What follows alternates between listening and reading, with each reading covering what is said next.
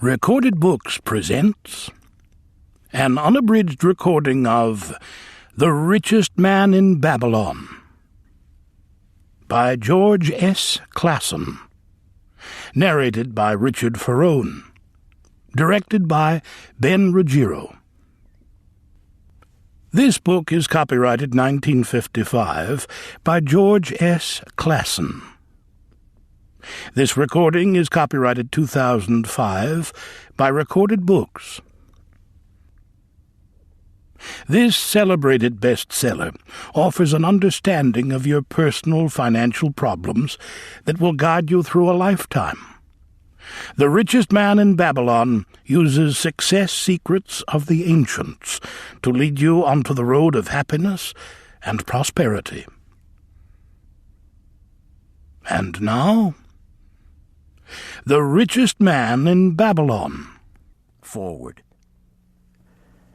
Our prosperity as a nation depends upon the personal financial prosperity of each of us as individuals. This book deals with the personal successes of each of us.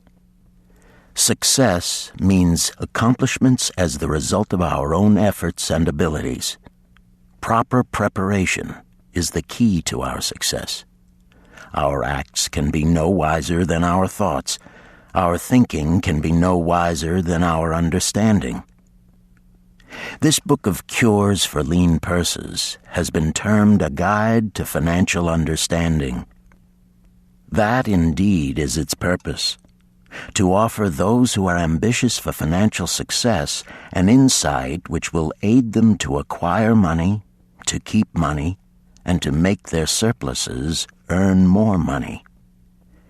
In the pages which follow, we are taken back to Babylon, the cradle in which was nurtured the basic principles of finance now recognized and used the world over. To new readers, the author is happy to extend the wish that its pages may contain for them the same inspiration for growing bank accounts, greater financial successes, and the solution of difficult personal financial problems so enthusiastically reported by readers from coast to coast. To the business executives who have distributed these tales in such generous quantities to friends, relatives, employees, and associates, the author takes this opportunity to express his gratitude. No endorsement could be higher than that of practical men who appreciate its teachings because they themselves have worked up to important successes by applying the very principles it advocates. Babylon became the wealthiest city of the ancient world because its citizens were the richest people of their time. They appreciated the value of money. They practiced sound financial principles in acquiring money, keeping money, and making their money earn more money.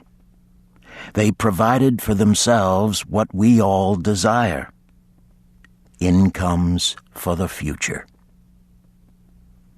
GSC. Chapter 1. The Man Who Desired Gold. Banseer, the chariot builder of Babylon, was thoroughly discouraged. From his seat upon the low wall surrounding his property, he gazed sadly at his simple home and the open workshop in which stood a partially completed chariot. His wife frequently appeared at the open door. Her furtive glances in his direction reminded him that the meal bag was almost empty and he should be at work finishing the chariot, hammering and hewing, polishing and painting, stretching taut the leather over the wheel rims, preparing it for delivery so he could collect from his wealthy customer. Nevertheless, his fat, muscular body sat stolidly upon the wall. His slow mind was struggling patiently with a problem for which he could find no answer. The hot tropical sun, so typical of this valley of the Euphrates, beat down upon him mercilessly. Beads of perspiration formed upon his brow and trickled down unnoticed to lose themselves in the hairy jungle on his chest. Beyond his home towered the high terraced walls surrounding the king's palace. Nearby, cleaving the blue heavens, was the painted tower of the Temple of Bel. In the shadow of such grandeur was his simple home and many others far less neat and well cared for. Babylon was like this, a mixture of grandeur and squalor, of dazzling wealth and direst poverty, crowded together without plan or system within the protecting walls of the city. Behind him, had he cared to turn and look, the noisy chariots of the rich jostled and crowded aside the sandaled tradesmen as well as the barefooted beggars. Even the rich were forced to turn into the gutters to clear the way for the long lines of slave water carriers on the king's business, each bearing a heavy goatskin of water to be poured upon the hanging gardens. Bansir was too engrossed in his own problem to hear or heed the confused hubbub of the busy city. It was the unexpected twanging of the strings from a familiar lyre that aroused him from his reverie. He turned and looked into the sensitive, smiling face of his best friend, Kabai, the musician. "May the gods bless thee with great liberality, my good friend," began Kabai with an elaborate salute. "Yet it does appear they have already been so generous thou needst not to labor. I rejoice with thee in thy good fortune. More, I would even share it with thee. Pray, from thy purse, which must be bulging, else thou wouldst be busy in yon shop, extract but 2 humble shekels and lend them to me until after the nobleman's feast this night. Thou wilt not miss them ere they are returned." "If I did have 2 shekels," Bansir responded gloomily, "to no one could I lend them, not even to you, my best of friends, for they would be my fortune, my entire fortune." No one lends his entire fortune, not even to his best friend. "What?" exclaimed Kabai with genuine surprise. "Thou hast not 1 shekel in thy purse, yet sit like a statue upon a wall. Why not complete that chariot? How else canst thou provide for thy noble appetite? 'Tis not like thee, my friend. Where is thy endless energy? Doth something distress thee? Have the gods brought to thee troubles?" "A torment from the gods it must be," Bansir agreed. "It began with a dream, a senseless dream in which I thought I was a man of means. From my belt hung a handsome purse, heavy with coins. There were shekels which I cast with careless freedom to the beggars. There were pieces of silver with which I did buy finery for my wife and whatever I did desire for myself. There were pieces of gold which made me feel assured of the future and unafraid to spend the silver. A glorious feeling of contentment was within me. You would not have known me for thy hard-working friend, nor wouldst have known my wife, so free from wrinkles was her face and shining with happiness. She was again the smiling maiden of our early married days." "A pleasant dream indeed," commented Kabai. "But why should such pleasant feelings as it aroused turn thee into a glum statue upon the wall?" "Why, indeed?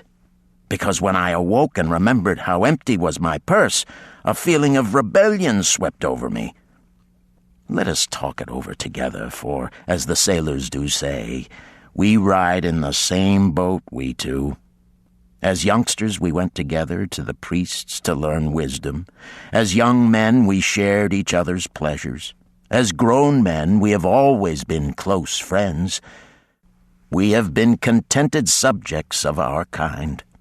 We have been satisfied to work long hours and spend our earnings freely. We have earned much coin in the years that have passed, yet to know the joys that come from wealth, we must dream about them. Bah! Are we more than dumb sheep? We live in the richest city in all the world. The travelers do say none equals it in wealth. About us is much display of wealth, but of it we ourselves have not. After half a lifetime of hard labor, thou, my best of friends, hast an empty purse, and sayest to me, may I borrow such a trifle as 2 shekels until after the nobleman's feast this night? Then what do I reply? Do I say, here is my purse, its contents will I gladly share? No, I admit that my purse is as empty as thine. What is the matter? Why cannot we acquire silver and gold, more than enough for food and robes? Consider also our sons, Bansier continued. Are they not following in the footsteps of their fathers? Need they and their families, and their sons' families, live all their lives in the midst of such treasures of gold, and yet, like us, be content to banquet upon sour goat's milk and porridge? Never in all the years of our friendship didst thou talk like this before, Bansier. Kabai was puzzled. Never in all those years did I think like this before. From early dawn until darkness stopped me, I have labored to build the finest chariots any man could make, soft-heartedly hoping some day the gods would recognize my worthy deeds and bestow upon me great prosperity. This they have never done. At last I realize this they will never do. Therefore my heart is sad. I wish to be a man of means. I wish to own lands and cattle, to have fine robes and coins in my purse. I am willing to work for these things with all the strength in my back, with all the skill in my hands, with all the cunning in my mind. But I wish my labors to be fairly rewarded. What is the matter with us? Again, I ask you, why cannot we have our just share of the good things so plentiful for those who have the gold with which to buy them? Would I knew the answer, Kabai replied. No better than thou am I satisfied. My earnings from my lyre are quickly gone. Often must I plan and scheme that my family be not hungry. Also within my breast is a deep longing for a lyre large enough that it may truly sing the strains of music that do surge through my mind. With such an instrument could I make music finer than even the king has ever heard before. Such a lyre thou shouldst have. No man in all Babylon could make it sing more sweetly. Could make it sing so sweetly not only the king, but the gods themselves would be delighted. But how mayest thou secure it while we both of us are as poor as the king's slaves? Listen to the bell. Here they come. He pointed to the long column of half-naked, sweating water-bearers plodding laboriously up the narrow street from the river. 5 abreast they marched, each bent under a heavy goatskin of water. A fine figure of a man he who doth lead them, Kabai indicated the wearer of the bell who marched in front without a load. A prominent man in his own country, 'tis easy to see. There are many good figures in the line, Bansier agreed, as good men as we. Tall blond men from the north, laughing black men from the south, little brown men from the nearer countries, all marching together from the river to the gardens, back and forth, day after day, year after year, naught of happiness to look forward to, beds of straw upon which to sleep, hard grain porridge to eat. Pity the poor brutes, Kabai. Pity them I do, yet thou dost make me see how little better off are we, free men though we call ourselves. That is truth, Kabai. Unpleasant thought though it may be. We do not wish to go on year after year living slavish lives, working, getting nowhere. Might we not find out how others acquire gold and do as they do? Kabai inquired. Perhaps there is some secret we might learn if we but sought from those who knew, replied Bansier thoughtfully. "This very day," suggested Kabai, "I did pass our old friend Arcad, riding in his golden chariot.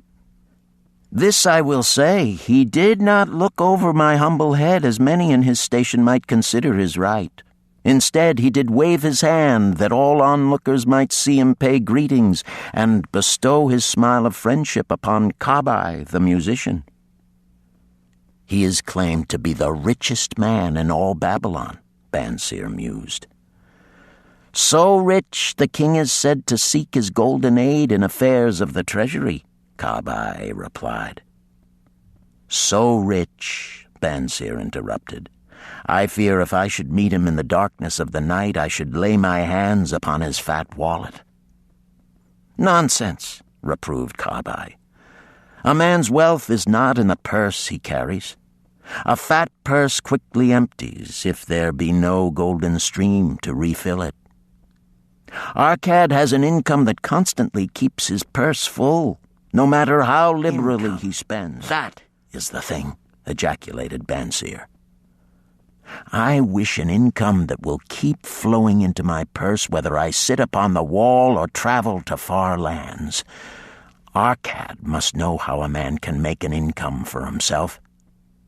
Dost suppose it is something he could make clear to a mind as slow as mine?"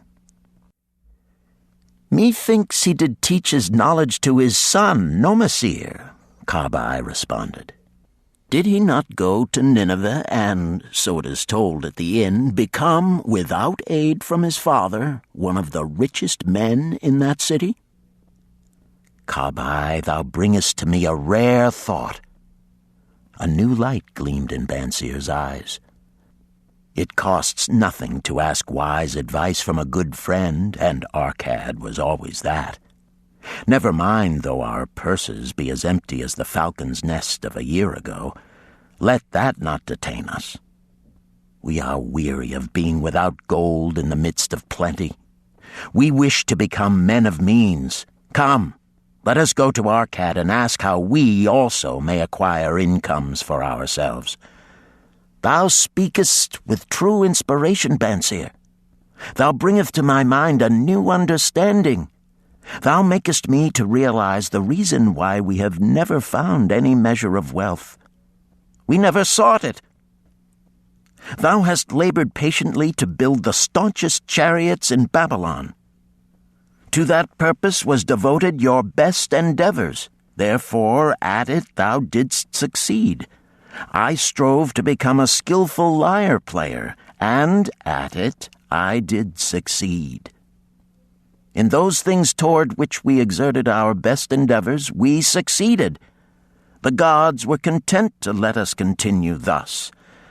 Now at last we see a light, bright like that from the rising sun. It biddeth us to learn more, that we may prosper more. With a new understanding, we shall find honorable ways to accomplish our desires. Let us go to Arcad this very day, Bansir urged. Also, let us ask other friends of our boyhood days who have fared no better than ourselves to join us, that they too may share in his wisdom. Thou wert ever thus thoughtful to thy friends, Bansir. Therefore hast thou many friends. It shall be as thou sayest. We go this day and take them with us. Chapter 2. The Richest Man in Babylon. In old Babylon there once lived a certain very rich man named Arcad. Far and wide he was famed for his great wealth. Also was he famed for his liberality. He was generous in his charities. He was generous with his family. He was liberal in his own expenses. But nevertheless, each year his wealth increased more rapidly than he spent it. And there were certain friends of younger days who came to him and said, You, Arcad, are more fortunate than we. You have become the richest man in all Babylon while we struggle for existence. You can wear the finest garments, and you can enjoy the rarest foods, while we must be content if we can clothe our families in raiment that is presentable and feed them as best we can. Yet once we were equal. We studied under the same master. We played in the same games, and in neither the studies nor the games did you outshine us. And in the years since, you have been no more an honorable citizen than we. Nor have you worked harder or more faithfully insofar as we can judge. Why, then, should a fickle fate single you out to enjoy all the good things of life and ignore us who are equally deserving? Thereupon Arcad remonstrated with them, saying, If you have not acquired more than a bare existence in the years since we were youths, it is because you either have failed to learn the laws that govern the building of wealth, or else you do not observe them. Fickle fate is a vicious goddess who brings no permanent good to anyone. On the contrary, she brings ruin to almost every man upon whom she showers unearned gold. She makes wanton spenders who soon dissipate all they receive and are left beset by overwhelming appetites and desires they have not the ability to gratify. Yet others whom she favors become misers and hoard their wealth, fearing to spend what they have, knowing they do not possess the ability to replace it. They further are beset by fear of robbers and doom themselves to lives of emptiness and secret misery. Others there probably are who can take unearned gold and add to it and continue to be happy and contented citizens. But so few are they, I know of them but by hearsay, men who have inherited sudden wealth, and see if these things are not so. His friends admitted that of the men they knew who had inherited wealth, these words were true, and they besought him to explain to them how he had become possessed of so much prosperity. So he continued, In my youth, I looked about me and saw all the good things there were to bring happiness and contentment, and I realized that wealth increased the potency of all these. Wealth is a power. With wealth, many things are possible. One may ornament the home with the richest of furnishings. One may sail the distant seas. One may feast on the delicacies of far lands. One may buy the ornaments of the gold worker and the stone polisher. One may even build mighty temples for the gods. One may do all these things and many others in which there is delight for the senses and gratification for the soul. And when I realized all this, I decided to myself that I would claim my share of the good things of life. I would not be one of those who stand afar off, enviously watching others enjoy. I would not be content to clothe myself in the cheapest raiment that looked respectable. I would not be satisfied with the lot of a poor man.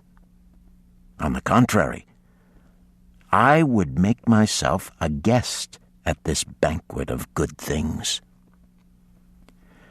Being, as you know, the son of a humble merchant, one of a large family with no hope of an inheritance, and not being endowed, as you have so frankly said, with superior powers or wisdom, I decided that if I was to achieve what I desired, time and study would be required. As for time, all men have it in abundance. You, each of you, have let slip by sufficient time to have made yourselves wealthy. Yet you admit you have nothing to show except your good families, of which you can be justly proud. As for study, did not our wise teacher teach us that learning was of two kinds, the one kind being the things we learned and knew, and the other being the training that taught us how to find out what we did not know? Therefore did I decide to find out how one might accumulate wealth, and when I had found out, to make this my task and do it well. For is it not wise that we should enjoy while we dwell in the brightness of the sunshine? For sorrows enough shall descend upon us when we depart for the darkness of the world of spirit. I found employment as a scribe in the hall of records, and long hours each day I labored upon the clay tablets. Week after week, and month after month I labored, yet for my earnings I had naught to show. Food and clothing and penance to the gods, and other things of which I could remember not what, absorbed all my earnings, but my determination did not leave me. And one day Algamish, the moneylender, came to the house of the city master and ordered a copy of the 9th law, and he said to me, I must have this in 2 days, and if the task is done by that time, 2 coppers will I give to thee. So I labored hard, but the law was long, and when Algamish returned, the task was unfinished. He was angry, and had I been his slave, he would have beaten me. But knowing the city master would not permit him to injure me, I was unafraid. So I said to him, Algamish, you are a very rich man. Tell me how I may also become rich, and all night I will carve upon the clay, and when the sun rises, it shall be completed. He smiled at me and replied, You are a forward knave, but we will call it a bargain. All that night I carved, though my back pained and the smell of the wick made my head ache until my eyes could hardly see. But when he returned at sunup, the tablets were complete. Now, I said, tell me what you promised. You have fulfilled your part of our bargain, my son, he said to me kindly, and I am ready to fulfill mine. I will tell you these things you wish to know, because I am becoming an old man, and an old tongue loves to wag. And when youth comes to age for advice, he receives the wisdom of years. But too often does youth think that age knows only the wisdom of days that are gone, and therefore profits not. But remember this, the sun that shines today is the sun that shone when thy father was born, and will still be shining when thy last grandchild shall pass into the darkness. The thoughts of youth, he continued, are bright lights that shine forth like the meteors that oft make brilliant the sky. But the wisdom of age is like the fixed stars that shine so unchanged that the sailor may depend upon them to steer his course. Mark you well my words, for if you do not, you will fail to grasp the truth that I will tell you, and you will think that your night's work has been in vain. Then he looked at me shrewdly from under his shaggy brows and said in a low, forceful tone, I've found the road to wealth when I decided that a part of all I earned was mine to keep. And so will you. Then he continued to look at me with a glance that I could feel pierce me, but said no more. Is that all? I asked. That was sufficient to change the heart of a sheep-herder into the heart of a money-lender, he replied. But all I earn is mine to keep, is it not? I demanded. Far from it, he replied. Do you not pay the garment maker? Do you not pay the sandal maker? Do you not pay for the things you eat? Can you live in Babylon without spending? What have you to show for your earnings of the past month? What for the past year? Fool! You pay to everyone but yourself. Dullard! You labor for others. As well be a slave and work for what your master gives you to eat and wear. If you did keep for yourself 1/10 of all you earn, "How much would you have in 10 years?" If the numbers did not forsake me, and I answered, "As much as I earn in 1 year." "You speak but half the truth," he retorted.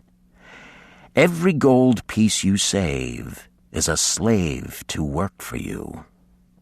Every copper it earns is its child that also can earn for you.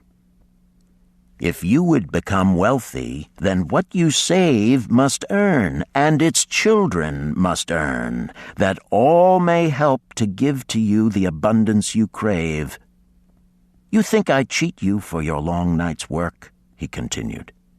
"But I am paying you 1,000 times over if you have the intelligence to grasp the truth I offer you.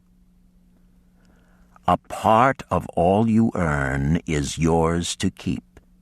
It should not be less than 1/10, no matter how little you earn. It can be as much more as you can afford. Pay yourself first. Do not buy from the clothes maker and the sandal maker more than you can pay out of the rest and still have enough for food and charity and penance to the gods. Wealth, like a tree, grows from a tiny seed. The first copper you save is the seed from which your tree of wealth shall grow. The sooner you plant that seed, the sooner shall the tree grow. And the more faithfully you nourish and water that tree with consistent savings, the sooner may you bask in contentment beneath its shade."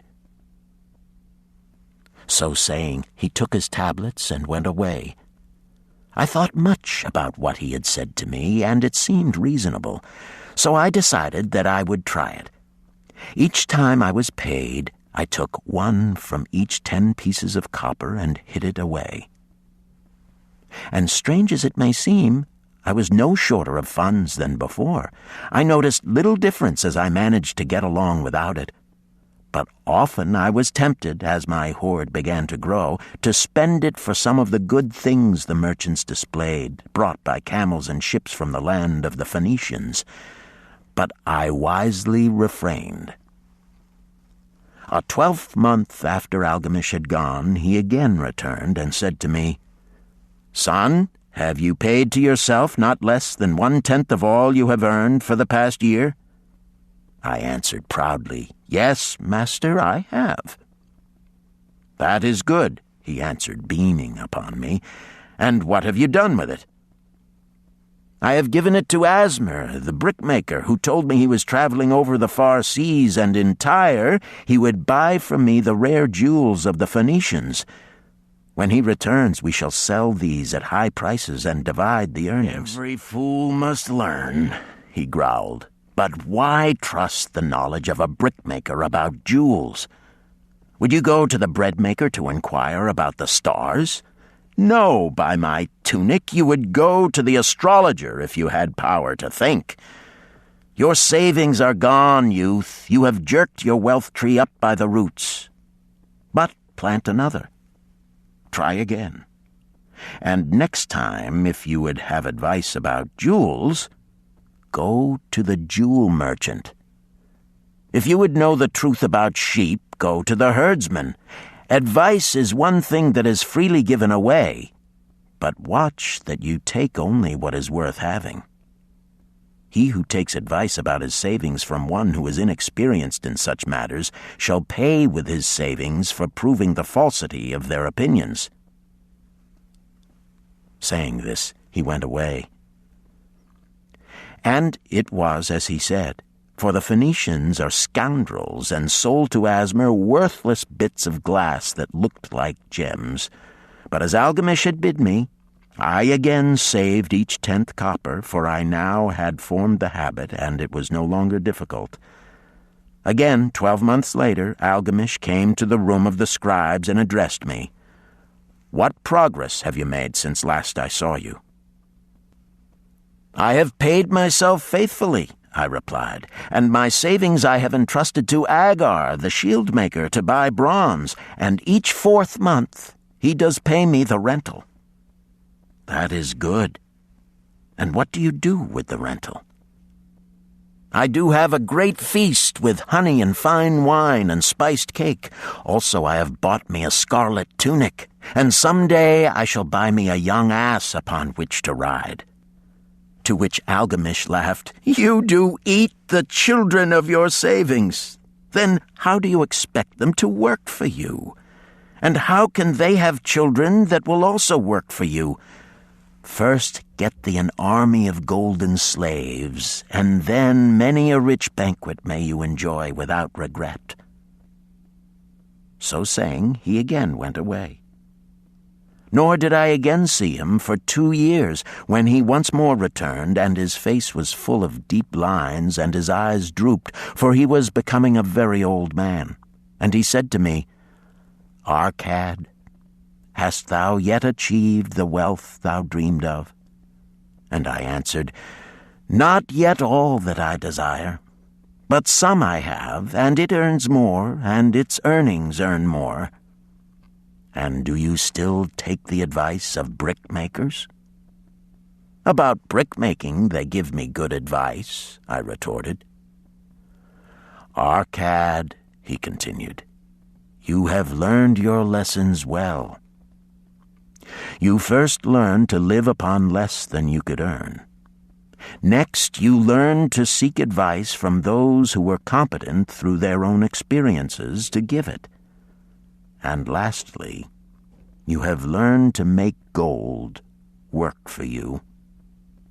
You have taught yourself how to acquire money, how to keep it, and how to use it. Therefore, you are competent for a responsible position. I am becoming an old man. My sons think only of spending and give no thought to earning.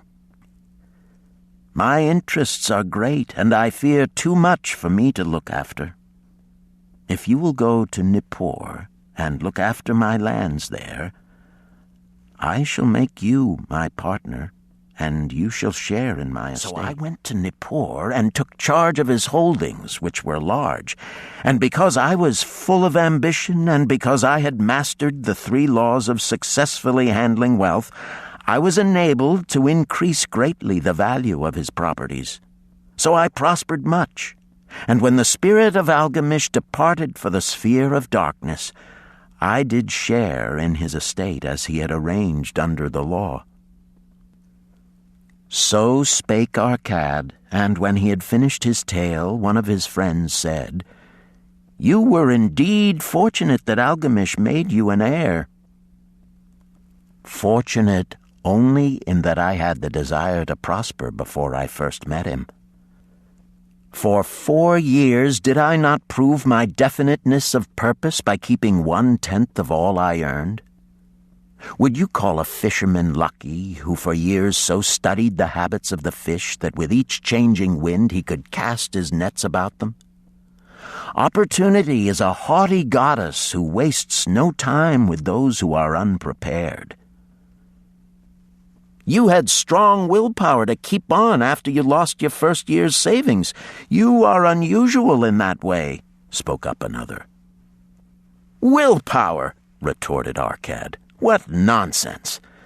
Do you think willpower gives a man the strength to lift a burden the camel cannot carry, or to draw a load the oxen cannot budge?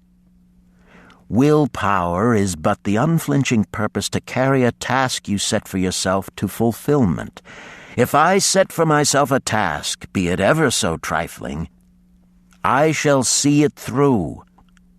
How else shall I have confidence in myself to do important things?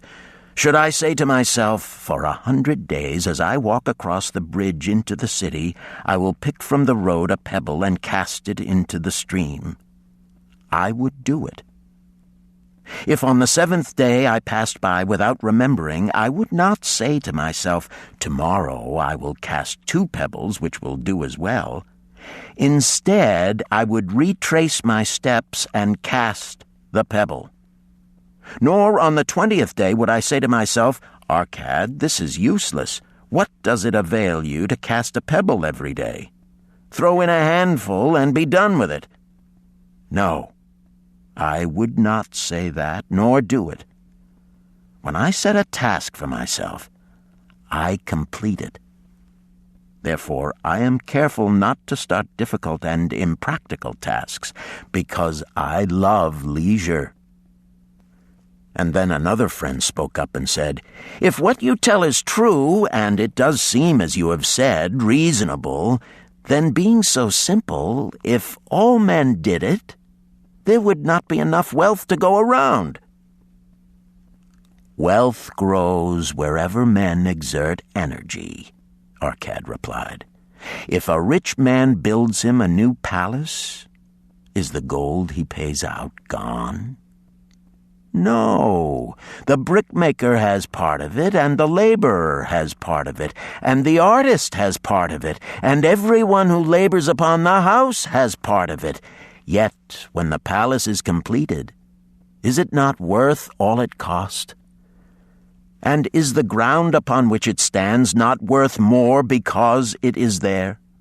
And is the ground that adjoins it not worth more because it is there? Wealth grows in magic ways. No man can prophesy the limit of it. Have not the Phoenicians built great cities on barren coasts with the wealth that comes from their ships of commerce on the seas? What then do you advise us to do that we also may become rich?" asked still another of his friends. "The years have passed, and we are no longer young men, and we have nothing put by." "I advise that you take the wisdom of Algamish and say to yourselves, 'A part of all I earn is mine to keep.' Say it in the morning when you first arise, say it at noon, say it at night. Say it each hour of every day.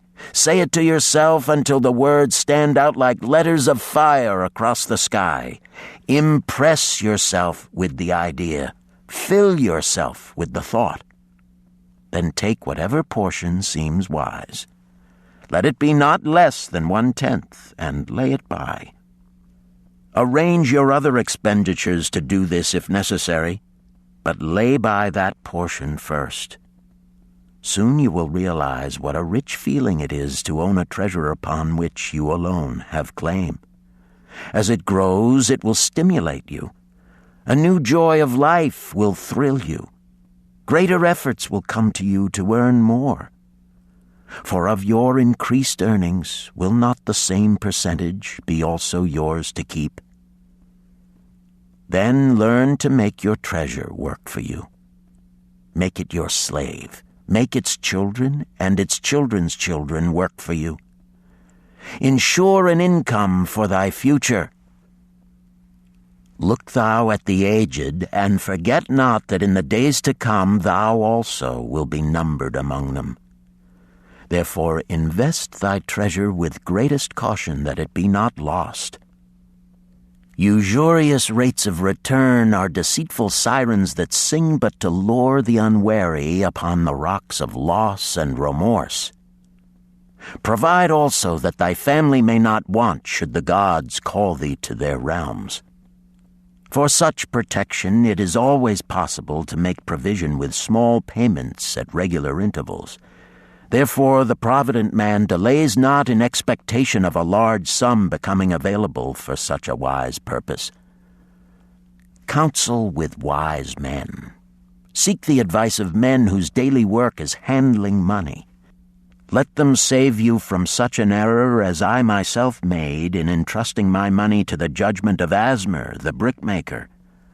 A small return and a safe one is far more desirable than risk.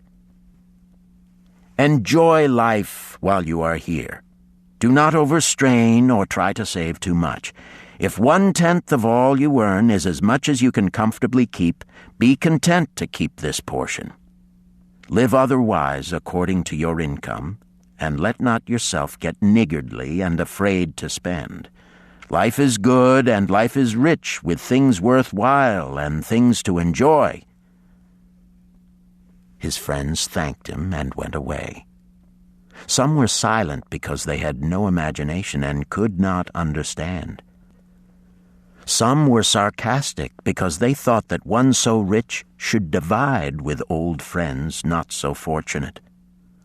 But some had in their eyes a new light, They realized that Algamish had come back each time to the room of the scribes because he was watching a man work his way out of darkness into light. When that man had found the light, a place awaited him. No one could fill that place until he had for himself worked out his own understanding, until he was ready for opportunity. These latter were the ones who, in the following years, frequently revisited Arcad, who received them gladly. He counseled with them and gave them freely of his wisdom, as men of broad experience are always glad to do, and he assisted them in so investing their savings that it would bring in a good interest with safety and would neither be lost nor entangled in investments that paid no dividends. The turning point in these men's lives came upon that day when they realized the truth that had come from Algamish to Arcad, and from Arcad to them. A part of all you earn is yours to keep. Chapter 3. 7 Cures for a Lean Purse. The glory of Babylon endures. Down through the ages, its reputation comes to us as the richest of cities, its treasures as fabulous. Yet it was not always so. The riches of Babylon were the results of the wisdom of its people. They first had to learn how to become wealthy. When the good King Sargon returned to Babylon after defeating his enemies, the Elamites, he was confronted with a serious situation. The royal chancellor explained it to the king thus: "After many years of great prosperity brought to our people because your majesty built the great irrigation canals and the mighty temples of the gods, now that these works are completed, the people seem unable to support themselves. The laborers are without employment. The merchants have few customers. The farmers are unable to sell their produce. The people have not enough gold to buy food."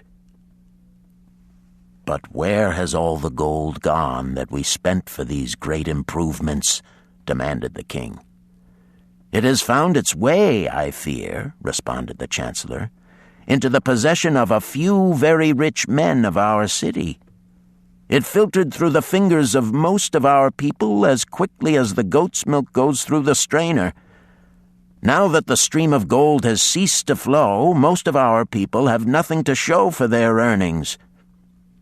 The king was thoughtful for some time. Then he asked, "Why should so few men be able to acquire all the gold?" "Because they know how," replied the chancellor. "One may not condemn a man for succeeding because he knows how. Neither may one with justice take away from a man what he has fairly earned to give to men of less ability." "But why," demanded the king, "should not all the people learn how to accumulate gold and therefore become themselves rich and prosperous?" "Quite possible, Your Excellency. But who can teach them? Certainly not the priests, because they know naught of money-making." "Who knows best in all our city how to become wealthy, Chancellor?" asked the king. "Thy question answers itself, Your Majesty. Who has amassed the greatest wealth in Babylon?" "Well said, my able chancellor. It is Arcad. He is the richest man in Babylon. Bring him before me on the morrow."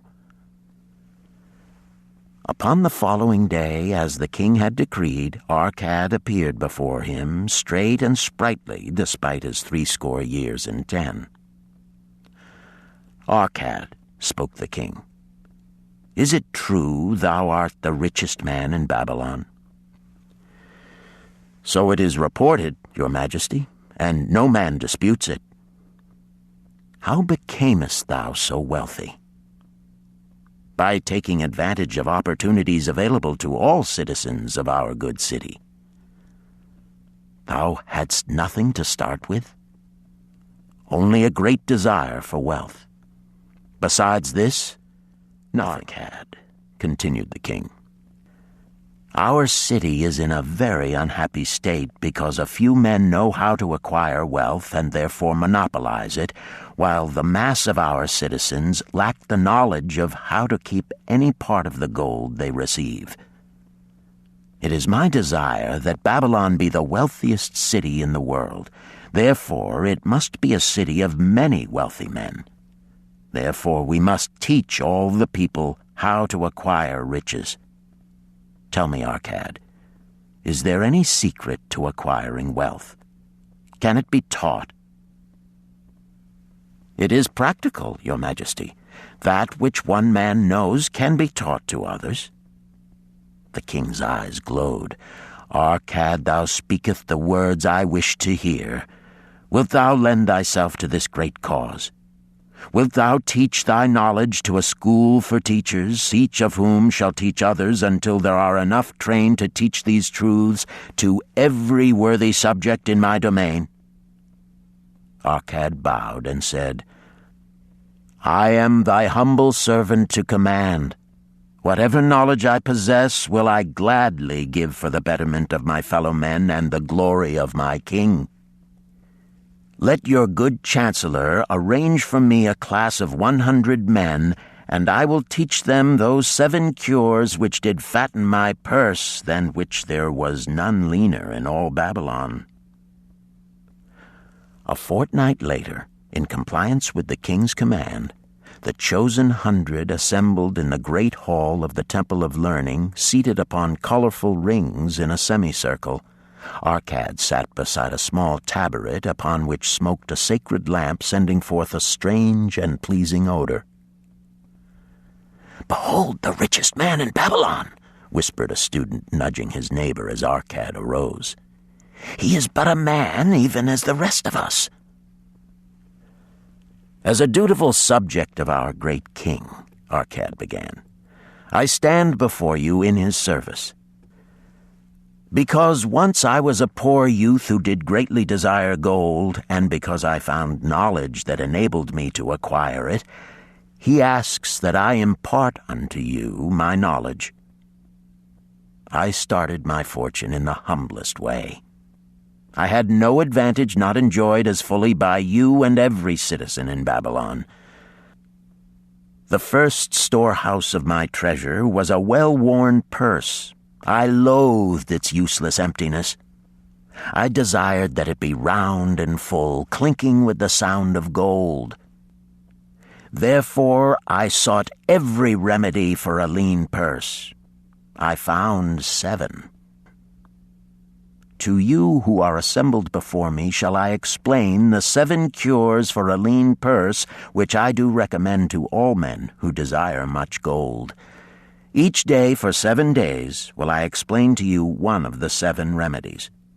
Listen attentively to the knowledge that I will impart. Debate it with me. Discuss it among yourselves. Learn these lessons thoroughly, that ye may also plant in your own purse the seed of wealth. First must each of you start wisely to build a fortune of his own. Then wilt thou be competent, and only then, to teach these truths to others. I shall teach to you in simple ways how to fatten your purses. This is the first step leading to the Temple of Wealth, and no man may climb who cannot plant his feet firmly upon the first step. We shall now consider the first cure. The first cure.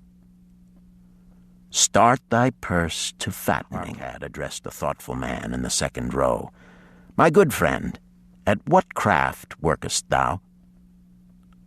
I, replied the man, am a scribe and carve records upon the clay tablets. Even at such labor did I myself earn my first coppers. Therefore thou hast the same opportunity to build a fortune. He spoke to a florid-faced man farther back. Pray tell also what dost thou to earn thy bread? I, responded this man, am a meat butcher. I do buy the goats the farmers raise, and kill them, and sell the meat to the housewives, and the hides to the sandal makers. Because thou dost also labor and earn, thou hast every advantage to succeed that I did possess. In this way did Arcad proceed to find out how each man labored to earn his living. When he had done questioning them, he said, Now, my students, ye can see that there are many trades and labors at which men may earn coins. Each of the ways of earning is a stream of gold from which the worker doth divert by his labors a portion to his own purse. Therefore into the purse of each of you flows a stream of coins, large or small, according to his ability. Is it not so?" Thereupon they agreed that it was so.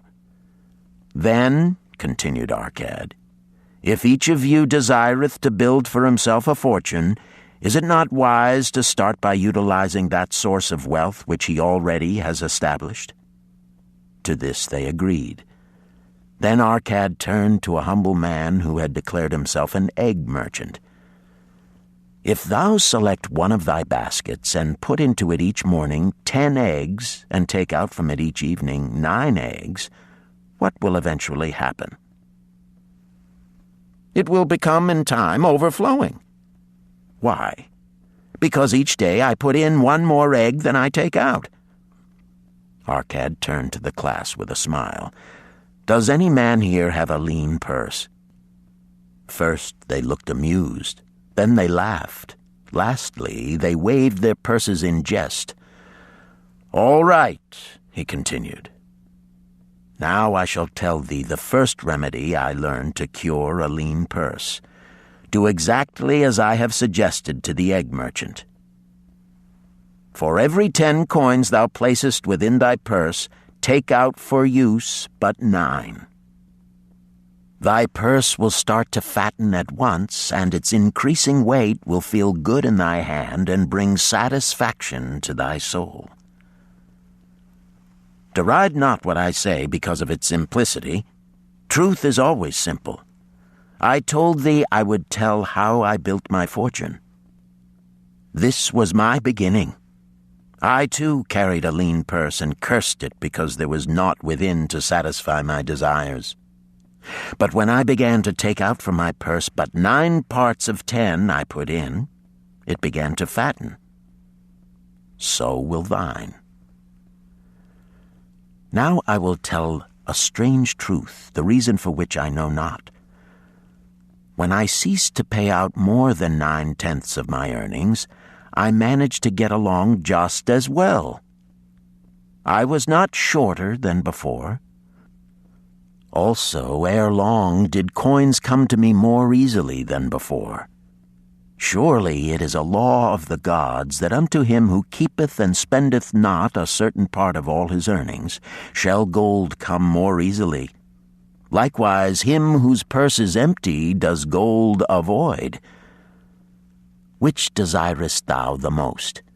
Is it the gratification of thy desires of each day, a jewel, a bit of finery, better raiment, more food, things quickly gone and forgotten? Or is it substantial belongings, gold, lands, herds, merchandise, income-bringing investments?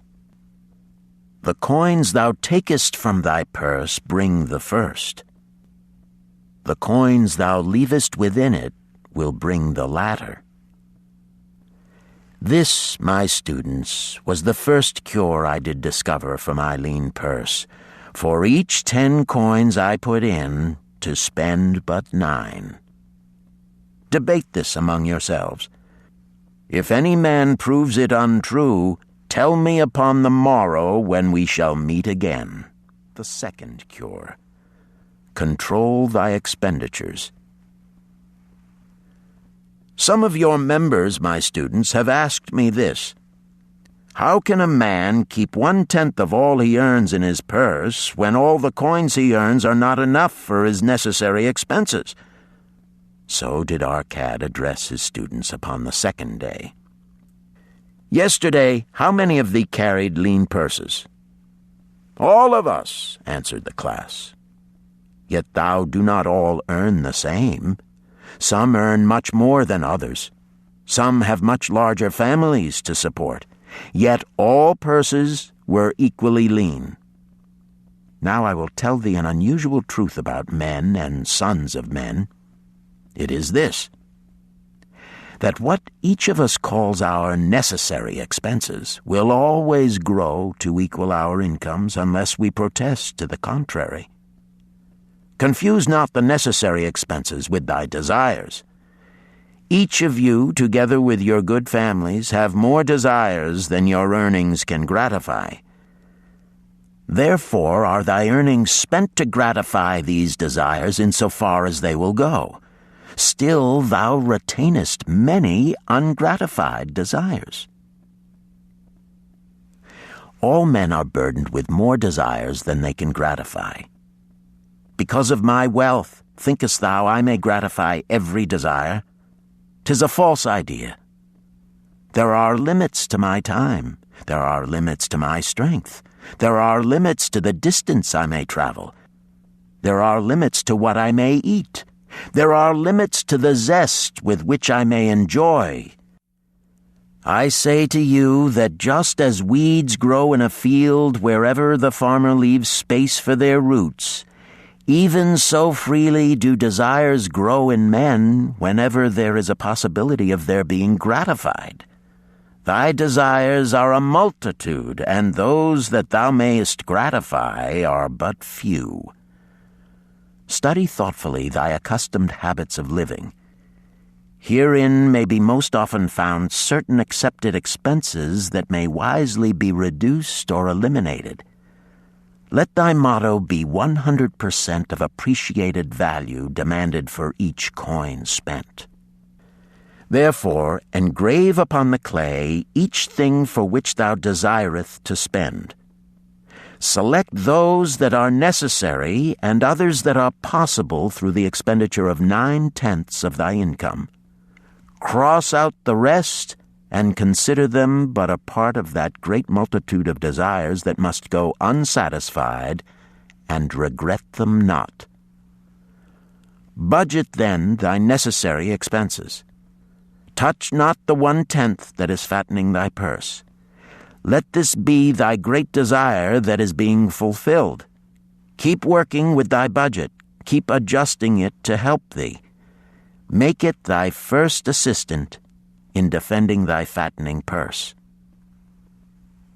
Hereupon one of the students, wearing a robe of red and gold, arose and said, I am a free man. I believe that it is my right to enjoy the good things of life. Therefore do I rebel against the slavery of a budget which determines just how much I may spend and for what. I feel it would take much pleasure from my life and make me little more than a pack-ass to carry a burden. To him Arcad replied, Who, my friend, would determine thy budget? I would make it for myself, responded the protesting one. In that case, were a pack-ass to budget his burden, would he include therein jewels and rugs and heavy bars of gold? Not so. He would include hay and grain and a bag of water for the desert trail. The purpose of a budget is to help thy purse to fatten. It is to assist thee to have thy necessities and, insofar as attainable, thy other desires. It is to enable thee to realize thy most cherished desires by defending them from thy casual wishes. Like a bright light in a dark cave, thy budget shows up the leaks from thy purse and enables thee to stop them and control thy expenditures for definite and gratifying purposes. This, then, is the second cure for a lean purse. Budget thy expenses that thou mayest have coins to pay for thy necessities, to pay for thy enjoyments, and to gratify thy worthwhile desires without spending more than 9/10 of thy earnings. Third cure. Make thy gold multiply. Behold, thy lean purse is fattening. Thou hast disciplined thyself to leave therein 1/10 of all thou earnest. Thou hast controlled thy expenditures to protect thy growing treasure. Next, we will consider means to put thy treasure to labor and to increase. Gold in a purse is gratifying to own and satisfieth a miserly soul, but earns nothing. The gold we may retain from our earnings is but the start. The earnings it will make shall build our fortunes. So spoke our cat upon the 3rd day to his class. How, therefore, may we put our gold to work? My first investment was unfortunate, for I lost all. Its tale I will relate later. My first profitable investment was a loan I made to a man named Agar, a shield maker. Once each year did he buy large shipments of bronze brought from across the sea to use in his trade. Lacking sufficient capital to pay the merchants, he would borrow from those who had extra coins. He was an honorable man. His borrowing he would repay, together with a liberal rental as he sold his shields.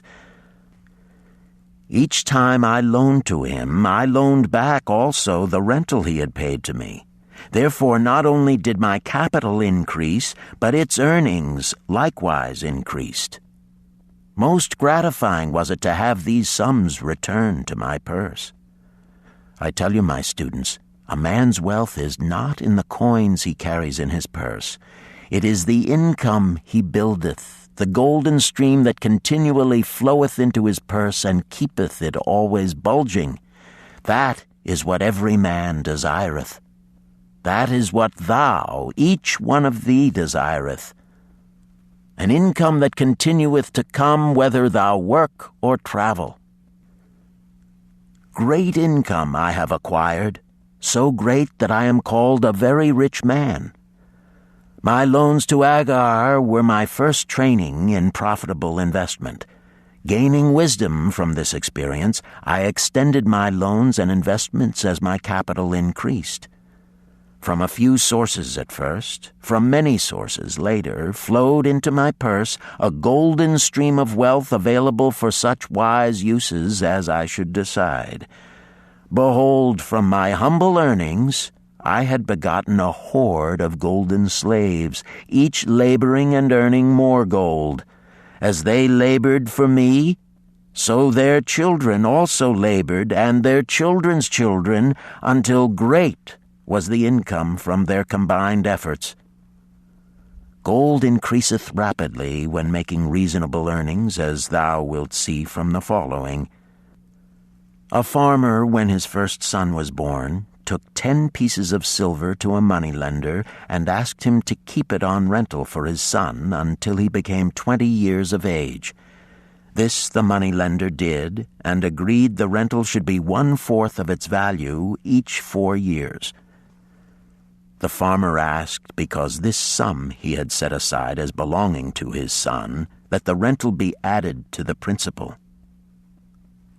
When the boy had reached the age of 20 years, the farmer again went to the moneylender to inquire about the silver. The moneylender explained that because this sum had been increased by compound interest, the original 10 pieces of silver had now grown to 30 1/2 pieces. The farmer was well pleased, and because the son did not need the coins, he left them with the moneylender. When the son became 50 years of age, the father meantime having passed to the other world, the moneylender paid the son in settlement 167 pieces of silver. Thus, in 50 years, had the investment multiplied itself at rental almost 17 times. This, then, is the third cure for a lean purse. To put each coin to laboring, that it may reproduce its kind, even as the flocks of the field, and help bring to thee income, a stream of wealth that shall flow constantly into thy purse. The fourth cure. Guard thy treasures from loss. Misfortune loves a shining mark. Gold in a man's purse must be guarded with firmness, else it be lost. Thus it is wise that we must first secure small amounts and learn to protect them before the gods entrust us with larger. So spoke our cad upon the 4th day to his class. Every owner of gold is tempted by opportunities whereby it would seem that he could make large sums by its investment in most plausible projects. Often friends and relatives are eagerly entering such investment and urge him to follow. The first sound principle of investment is security for thy principal. Is it wise to be intrigued by larger earnings when thy principal may be lost? I say not. The penalty of risk is probable loss. Study carefully before parting with thy treasure each assurance that it may be safely reclaimed. Be not misled by thine own romantic desires to make wealth rapidly. Before thou loan it to any man, assure thyself of his ability to repay and his reputation for doing so, that thou mayest not unwittingly be making him a present of thy hard-earned treasure. Before thou entrust it as an investment in any field, acquaint thyself with the dangers which may beset it. My own first investment was a tragedy to me at the time. The guarded savings of a year I did entrust to a brickmaker named Asmer, who was traveling over the far seas and in Tyre agreed to buy for me the rare jewels of the Phoenicians. These we would sell upon his return and divide the profits. The Phoenicians were scoundrels and sold him bits of glass. My treasure was lost. Today, my training would show to me at once the folly of entrusting a brickmaker to buy jewels. Therefore do I advise thee from the wisdom of my experiences, be not too confident of thine own wisdom in entrusting thy treasures to the possible pitfalls of investments. Better by far to consult the wisdom of those experienced in handling money for profit. Such advice is freely given for the asking, and may readily possess a value equal in gold to the sum thou considerest investing.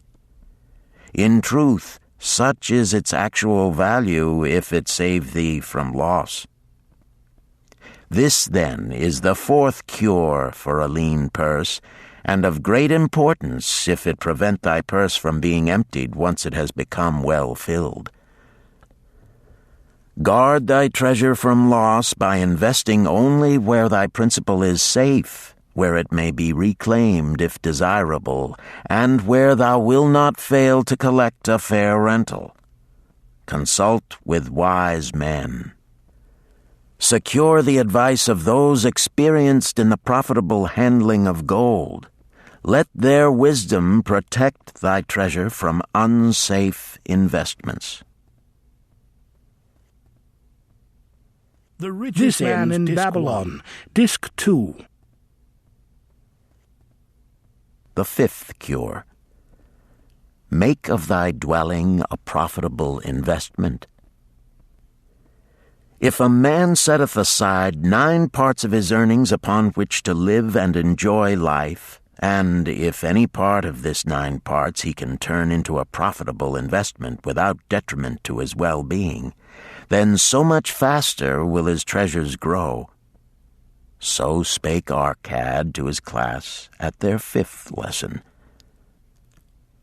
All too many of our men of Babylon do raise their families in unseemly quarters. They do pay to exacting landlords liberal rentals for rooms where their wives have not a spot to raise the blooms that gladden a woman's heart, and their children have no place to play their games except in the unclean alleys. No man's family can fully enjoy life unless they do have a plot of ground wherein children can play in the clean earth, and where the wife may raise not only blossoms but good rich herbs to feed her family. To a man's heart it brings gladness to eat the figs from his own trees and the grapes of his own vines. to own his own domicile and to have it a place he is proud to care for, putteth confidence in his heart and greater effort behind all his endeavors. Therefore do I recommend that every man own the roof that sheltereth him and his. Nor is it beyond the ability of any well-intentioned man to own his home. Hath not our great king so widely extended the walls of Babylon that within them much land is now unused and may be purchased at sums most reasonable? Also I say to you, my students, that the money-lenders gladly consider the desires of men who seek homes and land for their families. Readily may thou borrow to pay the brickmaker and the builder for such commendable purposes, if thou can show a reasonable portion of the necessary sum which thou thyself hast provided for the purpose. Then when the house be built, thou canst pay the money-lender with the same regularity as thou didst pay the landlord, because each payment will reduce thy indebtedness to the money-lender. A few years will satisfy his loan. Then will thy heart be glad, because thou wilt own in thy own right a valuable property, and thy only cost will be the king's taxes. Also wilt thy good wife go more often to the river to wash thy robes, that each time returning she may bring a goatskin of water to pour upon the growing things. Thus come many blessings to the man who owneth his own house, and greatly will it reduce his cost of living, making available more of his earnings for pleasures and the gratification of his desires. This, then, is the fifth cure for a lean purse.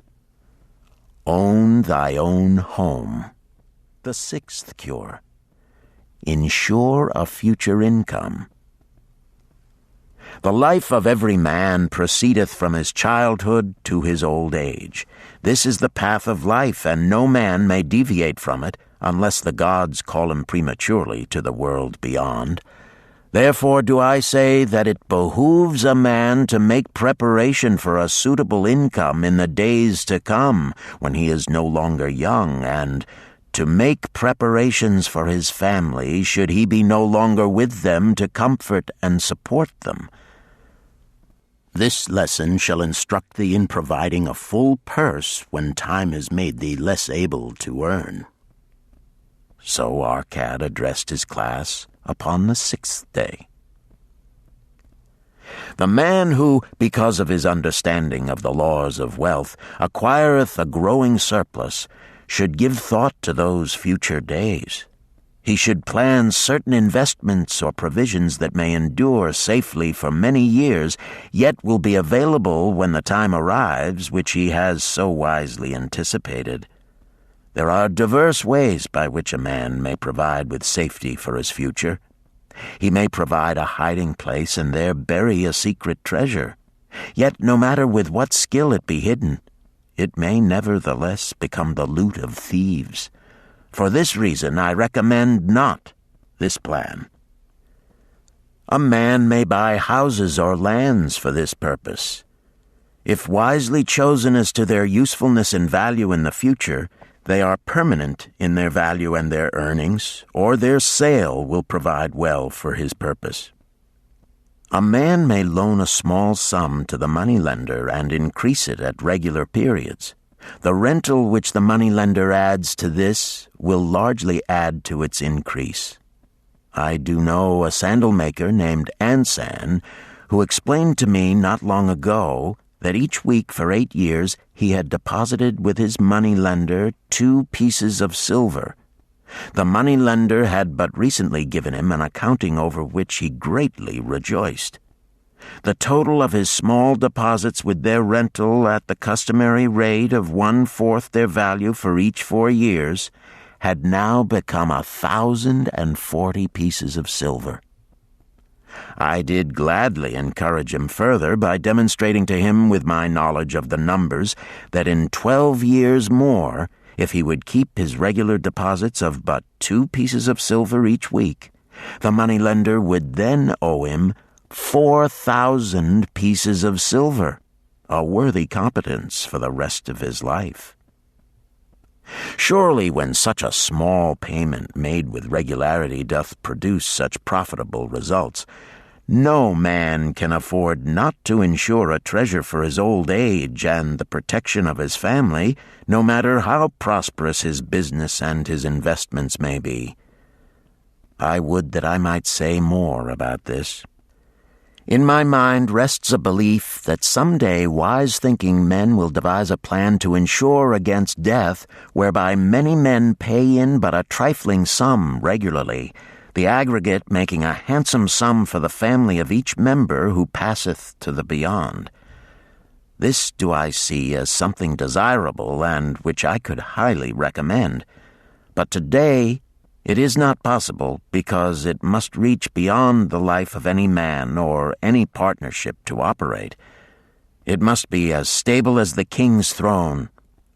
Some day do I feel that such a plan shall come to pass, and be a great blessing to many men, because even the first small payment will make available a snug fortune for the family of a member, should he pass on. But because we live in our own day and not in the days which are to come, must we take advantage of those means and ways of accomplishing our purposes. Therefore do I recommend to all men that they, by wise and well-thought-out methods, do provide against a lean purse in their mature years. For a lean purse to a man no longer able to earn, or to a family without its head, is a sore tragedy. This, then, is the sixth cure for a lean purse. Provide in advance for the needs of thy growing age and the protection of thy family. The seventh cure. Increase thy ability to earn. This day do I speak to thee, my students, of one of the most vital remedies for a lean purse. Yet I will not talk of gold, but of yourselves, of the men beneath the robes of many colors who do sit before me. I will talk to you of those things within the minds and lives of men which do work for or against their success. So did Arcad address his class upon the seventh day. Not long ago came to me a young man seeking to borrow. When I questioned him the cause of his necessity, he complained that his earnings were insufficient to pay his expenses. Thereupon I explained to him, this being the case, he was a poor customer for the moneylender, as he possessed no surplus earning capacity to repay the loan. What you need, young man, I told him, is to earn more coins. What dost thou to increase thy capacity to earn?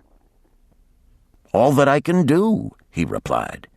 6 times within 2 moons have I approached my master to request my pay be increased, but without success. No man can go oftener than that. We may smile at his simplicity, yet he did possess one of the vital requirements to increase his earnings. Within him was a strong desire to earn more, a proper and commendable desire. Preceding accomplishment must be desire. Thy desires must be strong and definite. General desires are but weak longings. For a man to wish to be rich is of little purpose. For a man to desire 5 pieces of gold is a tangible desire which he can press to fulfillment. After he has backed his desire for 5 pieces of gold with strength of purpose to secure it, next he can find similar ways to obtain 10 pieces, and then 20 pieces, and later 1,000 pieces, and, behold, he has become wealthy.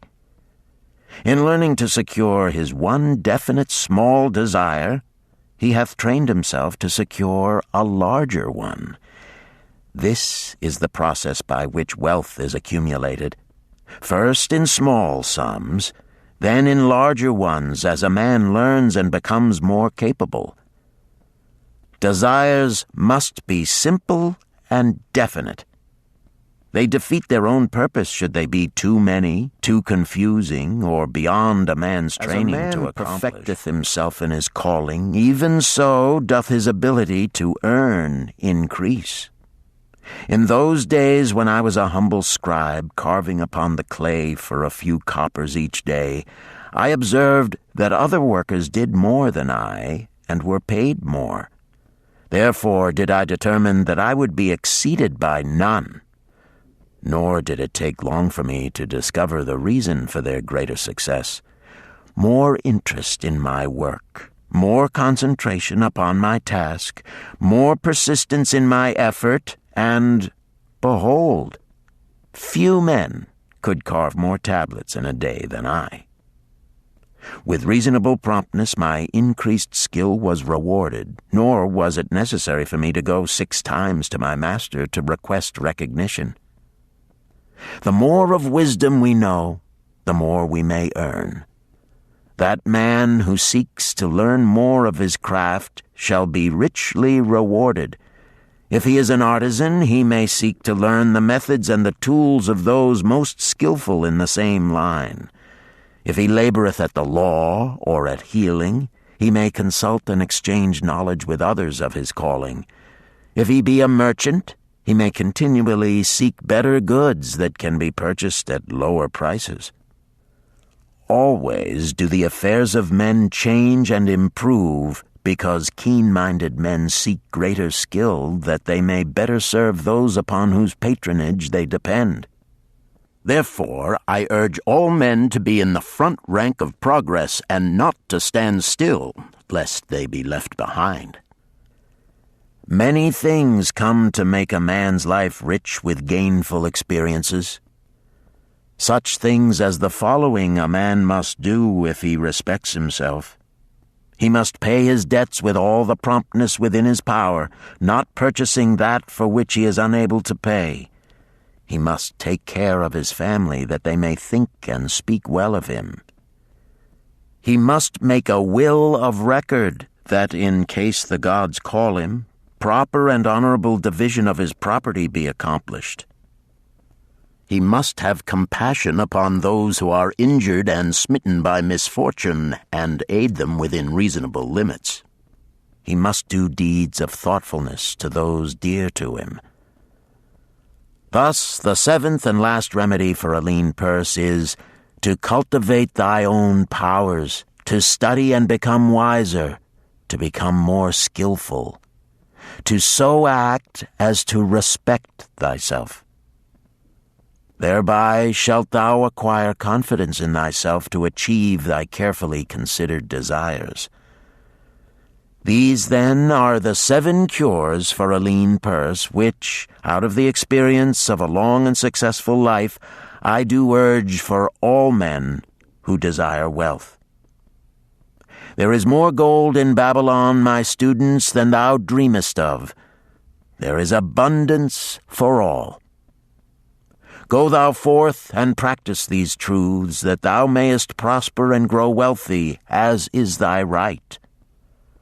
Go thou forth and teach these truths, that every honorable subject of his majesty may also share liberally in the ample wealth of our beloved city.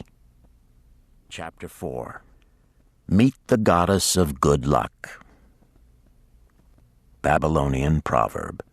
If a man be lucky, there is no foretelling the possible extent of his good fortune. Pitch him into the Euphrates, and, like as not, he will swim out with a pearl in his hand. The desire to be lucky is universal. It was just as strong in the breasts of men 4,000 years ago in ancient Babylon as it is in the hearts of men today. We all hope to be favored by the whimsical goddess of good luck. Is there some way we can meet her and attract not only her favorable attention, but her generous favors? Is there a way to attract good luck? That is just what the men of ancient Babylon wished to know. It is exactly what they decided to find out. They were shrewd men and keen thinkers. That explains why their city became the richest and most powerful city of their time. In that distant past, they had no schools or colleges. Nevertheless, they had a center of learning, and a very practical one it was. Among the towered buildings in Babylon was one that ranked in importance with the palace of the king, the hanging gardens, and the temples of the gods. You will find scant mention of it in the history books, more likely no mention at all, yet it exerted a powerful influence upon the thought of that time. This building was the temple of learning, where the wisdom of the past was expounded by voluntary teachers and where subjects of popular interest were discussed in open forums. Within its walls, all men met as equals. The humblest of slaves could dispute with impunity the opinions of a prince of the royal house. Among the many who frequented the Temple of Learning was a wise rich man named Arcad, called the Richest Man in Babylon. He had his own special hall where almost any evening a large group of men, some old, some very young, but mostly middle-aged, gathered to discuss and argue interesting subjects. Suppose we listen in to see whether they knew how to attract good luck. The sun had just set like a great red ball of fire shining through the haze of desert dust when Arcad strolled to his accustomed platform. Already full 80 men were awaiting his arrival, reclining on their small rugs spread upon the floor. More were still arriving. "What shall we discuss this night?" Arcad inquired. After a brief hesitation, a tall cloth weaver addressed him, arising as was the custom. "I have a subject I would like to hear discussed, yet hesitate to offer, lest it seem ridiculous to you, Arcad, and my good friends urged to offer it, both by Arcad and by calls from the others, he continued. "This day I have been lucky, for I have found a purse in which there are pieces of gold. To continue to be lucky is my great desire. Feeling that all men share with me this desire, I do suggest we debate how to attract good luck, that we may discover ways it can be enticed to one." "A most interesting subject has been offered," Arcad commented. "One most worthy of our discussion. To some men, good luck bespeaks but a chance happening that, like an accident, may befall one without purpose or reason. Others do believe that the instigator of all good fortune is our most bounteous goddess Ashtar, ever anxious to reward with generous gifts those who please her. Speak up, my friends, what say you? Shall we seek to find if there be means by which good luck may be enticed to visit each and all of us?" "Yea, and much of it," responded the growing group of eager listeners. Thereupon Arcad continued, "To start our discussion, let us first hear from those among us who have enjoyed experiences similar to that of the cloth weaver in finding or receiving, without effort upon their part, valuable treasures or jewels." There was a pause in which all looked about, expecting someone to reply, but no one did. "What? No one?" Arcad asked. "Then rare indeed must be this kind of good luck. Who now will offer a suggestion as to where we shall continue our search?" "That I will do," spoke a well-robed young man, arising. "When a man speaketh of luck, is it not natural that his thoughts turn to the gaming tables? Is it not there we find many men courting the favor of the goddess in hope she will bless them with rich winnings?" As he resumed his seat, a voice called, "Do not stop! Continue thy story. Tell us, didst thou find favor with the goddess at the gaming tables? Did she turn the cubes with red side up so thou filled thy purse at the dealer's expense? Or did she permit the blue sides to come up so the dealer raked in thy hard-earned pieces of silver?" The young man joined the good-natured laughter, then replied, "I am not averse to admitting she seemed not to know I was even there. But how about the rest of you? Have you found her waiting about such places to roll the cubes in your favor? We are eager to hear as well as to learn." "A wise start," broke in Arcad. "We meet here to consider all sides of each question. To ignore the gaming table would be to overlook an instinct common to most men, the love of taking a chance with a small amount of silver in the hope of winning much gold." "That doth remind me of the races but yesterday," called out another listener. "If the goddess frequents the gaming tables, certainly she does not overlook the races where the gilded chariots and the foaming horses offer far more excitement. Tell us honestly, Arcad, didst she whisper to you to place your bet upon those gray horses from Nineveh yesterday? I was standing just behind thee, and could scarce believe my ears when I heard thee place thy bet upon the grays. Thou knowest as well as any of us that no team in all Assyria can beat our beloved bays in a fair race. Whisper in thy ear to bet upon the grays, because at the last turn the inside black would stumble and so interfere with our bays that the grays would win the race and score an unearned victory?" Arcad smiled indulgently at the banter. "What reason have we to feel the good goddess would take that much interest in any man's bet upon a horse race? To me, she is a goddess of love and dignity, whose pleasure it is to aid those who are in need and to reward those who are deserving. I look to find her, not at the gaming tables or the races where men lose more gold than they win, but in other places where the doings of men are more worthwhile and more worthy of reward. In tilling the soil, in honest trading, in all of man's occupations, there is opportunity to make a profit upon his efforts and his transactions. Perhaps not all the time will he be rewarded, because sometimes his judgment may be faulty, and other times the winds and the weather may defeat his efforts. Yet, if he persists, he may usually expect to realize his profit. This is so because the chances of profit are always in his favor. But when a man playeth the games, the situation is reversed, for the chances of profit are always against him, and always in favor of the gamekeeper. The game is so arranged that it will always favor the keeper. It is his business at which he plans to make a liberal profit for himself from the coins bet by the players. Few players realize how certain are the gamekeeper's profits and how uncertain are their own chances to win.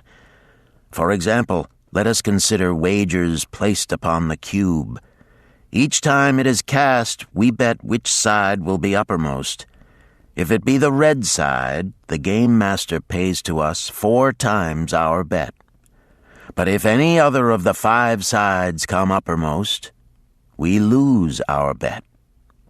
Thus, the figures show that for each cast we have 5 chances to lose, but because the red pays 4 for 1, we have 4 chances to win. In a night's play, the game master can expect to keep for his profit 1/5 of all the coins wagered. Can a man expect to win more than occasionally against odds so arranged that he should lose 1/5 of all his bets? "Yet some men do win large sums at times," volunteered one of the listeners. "Quite so, they do," Arcad continued. Realizing this, the question comes to me whether money secured in such ways brings permanent value to those who are thus lucky.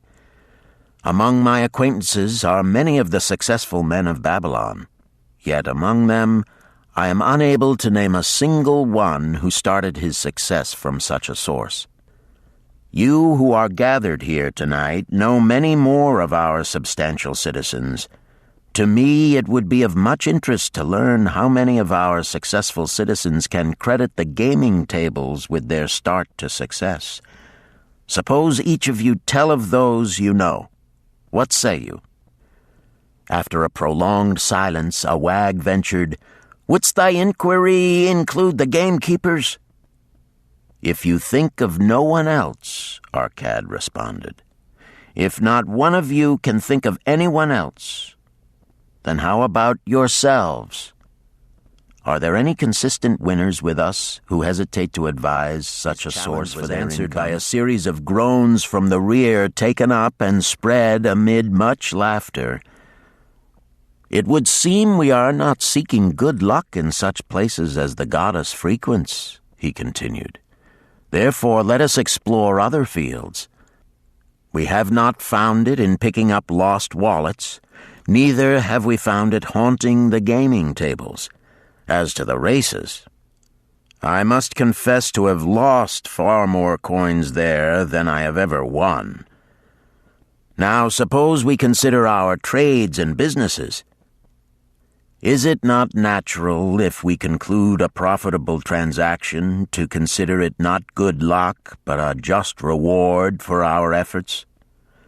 I am inclined to think we may be overlooking the gifts of the goddess. Perhaps she really does assist us when we do not appreciate her generosity. Who can suggest further discussion?" Thereupon an elderly merchant arose, smoothing his genteel white robe.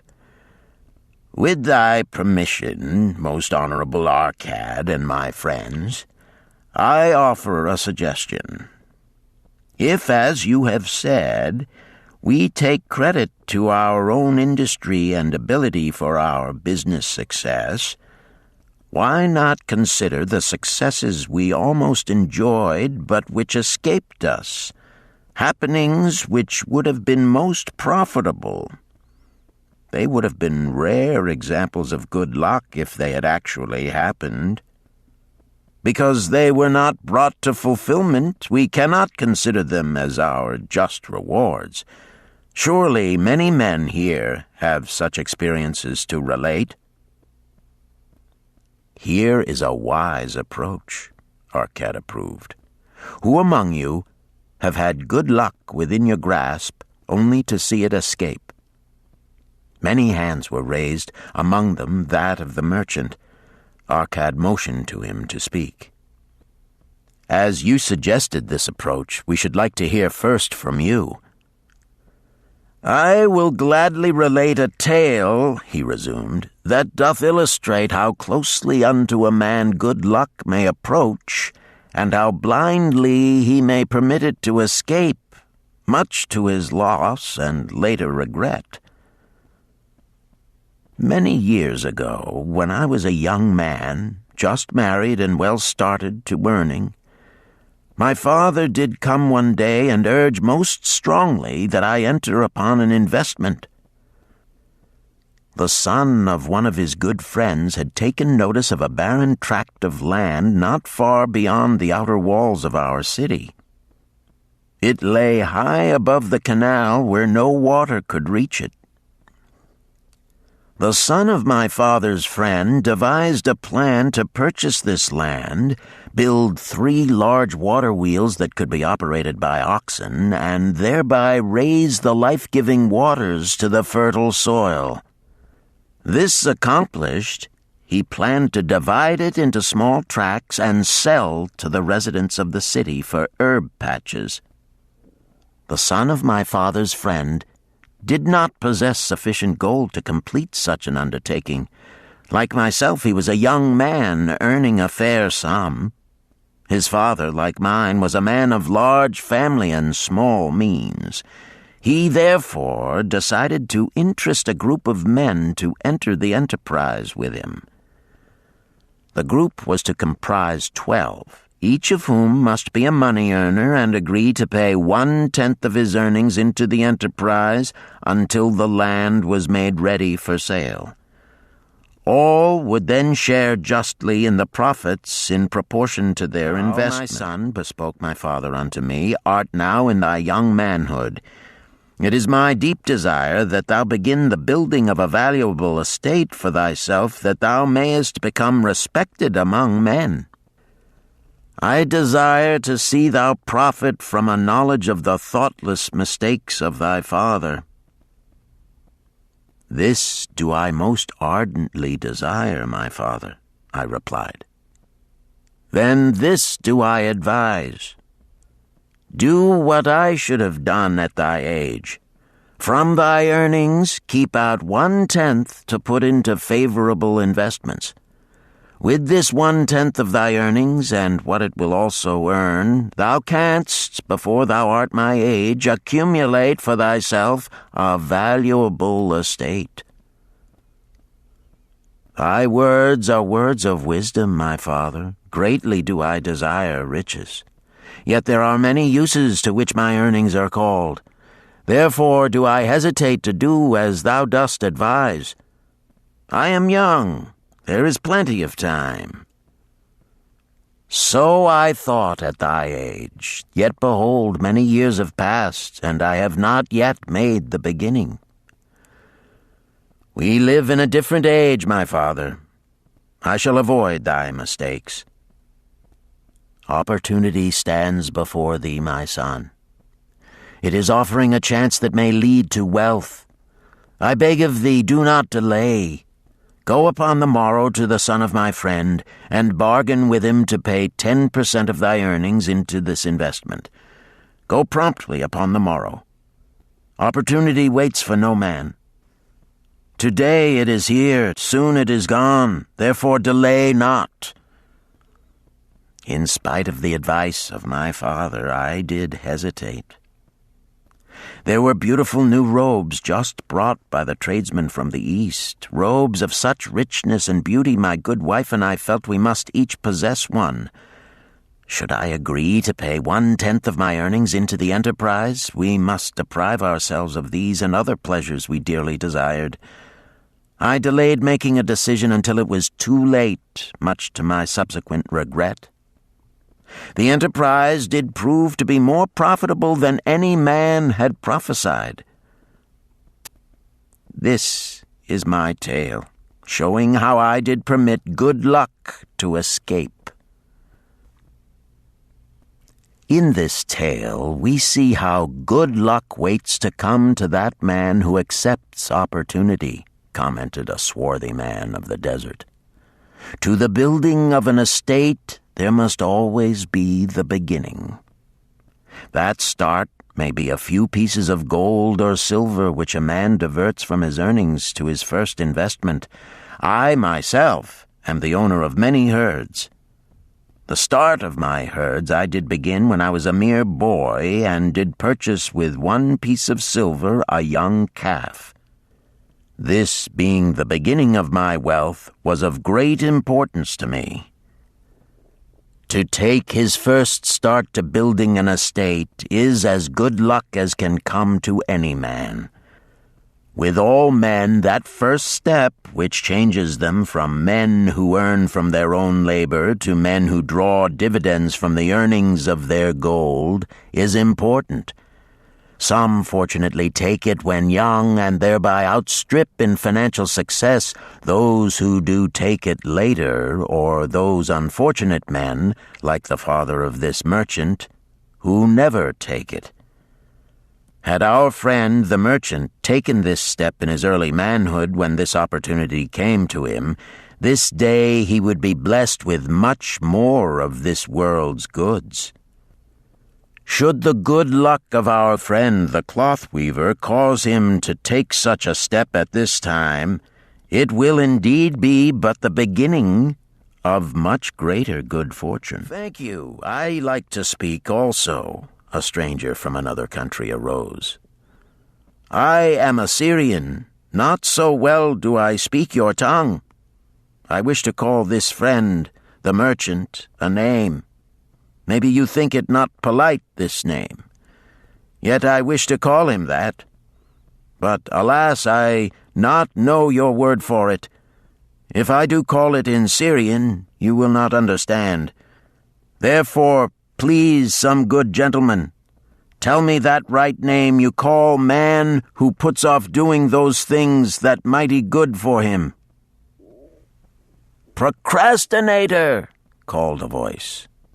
"That's him," shouted the Syrian, waving his hands excitedly. "He accepts not opportunity when she comes. He waits.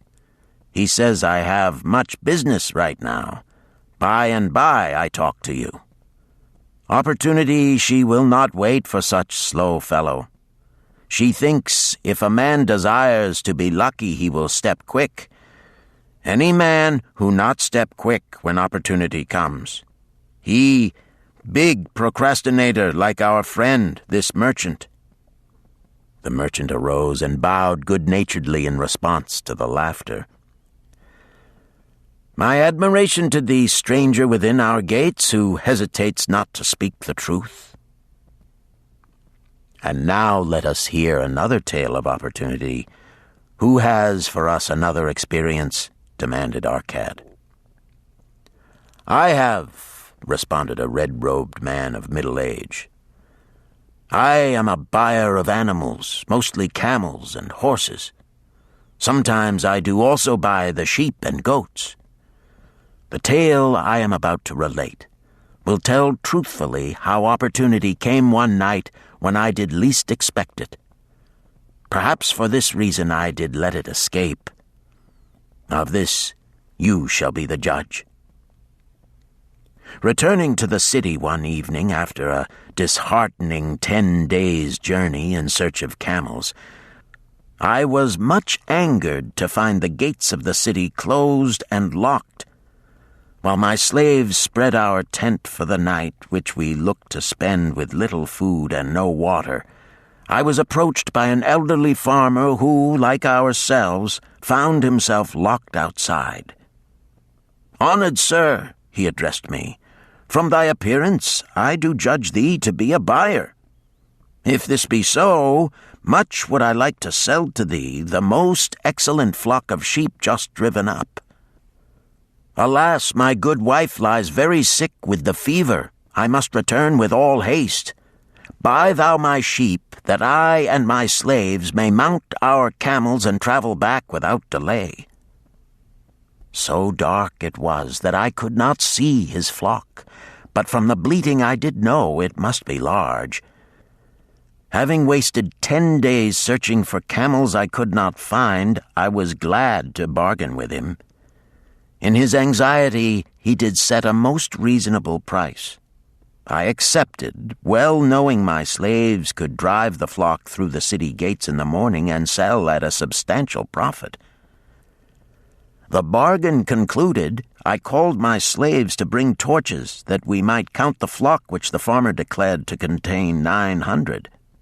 I shall not burden you, my friends, with a description of our difficulty in attempting to count so many thirsty, restless, milling sheep.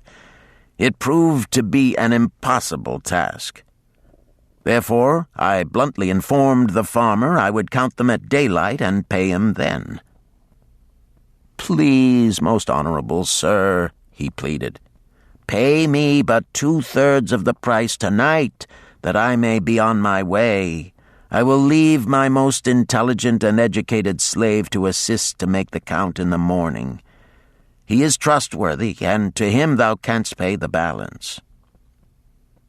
But I was stubborn and refused to make payment that night. Next morning, before I awoke, the city gates opened and 4 buyers rushed out in search of flocks. They were most eager and willing to pay high prices because the city was threatened with siege and food was not plentiful. Nearly 3 times the price at which he had offered the flock to me did the old farmer receive for it. Thus was rare good luck allowed to escape. "Here is a tale most unusual," commented Arcad. "What wisdom doth it suggest?" "The wisdom of making a payment immediately when we are convinced our bargain is wise," suggested a venerable saddle-maker. "If the bargain be good, then dost thou need protection against thy own weaknesses as much as against any other man. We mortals are changeable. alas, I must say, more apt to change our minds when right than wrong. Wrong, we are stubborn indeed. Right, we are prone to vacillate and let opportunity escape. My first judgment is my best. Yet always have I found it difficult to compel myself to proceed with a good bargain when made. Therefore, as a protection against my own weaknesses, I do make a prompt deposit thereon. This doth save me from later regrets for the good luck that should have been mine. Thank you. Again I like to speak. The Syrian was upon his feet once more. These tales much alike. Each time opportunity fly away for same reason. Each time she come to procrastinator, bringing good plan. Each time they hesitate, not say, right now, best time, I do it quick. How can men succeed that way? Wise are thy words, my friend, responded the buyer. Good luck fled from procrastination in both these tales. Yet this is not unusual. The spirit of procrastination is within all men. We desire riches, yet how often, when opportunity doth appear before us, that spirit of procrastination from within doth urge various delays in our acceptance. In listening to it, we do become our own worst enemies. In my younger days, I did not know it by this long word our friend from Syria doth enjoy. I did think at first it was my own poor judgment that did cause me loss at many profitable trades. Later I did credit it to my stubborn disposition. At last I did recognize it for what it was, a habit of needless delaying where action was required, action prompt and decisive. How I did hate it when its true character stood revealed. With the bitterness of a wild ass hitched to a chariot, I did break loose from this enemy to my success. Thank you. I like ask question from Mr. Merchant, the Syrian was speaking. You wear fine robes, not like those of poor man. You speak like successful man. Tell us, do you listen now when procrastination whispers in your ear? Like our friend the buyer, I also had to recognize and conquer procrastination, responded the merchant. To me, it proved to be an enemy ever watching and waiting to thwart my accomplishments. The tale I did relate is but one of many similar instances I could tell to show how it drove away my opportunities. 'Tis not difficult to conquer once understood. No man willingly permits the thief to rob his bins of grain, nor does any man willingly permit an enemy to drive away his customers and rob him of his profits. When once I did recognize that such acts as these my enemy was committing, with determination I conquered him. So must every man master his own spirit of procrastination before he can expect to share in the rich treasures of Babylon. What sayest, Arcad? Because thou art the richest man in Babylon, many do proclaim thee to be the luckiest. Dost agree with me that no man can arrive at a full measure of success until he hath completely crushed the spirit of procrastination within him? It is even as thou sayest, Arcad admitted. During my long life, I have watched generation following generation, marching forward along those avenues of trade, science, and learning that lead to success in life. Opportunities came to all these men. Some grasped theirs and moved steadily to the gratification of their deepest desires, but the majority hesitated, faltered, and fell behind. Arcad turned to the cloth weaver. Thou didst suggest that we debate good luck. Let us hear what thou now thinkest upon the subject. I do see good luck in a different light. I had thought of it as something most desirable that might happen to a man without effort upon his part. Now I do realize such happenings are not the sort of thing one may attract to himself. From our discussion have I learned that to attract good luck to oneself, it is necessary to take advantage of opportunities. Therefore, in the future, I shall endeavor to make the best of such opportunities as do come to me. Thou hast well grasped the truths brought forth in our discussion, Arcad replied. Good luck, we do find, often follows opportunity, but seldom comes otherwise. Our merchant friend would have found great good luck had he accepted the opportunity the good goddess did present to him. Our friend the buyer likewise would have enjoyed good luck had he completed the purchase of the flock and sold at such a handsome profit.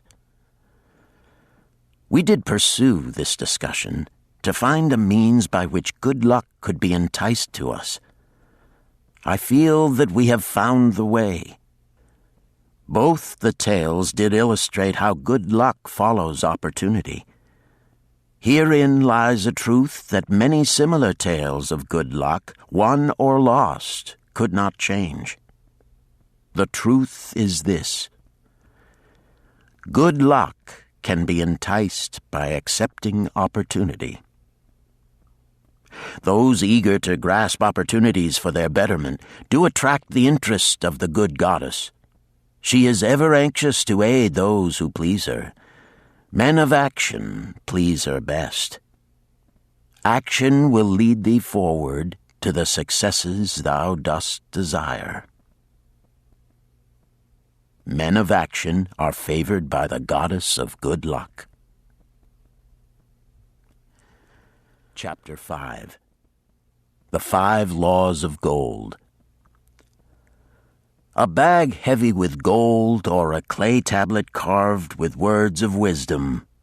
If thou hadst thy choice, which wouldst thou choose? By the flickering light from the fire of desert shrubs, the sun-tanned faces of the listeners gleamed with interest. "The gold! The gold!" chorused the 27. Old Calabab smiled knowingly. "Hark!" he resumed, raising his hand. "Hear the wild dogs out there in the night? They howl and wail because they are lean with hunger. Yet feed them, and what do they? Fight and strut. Then fight and strut some more, giving no thought to the morrow that will surely come. Just so it is with the sons of men. Give them a choice of gold and wisdom. What do? Ignore the wisdom and waste the gold. On the morrow they wail because they have no more gold. Gold is reserved for those who know its laws and abide by them." Calabab drew his white robe close about his lean legs, for a cool night wind was blowing.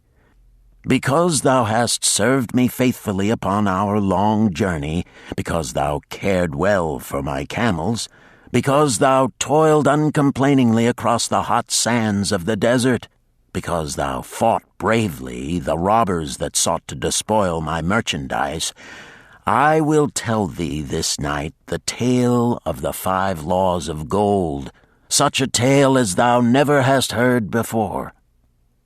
Hark ye with deep attention to the words I speak, for if you grasp their meaning and heed them, in the days that come, thou shalt have much gold." He paused impressively. Above, in a canopy of blue, the stars shone brightly in the crystal-clear skies of Babylonia. Behind the group loomed their faded tents tightly staked against possible desert storms. Beside the tents were neatly stacked bales of merchandise covered with skins. Nearby, the camel herd sprawled in the sand, some chewing their cuds contentedly, others snoring in hoarse discord. "Thou hast told us many good tales, Calabab," spoke up the chief packer. We look to thy wisdom to guide us upon the morrow when our service with thee shall be at an end. I have but told thee of my adventures in strange and distant lands, but this night I shall tell thee of the wisdom of Arcad, the wise rich man. Much have we heard of him, acknowledged the chief packer, for he was the richest man that ever lived in Babylon. The richest man he was, and that because he was wise in the ways of gold, even as no man had ever been before him. This night shall I tell you of his great wisdom, as it was told to me by Nomasir, his son, many years ago in Nineveh, when I was but a lad. My master and myself had tarried long into the night in the palace of Nomasir. I had helped my master bring great bundles of fine rugs, each one to be tried by Nomasir until his choice of colors was satisfied. At last he was well pleased, and commanded us to sit with him and to drink a rare vintage, odorous to the nostrils and most warming to my stomach, which was unaccustomed to such a drink. Then did he tell us this tale of the great wisdom of Arcad, his father, even as I shall tell it to you. In Babylon it is the custom, as you know, that the sons of wealthy fathers live with their parents in expectation of inheriting the estate. Arcad did not approve of this custom. Therefore, when Nomasir reached the man's estate, he sent for the young man and addressed him. My son, it is my desire that thou succeed to my estate. Thou must, however, first prove that thou art capable of wisely handling it. Therefore, I wish that thou go out into the world and show thy ability both to acquire gold and to make thyself respected among men. To start thee well, I will give thee 2 things of which I myself was denied when I started as a poor youth to build up a fortune. First, I give thee this bag of gold. If thou use it wisely, it will be the basis of thy future success. Second, I give thee this clay tablet upon which is carved the 5 laws of gold. If thou dost but interpret them in thy own acts, they shall bring thee competence and security. 10 years from this day come thou back to the house of thy father and give account of thyself. If thou prove worthy, I will then make thee the heir to my estate. Otherwise I will give it to the priests that they may barter for my soul the kind consideration of the gods.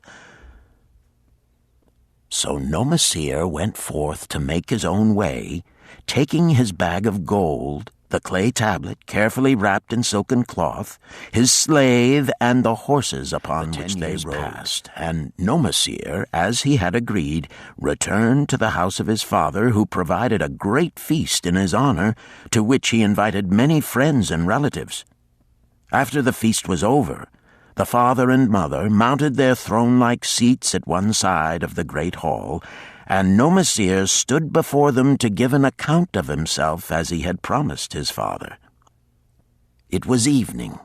The room was hazy with smoke from the wicks of the oil lamps that but dimly lighted it. Slaves in white woven jackets and tunics fanned the humid air rhythmically with long-stemmed palm leaves. A stately dignity colored the scene. The wife of Nomasir and his 2 young sons, with friends and other members of the family, sat upon rugs behind him, eager listeners. My father, he began deferentially, I bow before thy wisdom. 10 years ago, when I stood at the gates of manhood, thou bade me go forth and become a man among men, instead of remaining a vassal to thy fortune. Thou gave me liberally of thy gold. Thou gave me liberally of thy wisdom. Of the gold, alas, I must admit of a disastrous handling. It fled indeed from my inexperienced hands, even as a wild hare flees at the first opportunity from the youth who captures it. The father smiled indulgently. "Continue, my son. Thy tale interests me in all its details." I decided to go to Nineveh, as it was a growing city, believing that I might find there opportunities. I joined a caravan, and among its members made numerous friends. 2 well-spoken men who had a most beautiful white horse, as fleet as the wind, were among these. As we journeyed, they told me in confidence that in Nineveh was a wealthy man who owned a horse so swift that it had never been beaten. Its owner believed that no horse living could run with greater speed. Therefore would he wager any sum, however large, that his horse could outspeed any horse in all Babylonia. Compared to their horse, so my friend said, it was but a lumbering ass that could be beaten with ease. They offered, as a great favor, to permit me to join them in a wager. I was quite carried away with the plan. Our horse was badly beaten, and I lost much of my gold. The father laughed. Later, I discovered that this was a deceitful plan of these men, and they constantly journeyed with caravans seeking victims. You see, the man in Nineveh was their partner and shared with them the bets he won. This shrewd deceit taught me my first lesson in looking out for myself. I was soon to learn another, equally bitter. In the caravan was another young man with whom I became quite friendly. He was the son of wealthy parents and, like myself, journeying to Nineveh to find a suitable location. Not long after our arrival, he told me the merchant had died, and his shop with its merchandise and painted could be secured at all price. Saying that we would he must return to Babylon to secure his gold, he prevailed upon me to purchase the stock with my gold, agreeing that his would be used later to carry on our venture. He long delayed the trip to Babylon, proving in the meantime to be an unwise buyer and a foolish spender. I finally put him out, but not before the business had deteriorated to where we had only unsaleable goods and no gold to buy other goods. I sacrificed what was left to an Israelite for a pitiful sum. Soon there followed, I tell you, my father, bitter days. I sought employment and found it not, for I was without trade or training that would enable me to earn. I sold my horses, I sold my slave, I sold my extra robes that I might have food and a place to sleep, but each day grim want crouched closer. But in those bitter days, I remembered thy confidence in me, my father. Thou hadst sent me forth to become a man, and this I was determined to accomplish. The mother buried her face and wept softly. At this time I bethought me of the table thou had given to me, upon which thou had carved the 5 laws of gold. Thereupon I read most carefully thy words of wisdom, and realized that had I but sought wisdom first, my gold would not have been lost to me. I learned by heart each law, and determined that when once more the goddess of good fortune smiled upon me, I would be guided by the wisdom of age, and not by the inexperience of youth. For the benefit of you who are seated here this night, I will read the wisdom of my father as engraved upon the clay tablet which he gave to me 10 years ago. The 5 laws of gold. 1. Gold cometh gladly and in increasing quantity to any man who will put by not less than 1/10 of his earnings to create an estate for his future and that of his family. 2. Gold laboreth diligently and contentedly for the wise owner who finds for it profitable employment, multiplying even as the flocks of the field. 3. Gold clingeth to the protection of the cautious owner who invests it under the advice of men wise in its handling. 4. Gold slippeth away from the man who invests it in businesses or purposes with which he is not familiar or which are not approved by those skilled in its keep. 5. Gold flees the man who would force it to impossible earnings, or who followeth the alluring advice of tricksters and schemers, or who trusts it to his own inexperience and romantic desires in investment. These are the 5 laws of gold as written by my father.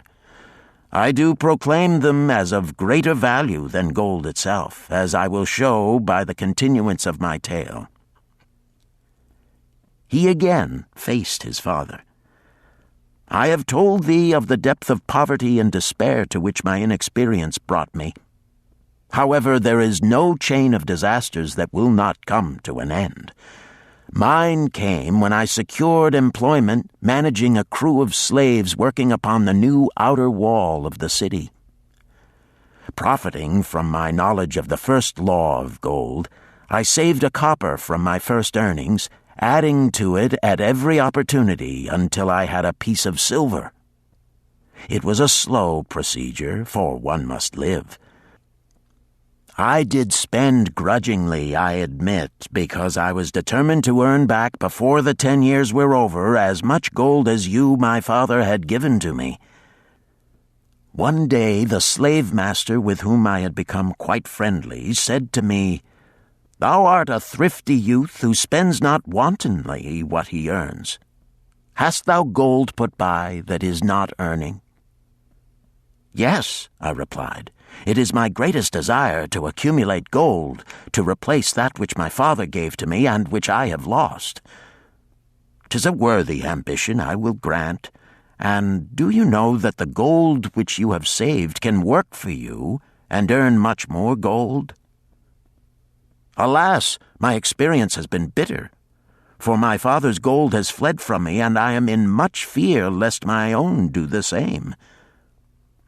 "If thou hast confidence in me, I will give thee a lesson in the profitable handling of gold," he replied.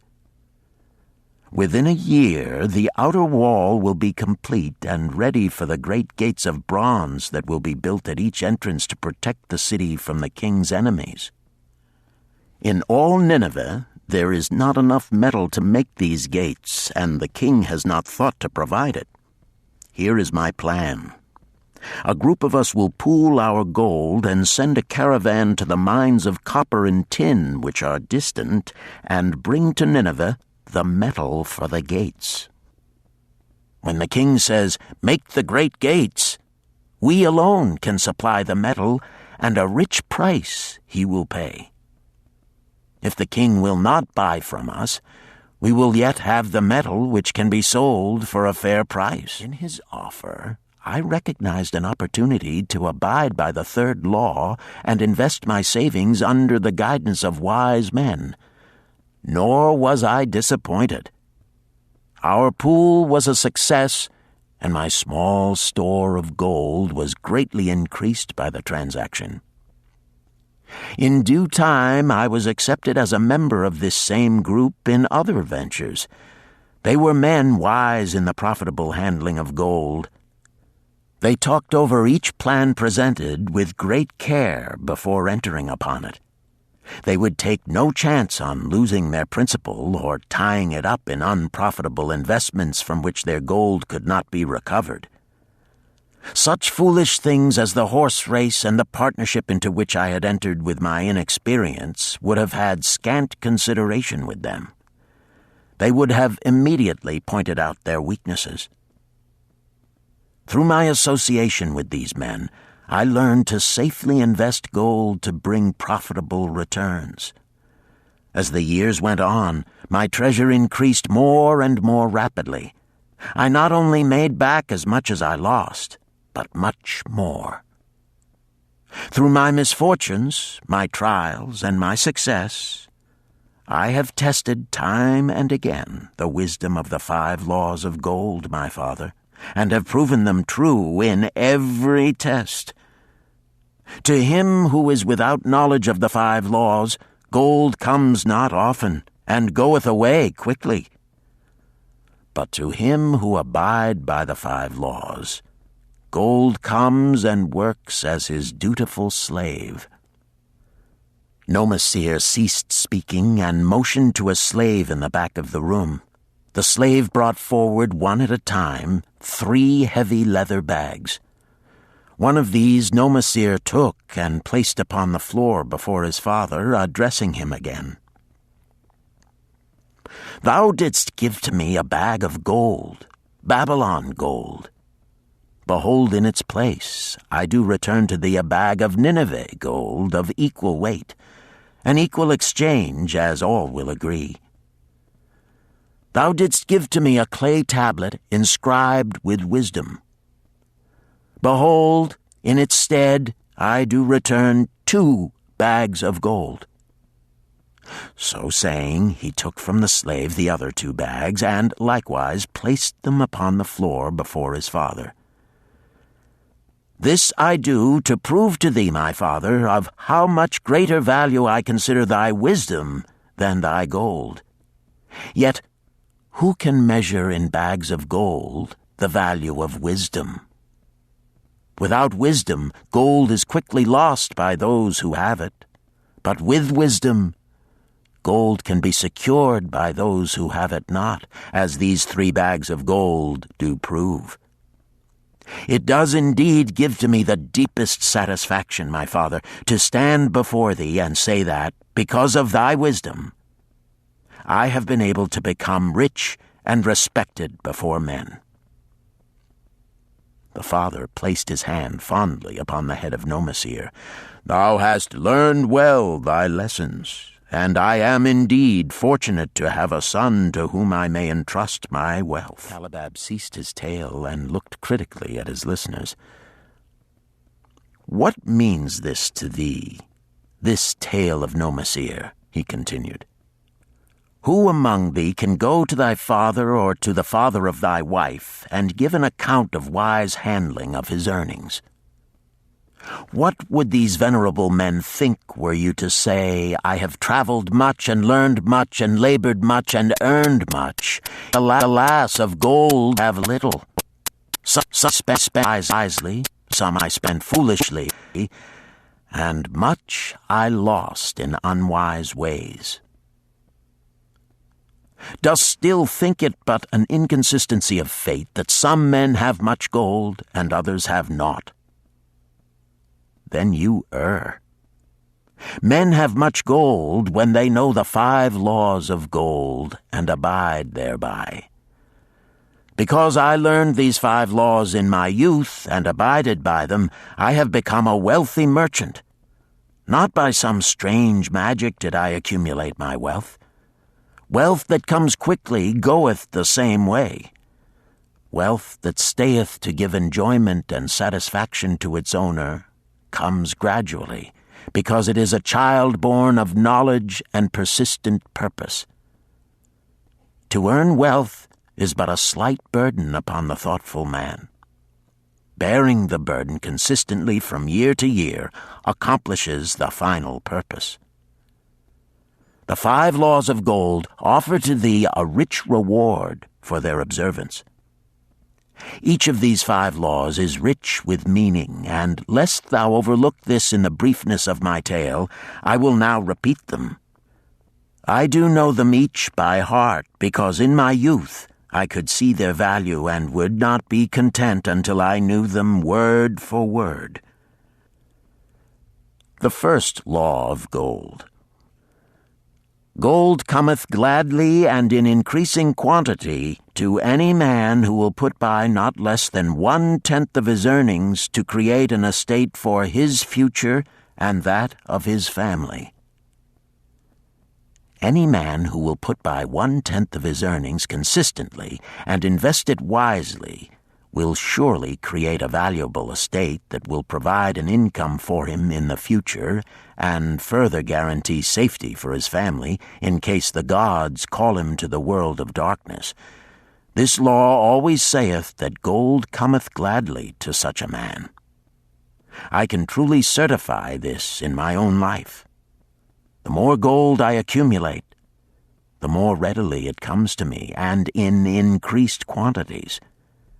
The gold which I save earns more, even as yours will, and its earnings earn more, and this is the working out of the first law. The second law of gold. Gold laboreth diligently and contentedly for the wise owner who finds for it profitable employment, multiplying even as the flocks of the field. Gold indeed is a willing worker. It is ever eager to multiply when opportunity presents itself. To every man who hath a store of gold set by, opportunity comes for its most profitable use. As the years pass, it multiplies itself in surprising fashion. The third law of gold. Gold clingeth to the protection of the cautious owner who invests it under the advice of men wise in its handling. Gold indeed clingeth to the cautious owner, even as it flees the careless owner. The man who seeks the advice of men wise in handling gold soon learneth not to jeopardize his treasure, but to preserve in safety and to enjoy in contentment its consistent increase. The Richest Man in Babylon, Disc 3. The fourth law of gold. Gold slippeth away from the man who invests it in businesses or purposes with which he is not familiar or which are not approved by those skilled in its keep. To the man who hath gold yet is not skilled in its handling, many uses for it appear most profitable. Too often these are fraught with danger of loss, and if properly analyzed by wise men, show small possibility of profit. Therefore, the inexperienced owner of gold who trusts to his own judgment and invests it in businesses or purposes with which he is not familiar, too often finds his judgment imperfect and pays with his treasure for his inexperience. Wise indeed is he who investeth his treasures under the advice of men skilled in the ways of gold. The fifth law of gold. Gold flees the man who would force it to impossible earnings, or who followeth the alluring advice of tricksters and schemers, or who trusts it to his own inexperience and romantic desires in investment. Fanciful propositions that thrill like adventure tales always come to the new owner of gold.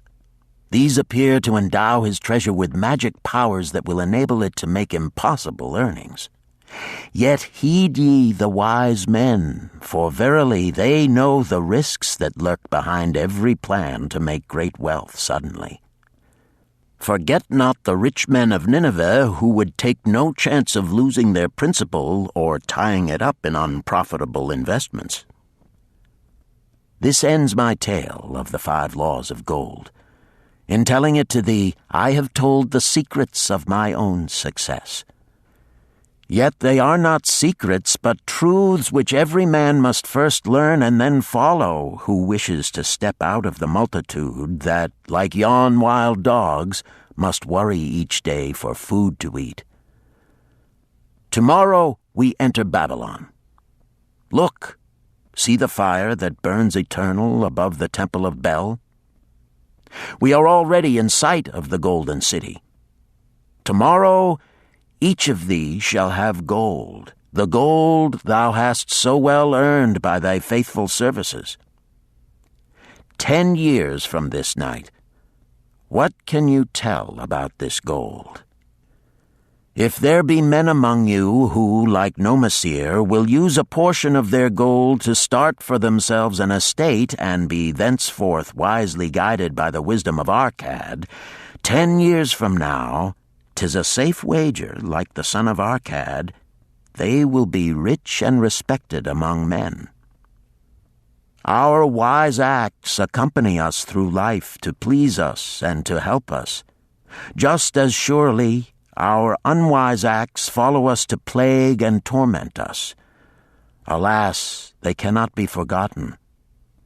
In the front rank of the torments that do follow us are the memories of the things we should have done, of the opportunities which came to us, and we took not.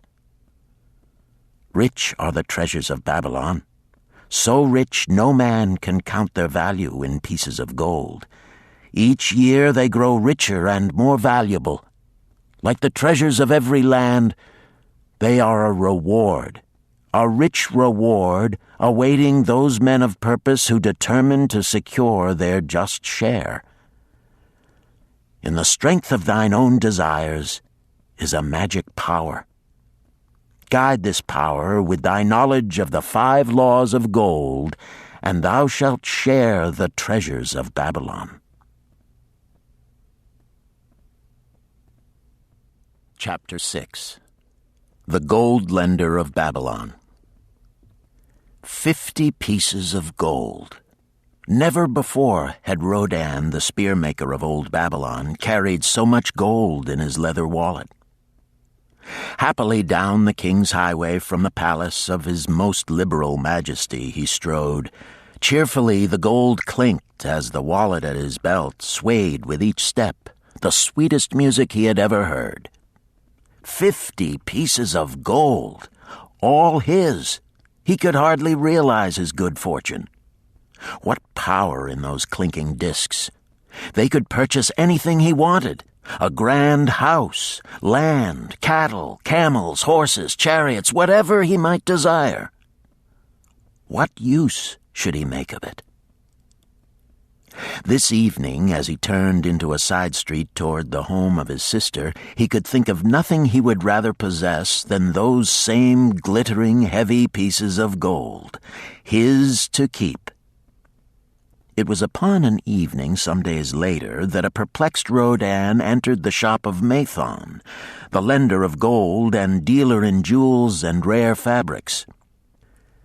Glancing neither to the right nor the left at the colorful articles artfully displayed, he passed through to the living quarters at the rear. Here he found the genteel Mathon lounging upon a rug partaking of a meal served by a black slave.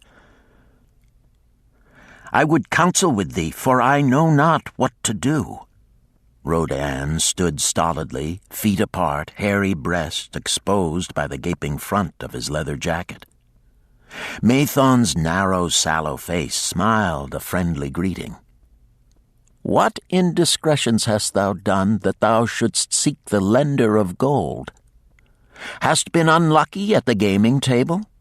Or hath some plump dame entangled thee? For many years have I known thee, yet never hast thou sought me to aid thee in thy troubles. No, not such as that. I seek no gold. Instead, I crave thy wise advice. Hear, what this man doth say.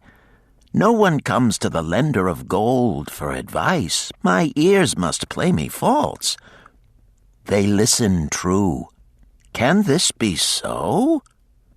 Rodan, the spearmaker, doth display more cunning than all the rest, for he comes to Mathon not for gold, but for advice. Many men come to me for gold to pay for their follies, but as for advice, they want it not. Yet who is more able to advise than the lender of gold to whom many men come in trouble? Thou shalt eat with me, Rodan," he continued. "Thou shalt be my guest for the evening. Ando," he commanded of the black slave, "draw up a rug for my friend Rodan, the spearmaker, who comes for advice. He shall be mine honored guest. Bring to him much food, and get for him my largest cup. Choose well of the best wine, that he may have satisfaction in the drinking. Tell me, what troubles thee? It is the king's gift. The king's gift? The king did make thee a gift, and it gives thee trouble? What manner of gift? Because he was much pleased with the design I did submit to him for a new point on the spears of the royal guard, he did present me with 50 pieces of gold, and now I am much perplexed. I am beseeched each hour the sun doth travel across the sky by those who would share it with me. That is natural. More men want gold than have it, and would wish one who comes by it easily to divide. But can you not say no? Is thy will not as strong as thy fist? To many I can say no, yet sometimes it would be easier to say yes. Can one refuse to share with one's sister to whom he is deeply devoted? Surely thy own sister would not wish to deprive thee of enjoying thy reward? But it is for the sake of Araman, her husband, whom she wishes to see a rich merchant.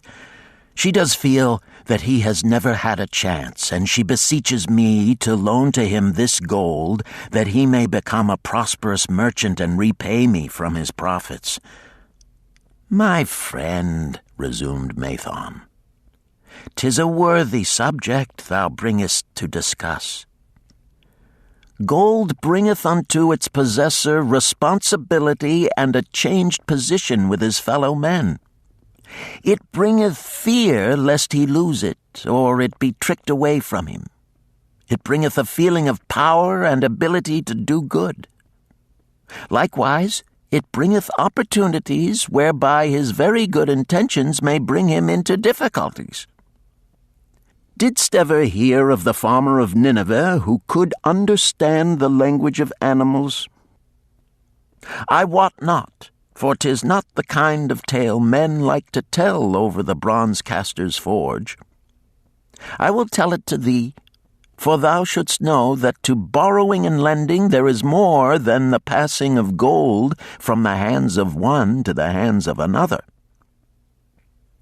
This farmer, who could understand what the animals said to each other, did linger in the farmyard each evening just to listen to their words. One evening he did hear the ox bemoaning to the ass the hardness of his lot. I do labor pulling the plough from morning until night, no matter how hot the day, or how tired my legs, or how the bow doth chafe my neck, still must I work. But you are a creature of leisure. You are trapped with a colorful blanket and do nothing more than carry our master about where he wishes to go. When he goes nowhere, you do rest and eat the green grass all the day. Now the ass, in spite of his vicious heels, was a goodly fellow and sympathized with the ox. My good friend, he replied, you do work very hard, and I would help ease your lot. Therefore will I tell you how you may have a day of rest. In the morning, when the slave comes to fetch you to the plough, lie upon the ground and bellow much, that he may say you are sick and cannot work. Ox took the advice of the ass, and the next morning the slave returned to the farmer and told him the ox was sick and could not pull the plough. Then, said the farmer, hitch the ass to the plough, for the ploughing must go on. All that day, the ass, who had only intended to help his friend, found himself compelled to do the ox's task. When night came and he was released from the plough, his heart was bitter, and his legs were weary, and his neck was sore where the bow had chafed it. The farmer lingered in the barnyard to listen. The ox began first. You are my good friend. Because of your wise advice, I have enjoyed a day of rest. And I, retorted the ass, "and like many another simple-hearted one who starts to help a friend and ends up by doing his task for him. Hereafter you draw your own plough, for I did hear the master tell the slave to send for the butcher were you sick again. I wish he would, for you are a lazy fellow." Thereafter they spoke to each other no more. This ended their friendship. Canst thou tell the moral to this tale, Rodan? "'Tis a good tale," responded Rodan, "but I see not the moral." "I thought not that you would, but it is there, and simple too. Just this: if you desire to help thy friend, do so in a way that will not bring thy friend's burdens upon thyself." "I had not thought of that. It is a wise moral. I wish not to assume the burdens of my sister's husband. But tell me, you lend to many. Do not the borrowers repay?" Mathon smiled the smile of one whose soul is rich with much experience. "Could a loan be well made if the borrower cannot repay? Must not the lender be wise and judge carefully whether his gold can perform a useful purpose to the borrower and return to him once more? Or whether it will be wasted by one unable to use it wisely and leave him without his treasure, and leave the borrower with a debt he cannot repay?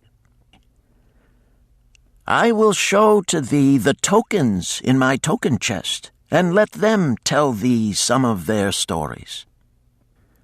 Into the room he brought a chest as long as his arm, covered with red pigskin and ornamented with bronze designs. He placed it upon the floor and squatted before it, both hands upon the lid. "From each person to whom I lend, I do exact a token for my token chest, to remain there until the loan is repaid.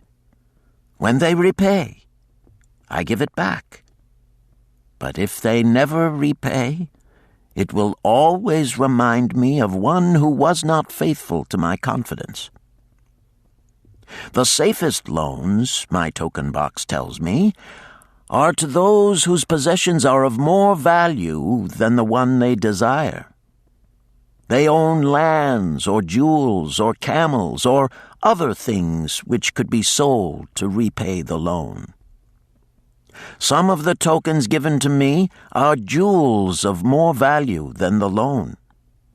Others are promises that if the loan be not repaid as agreed, they will deliver to me certain property settlement. On loans like those I am assured that my gold will be returned with the rental thereon, for the loan is based on property. Another class are those who have the capacity to earn.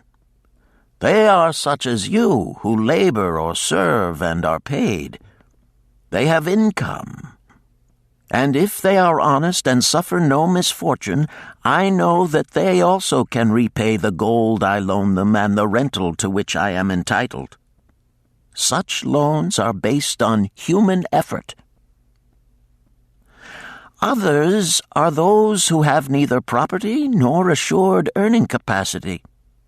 Life is hard, and there will always be some who cannot adjust themselves to it. Alas for the loans I make them! Even though they be no larger than a pence, my token box may censure me in the years to come unless they be guaranteed by good friends of the borrower who know him honorable. Mathon released the clasp and opened the lid. Rodan leaned forward eagerly. At the top of the chest, a bronze neckpiece lay upon a scarlet cloth. Mathon picked up the piece and patted it affectionately. This shall always remain in my token chest, because the owner has passed on into the great darkness. I treasure it, his token, and I treasure his memory, for he was my good friend. We traded together with much success until out of the East he brought a woman to wed, beautiful but not like our women. a dazzling creature. He spent his gold lavishly to gratify her desires. He came to me in distress when his gold was gone. I counseled with him. I told him I would help him to once more master his own affairs. He swore by the sign of the great bull that he would. But it was not to be. In a quarrel, she thrust a knife into the heart he dared her to pierce. "And she?" questioned Rodan. "Yes, of course. This was hers." He picked up the scarlet cloth. In bitter remorse, she threw herself into the Euphrates. These 2 loans will never be repaid. The chest tells you, Rodan, that humans in the throes of great emotions are not safe risks for the gold lender. Here, now, this is different. He reached for a ring carved of ox bone. This belongs to a farmer. I buy the rugs of his women. The locusts came, and they had not food. I helped him, and when the new crop came, he repaid me. Later he came again and told of strange goats in a distant land, as described by a traveler. They had long hair so fine and soft it would weave into rugs more beautiful than any ever seen in Babylon. But he had no money. So I did lend him gold to make the journey and bring back goats. Now his herd is begun, and next year I shall surprise the lords of Babylon with the most expensive rugs it has been their good fortune to buy. Soon I must return his ring. He doth insist on repaying promptly." "Some borrowers do that?" queried Rodan. If they borrow for purposes that bring money back to them, I find it so. But if they borrow because of their indiscretions, I warn thee to be cautious if thou wouldst ever have thy gold back in hand again." "Tell me about this," requested Rodan, picking up a heavy gold bracelet inset with jewels in rare designs. "The women do appeal to my good friend," bantered Mathon. "I am still much younger than you," retorted Rodan. "I grant that, but this time thou doth suspicion romance where it is not. The owner of this is fat and wrinkled, and doth talk so much and say so little she drives me mad. Once they had much money and were good customers, but ill times came upon them. She has a son of whom she would make a merchant. So she came to me and borrowed gold that he might become a partner of a caravan owner who travels with his camels, bartering in one city what he buys in another. This man proved a rascal, for he left the poor boy in a distant city without money and without friends, pulling out early while the youth slept. Perhaps when this youth has grown to manhood he will repay. Until then I get no rental for the loan, only much talk. But I do admit the jewels are worthy of the loan."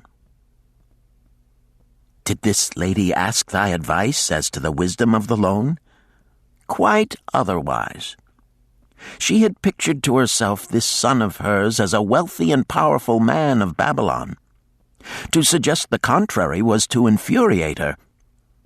A fair rebuke I had. I knew the risk for this inexperienced boy, but as she offered security, I could not refuse her." "This," continued Mathon, waving a bit of pack rope tied into a knot, "belongs to Nebator, the camel trader. When he would buy a herd larger than his funds, he brings to me this knot, and I lend to him according to his needs. He is a wise trader. I have confidence in his good judgment and can lend him freely. Many other merchants of Babylon have my confidence because of their honorable behavior. Their tokens come and go frequently in my token box.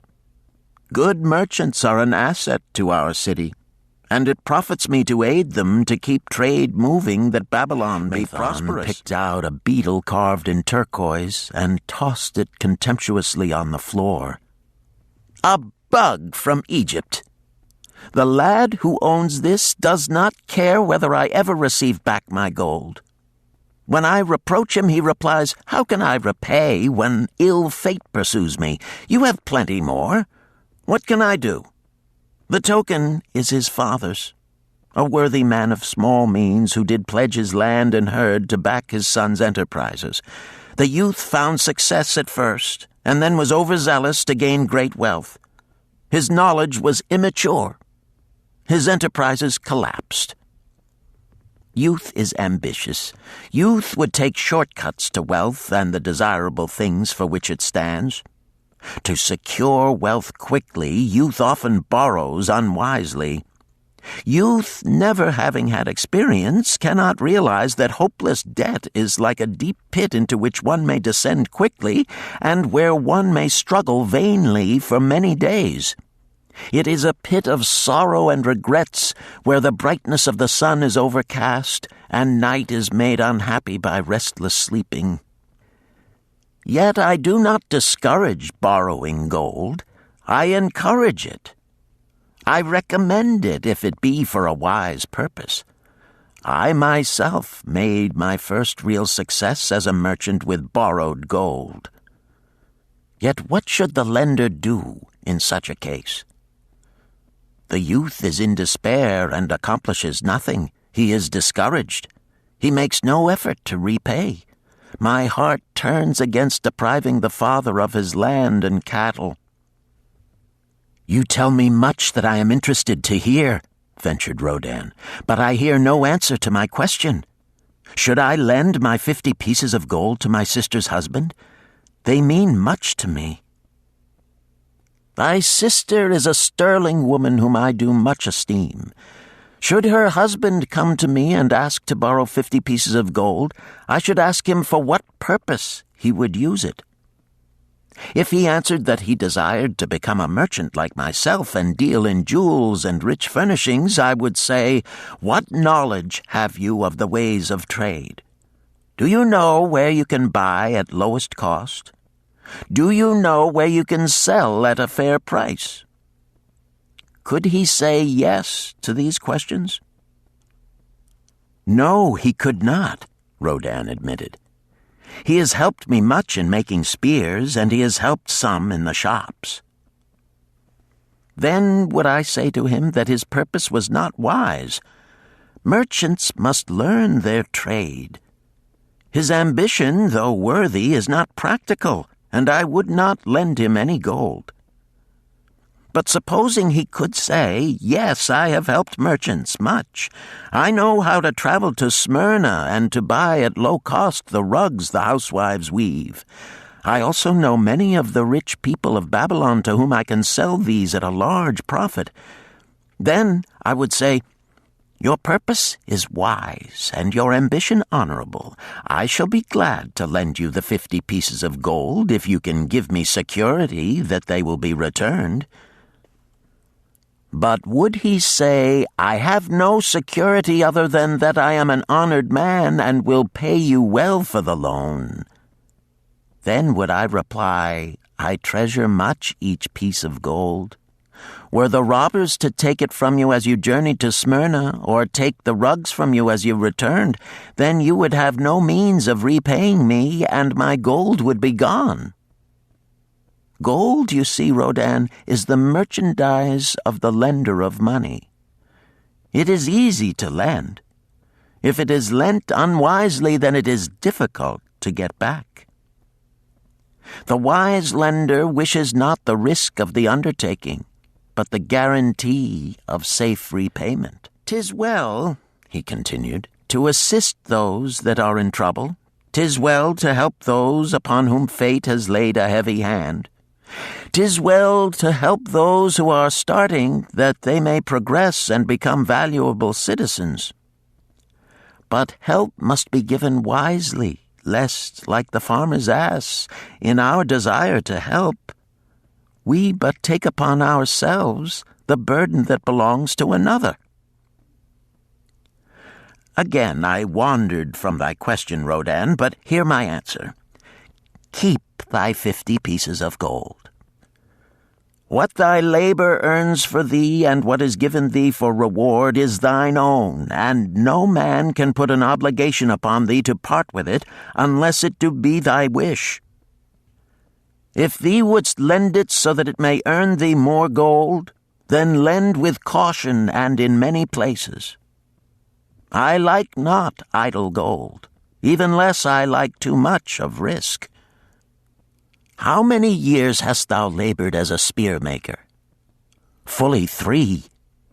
How much besides the king's gift hast saved? 3 gold pieces.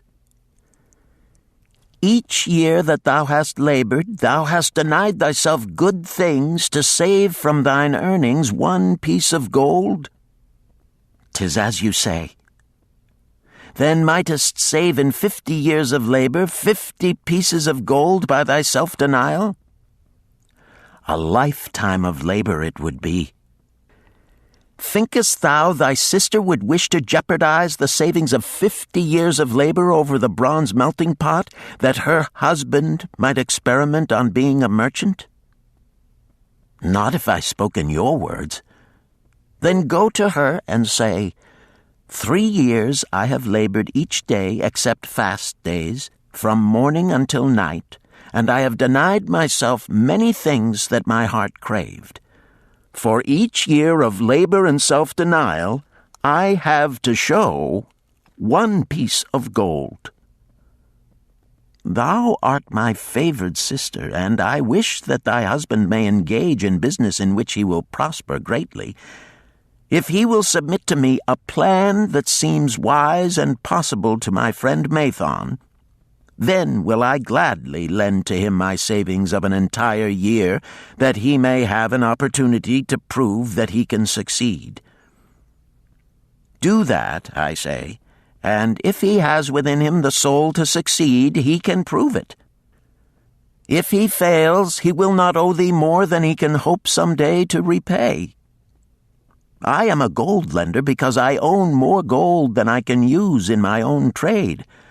I desire my surplus gold to labor for others and thereby earn more gold. I do not wish to take risk of losing my gold, for I have labored much and denied myself much to secure it. Therefore I will no longer lend any of it where I am not confident that it is safe and will be returned to me. Neither will I lend it where I am not convinced that its earnings will be promptly paid to me. I have told to thee, Rodin, a few of the secrets of my token chest. From them you may understand the weakness of men and their eagerness to borrow that which they have no certain means to repay.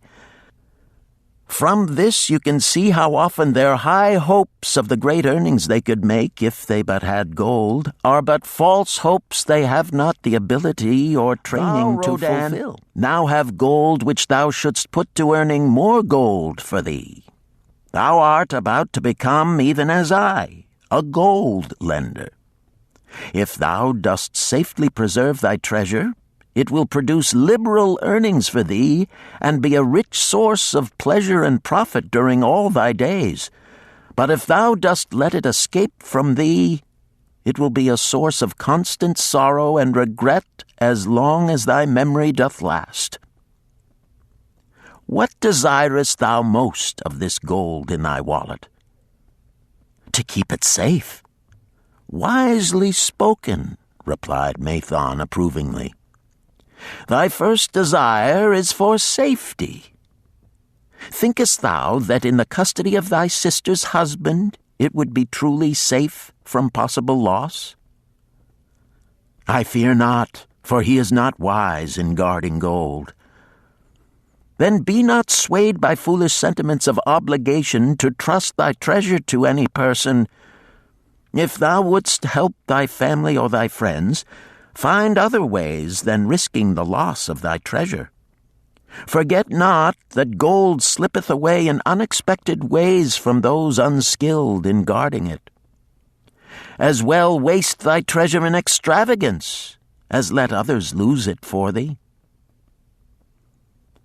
What next after safety dost desire of this treasure of thine? That it earn more gold. Again thou speakest with wisdom. It should be made to earn and grow larger. Gold wisely lent may even double itself with its earnings before a man like you groweth old. If you risk losing it, you risk losing all that it would earn as well. Therefore, be not swayed by the fantastic plans of impractical men who think they see ways to force thy gold to make earnings unusually large. Such plans are the creations of dreamers unskilled in the safe and dependable laws of trade. Be conservative in what thou expectest to earn, that thou mayest keep and enjoy thy treasure. To hire it out with a promise of usurious returns is to invite loss. Seek to associate thyself with men and enterprises whose success is established, that thy treasure may earn liberally under their skillful use and be guarded safely by their wisdom and experience. Thus mayest thou avoid the misfortunes that follow most of the sons of men to whom the gods see fit to entrust gold.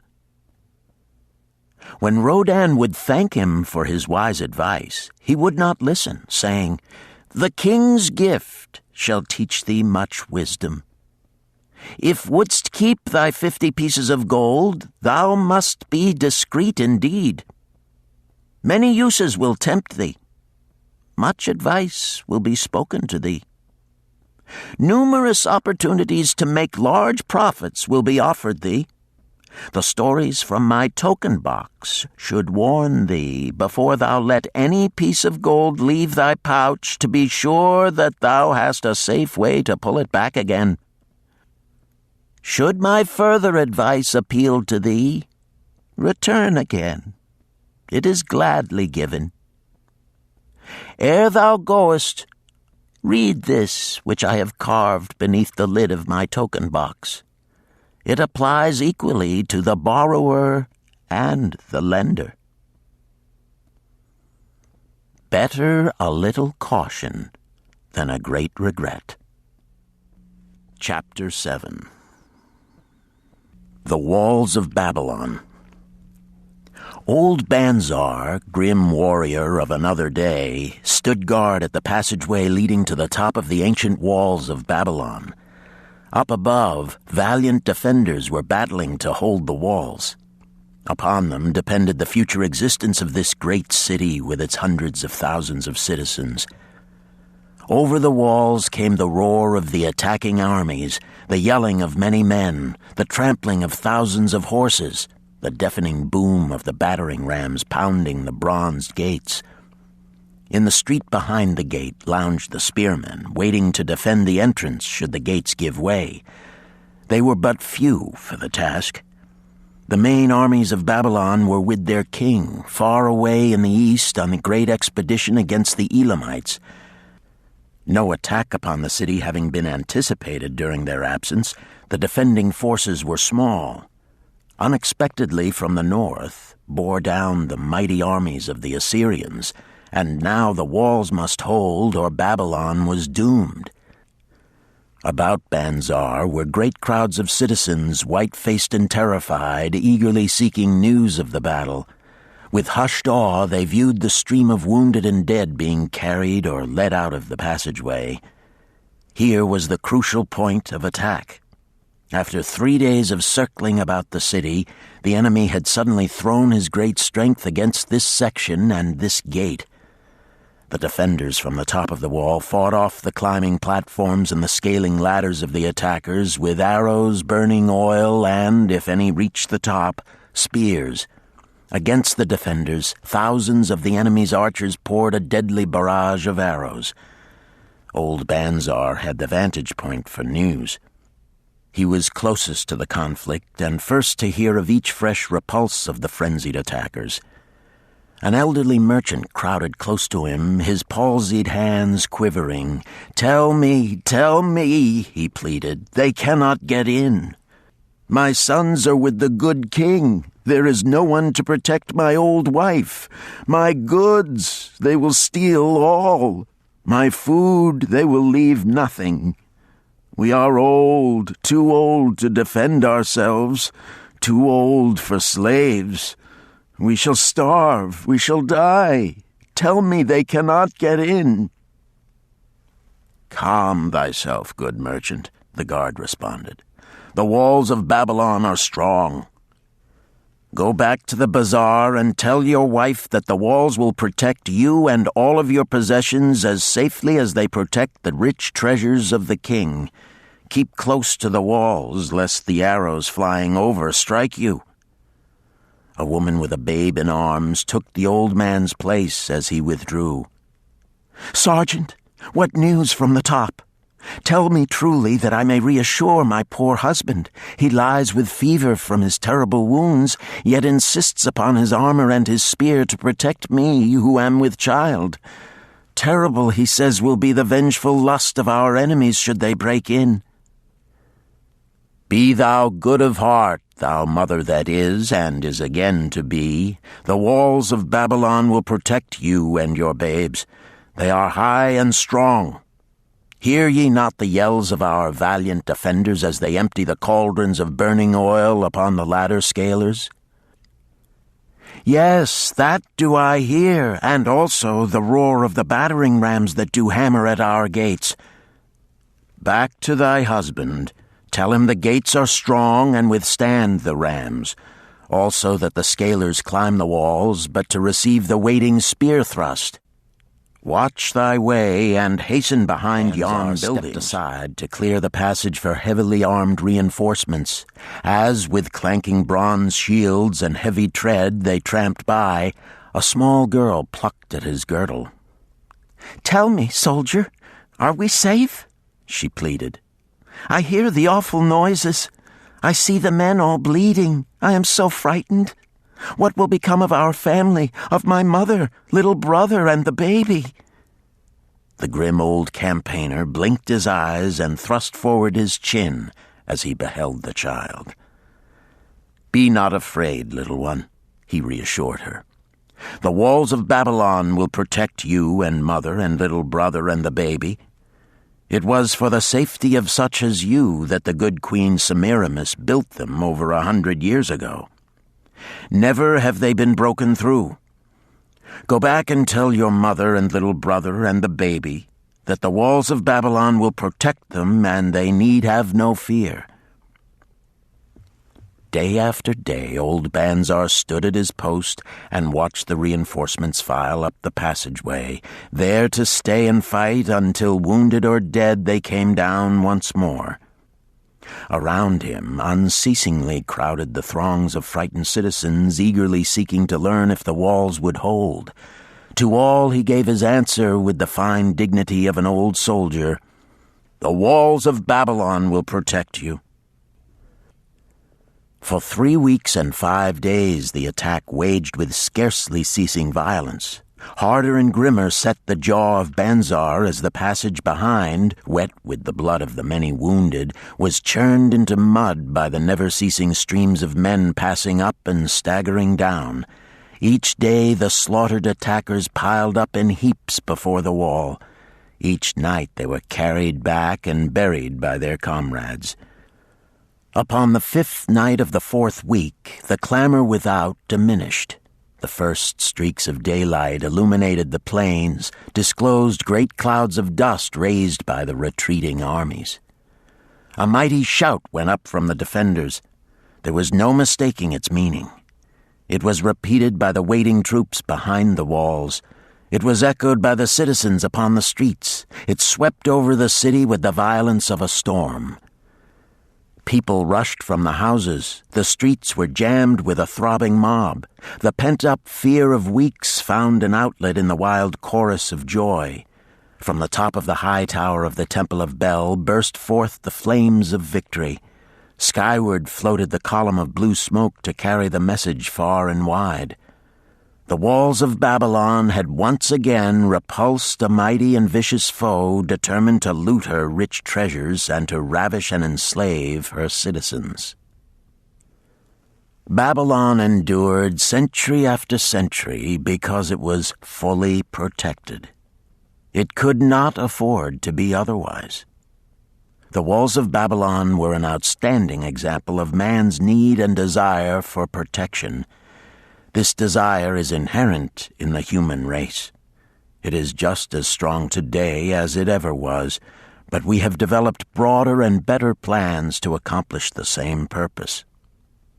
In this day, behind the impregnable walls of insurance, savings accounts, and dependable investments, we can guard ourselves against the unexpected tragedies that may enter any door and seat themselves before any fireside. We cannot afford to be without adequate protection. Chapter 8. The Camel Trader of Babylon. The hungrier one becomes, the clearer one's mind works. Also, the more sensitive one becomes to the odors of food. Tarkad, the son of Azure, certainly thought so.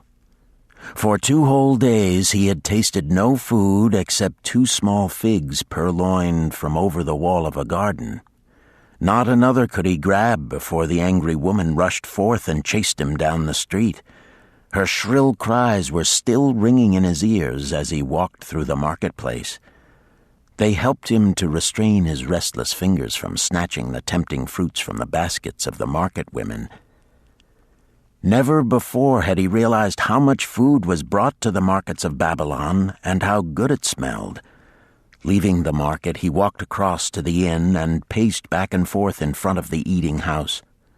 Perhaps here he might meet someone he knew, someone from whom he could borrow a copper that would gain him a smile from the unfriendly keeper of the inn and, with it, a liberal helping. Without the copper, he knew all too well how unwelcome he would be. In his abstraction, he unexpectedly found himself face to face with the one man he wished most to avoid, the tall, bony figure of Dabasir, the camel trader. Of all the friends and others from whom he had borrowed small sums, Dabasir made him feel the most uncomfortable because of his failure to keep his promises to repay promptly. Dabasir's face lighted up at the sight of him. "Ha! 'Tis Tarkad! Just the one I have been seeking, that he might repay the 2 pieces of copper which I lent him a moon ago. Also the piece of silver which I lent to him before that. We are well met. I can make good use of the coins this very day. What say, boy, what say?" Tarkad stuttered, and his face flushed. He had naught in his empty stomach to nerve him to argue with the outspoken Dabasir. "I am sorry, very sorry," he mumbled weakly.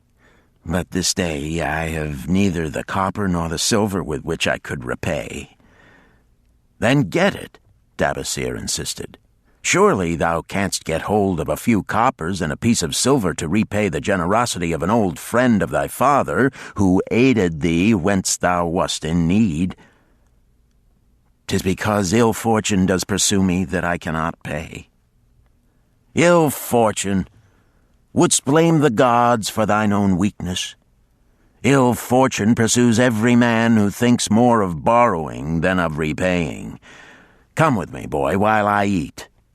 I am hungry, and I would tell thee a tale." Tarkad flinched from the brutal frankness of Dabasir, but here at least was an invitation to enter the coveted doorway of the eating house. Dabasir pushed him to a far corner of the room where they seated themselves upon small rugs. When Koskor, the proprietor, appeared smiling, Dabasir addressed him with his usual freedom.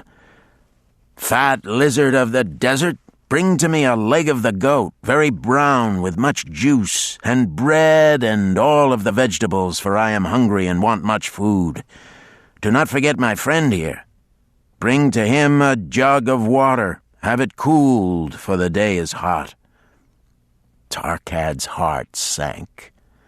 Must he sit here and drink water while he watched this man devour an entire goat leg? He said nothing. He thought of nothing he could say. Dabasir, however, knew no such thing as silence. Smiling and waving his hand good-naturedly to the other customers, all of whom knew him, he continued. "I did hear from a traveler just returned from Urfa of a certain rich man who has a piece of stone cut so thin that one can look through it. He put it in the window of his house to keep out the rains. It is yellow, so this traveler does relate, and he was permitted to look through it, and all the outside world looks strange and not like it really is. What say you to that, Tarkad? Thinkest all the world could look to a man a different color from what it is?" responded the youth, much more interested in the fat leg of goat placed before Dabasir. "Well, I know it to be true, for I, myself, have seen the world all of a different color from what it really is, and the tale I am about to tell relates how I came to see it in its right color once more." "Dabasir will tell a tale," whispered a neighboring diner to his neighbor and dragged his rug close. Other diners brought their food and crowded in a semicircle.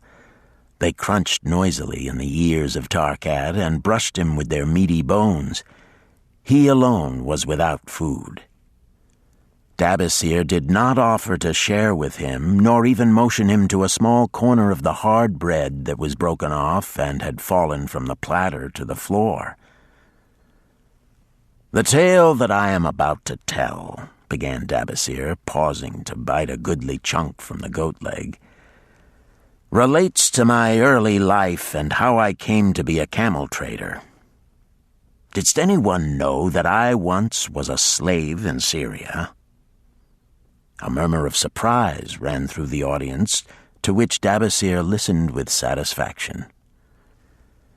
"When I was a young man," continued Dabasir after another vicious onslaught on the goat leg, "I learned the trade of my father, the making of saddles. I worked with him in his shop and took to myself a wife. Being young and not greatly skilled, I could earn but little, just enough to support my excellent wife in a modest way. I craved good things which I could not afford. Soon I found that the shopkeepers would trust me to pay later, even though I could not pay at the time. Being young and without experience, I did not know that he who spends more than he earns is sowing the winds of needless self-indulgence from which he is sure to reap the whirlwinds of trouble and humiliation. So I indulged my whims for fine raiment and bought luxuries for my good wife and our home beyond our means. I paid as I could, and for a while all went well. But in time I discovered I could not use my earnings both to live upon and to pay my debts. Creditors began to pursue me to pay for my extravagant purchases, and my life became miserable. I borrowed from my friends, but could not repay them either. Things went from bad to worse.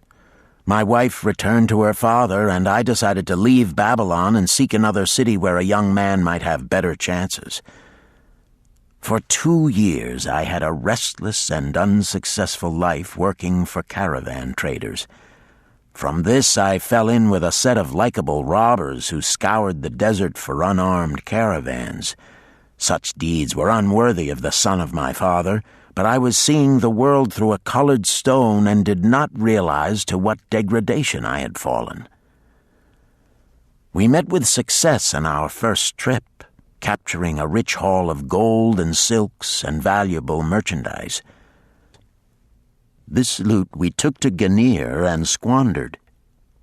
The second time we were not so fortunate. Made our capture, we were attacked by the spearsmen of a native chief to whom the caravans paid for protection. Our 2 leaders were killed, and the rest of us were taken to Damascus, where we were stripped of our clothing and sold as slaves. I was purchased for 2 pieces of silver by a Syrian desert chief. With my hair shorn and but a loincloth to wear, I was not so different from the other slaves. Being a reckless youth, I thought it merely an adventure until my master took me before his 4 wives and told them they could have me for a eunuch. Then, indeed, did I realize the hopelessness of my situation. These men of the desert were fierce and warlike. I was subject to their will without weapons or means of escape. Fearful I stood as those 4 women looked me over. I wondered if I could expect pity from them. Sirrah, the first wife, was older than the others. Her face was impassive as she looked upon me. I turned from her with little consolation. The next was a contemptuous beauty who gazed at me as indifferently as if I had been a worm of the earth. The 2 younger ones tittered as though it were all an exciting joke. It seemed an age that I stood waiting sentence. Each woman appeared willing for the others to decide. Finally, Sirrah spoke up in a cold voice. "Of eunuchs we have plenty, but of camel-tenders we have few, and they are a worthless lot. Even this day I would visit my mother who is sick with the fever, and there is no slave I would trust to lead my camel.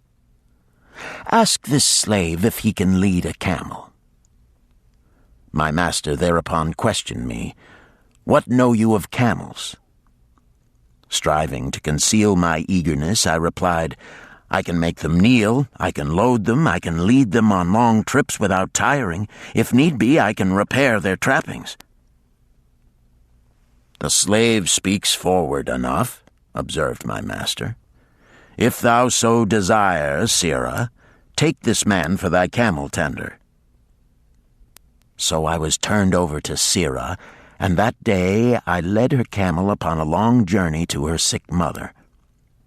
I took the occasion to thank her for her intercession, and also to tell her that I was not a slave by birth, but the son of a freeman, an honorable saddle-maker of Babylon. I also told her much of my story. Her comments were disconcerting to me, and I pondered much afterward on what she said. "How can you call yourself a free man when your weakness has brought you to this? If a man has in himself the soul of a slave, will he not become one, no matter what his birth, even as water seeks its level? If a man has within him the soul of a free man, will he not become respected and honored in his own city in spite of his misfortune? For a year I was a slave and lived with the slaves, but I could not become as one of them. One day Sirrah asked me, 'In the eventime, when the other slaves can mingle and enjoy the society of each other, why dost thou sit in thy tent alone?' To which I responded, 'I am pondering what you have said to me. I wonder if I have the soul of a slave. I cannot join them, so I must sit apart.' 'I, too, must sit apart,' she confided. 'My dowry was large, and my lord married me because of it. Yet he does not desire me. What every woman longs for is to be desired. Because of this, and because I am barren and have neither son nor daughter, must I sit apart. Were I a man, I would rather die than be such a slave, but the conventions of our tribe make slaves of women.' 'What think thou of me by this time?' I asked her suddenly. 'Have I the soul of a man, or have I the soul of a slave?' 'Have you a desire to repay the just debts you owe in Babylon?' she parried. 'Yes, I have the desire, but I see no way.' 'If thou contentedly let the years slip by and make no effort to repay, then thou hast but the contemptible soul of a slave. No man is otherwise who cannot respect himself, and no man can respect himself who does not repay honest debts.' 'But what can I do who am a slave in Syria?' 'Stay a slave in Syria, thou weakling.' 'I am not a weakling,' I denied hotly. 'Then prove it.' 'How?' 'Does not thy great king fight his enemies in every way he can and with every force he has? Thy debts are thy enemies. They ran thee out of Babylon. You left them alone, and they grew too strong for thee. Hadst fought them as a man, thou couldst have conquered them and been one honored among the townspeople. But thou had not the soul to fight them, and behold, thy pride hast gone down until thou art a slave in Syria." Much I thought over her unkind accusations, and many defensive phrases I worded to prove myself not a slave at heart. But I was not to have the chance to use them. 3 days later, the maid of Sirah took me to her mistress. "My mother is again very sick," she said. "Saddle the 2 best camels in my husband's herd. Tie on waterskins and saddlebags for a long journey. The maid will give thee food at the kitchen tent." I packed the camels, wondering much at the quantity of provisions the maid provided, for the mother dwelt less than a day's journey away.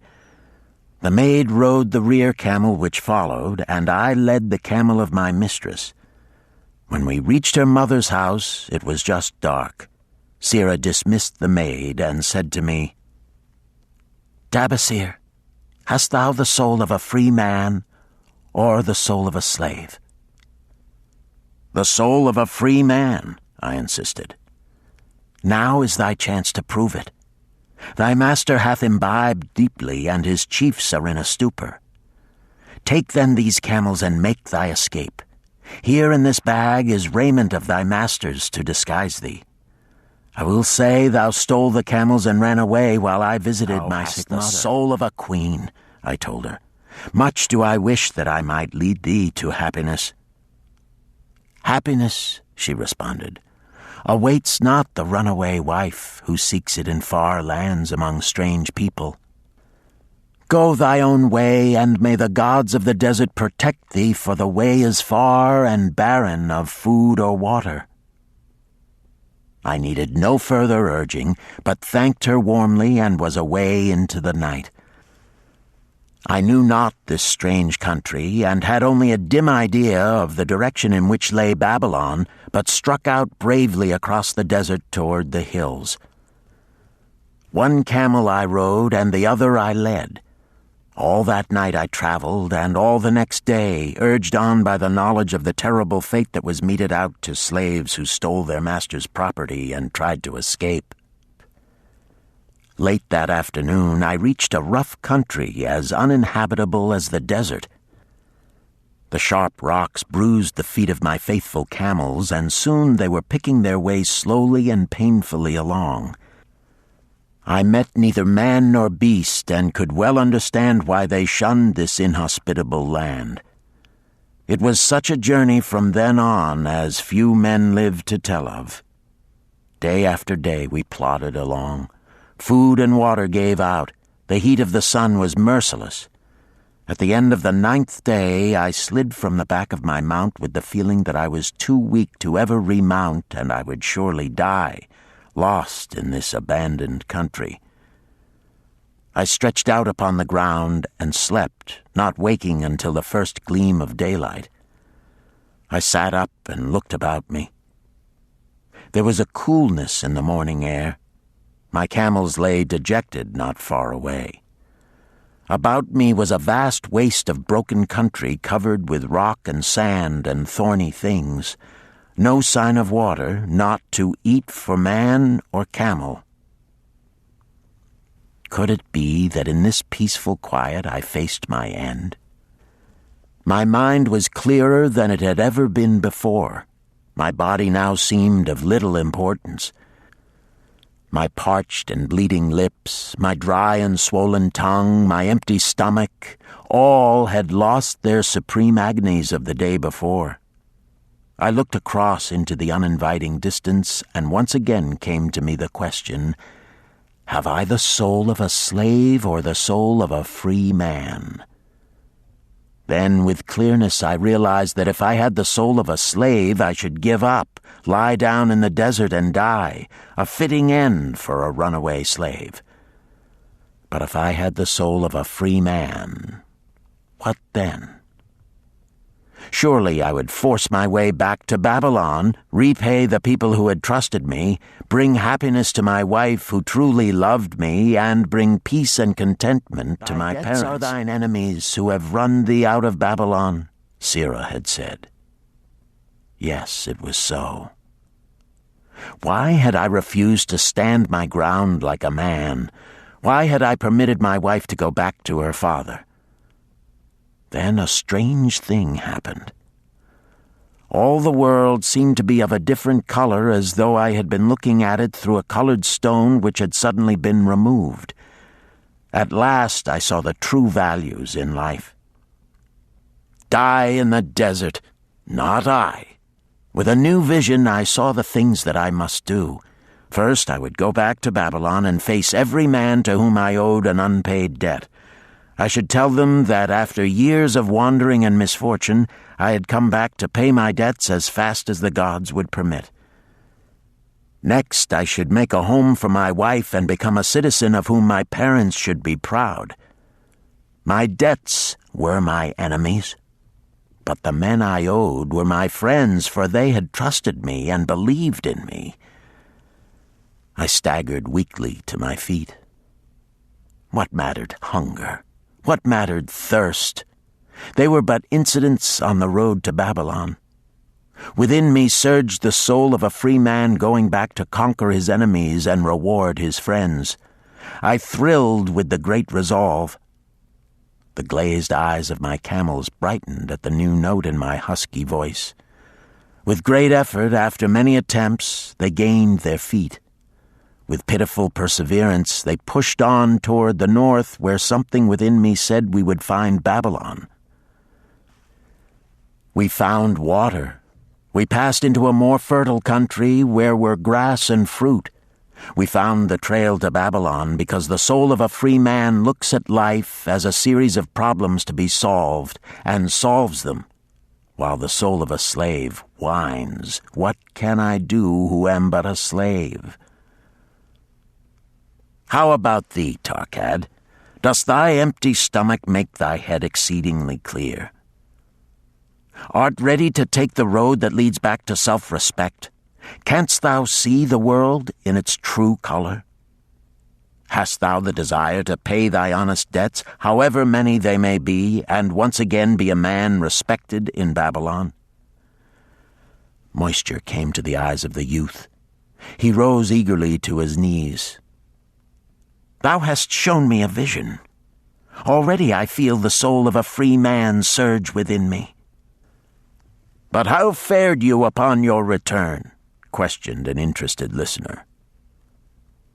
Where the determination is, the way can be found, Dabasir replied. I now had the determination, so I set out to find a way. First I visited every man to whom I was indebted, and begged his indulgence until I could earn that with which to repay. Most of them met me gladly. Several reviled me, but others offered to help me. One indeed did give me the very help I needed. It was Mathon, the gold lender.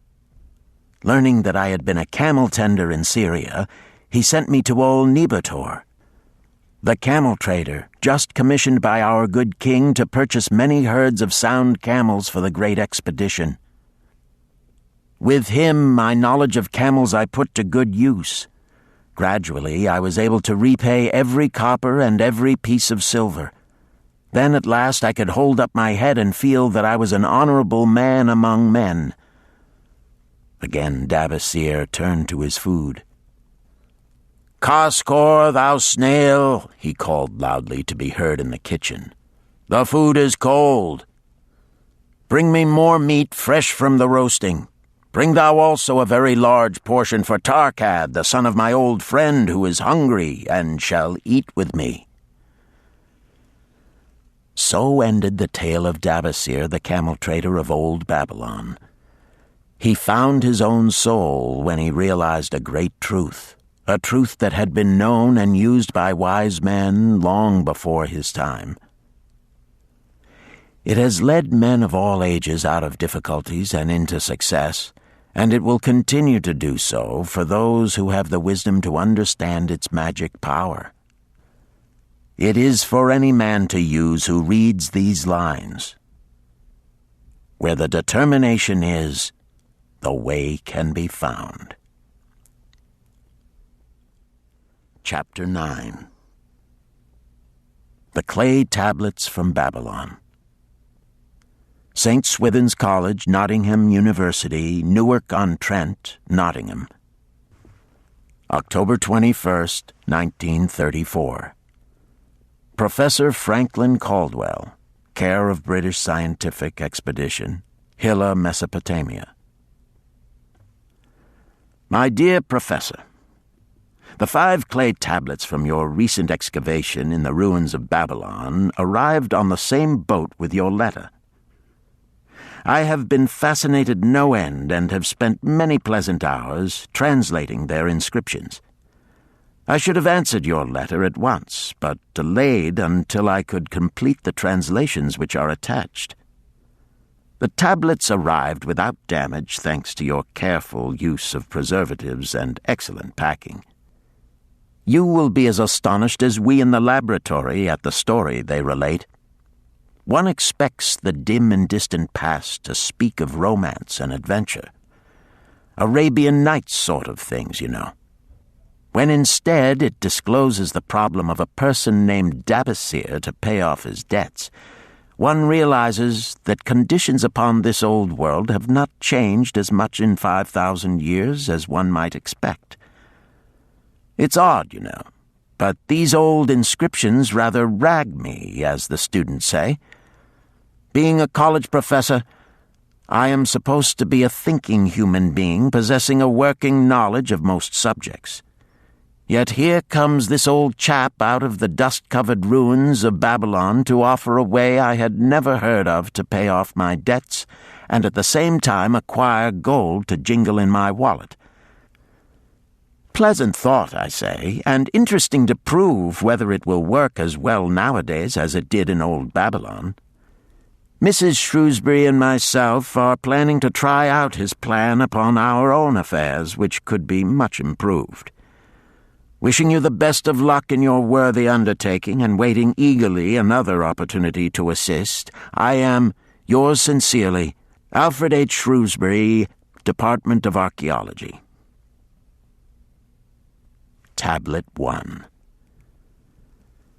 Now, when the moon becometh full, I, Dabasir, who am but recently returned from slavery in Syria, with the determination to pay my many just debts and become a man of means worthy of respect in my native city of Babylon, do here engrave upon the clay a permanent record of my affairs to guide and assist me in carrying through my high desires.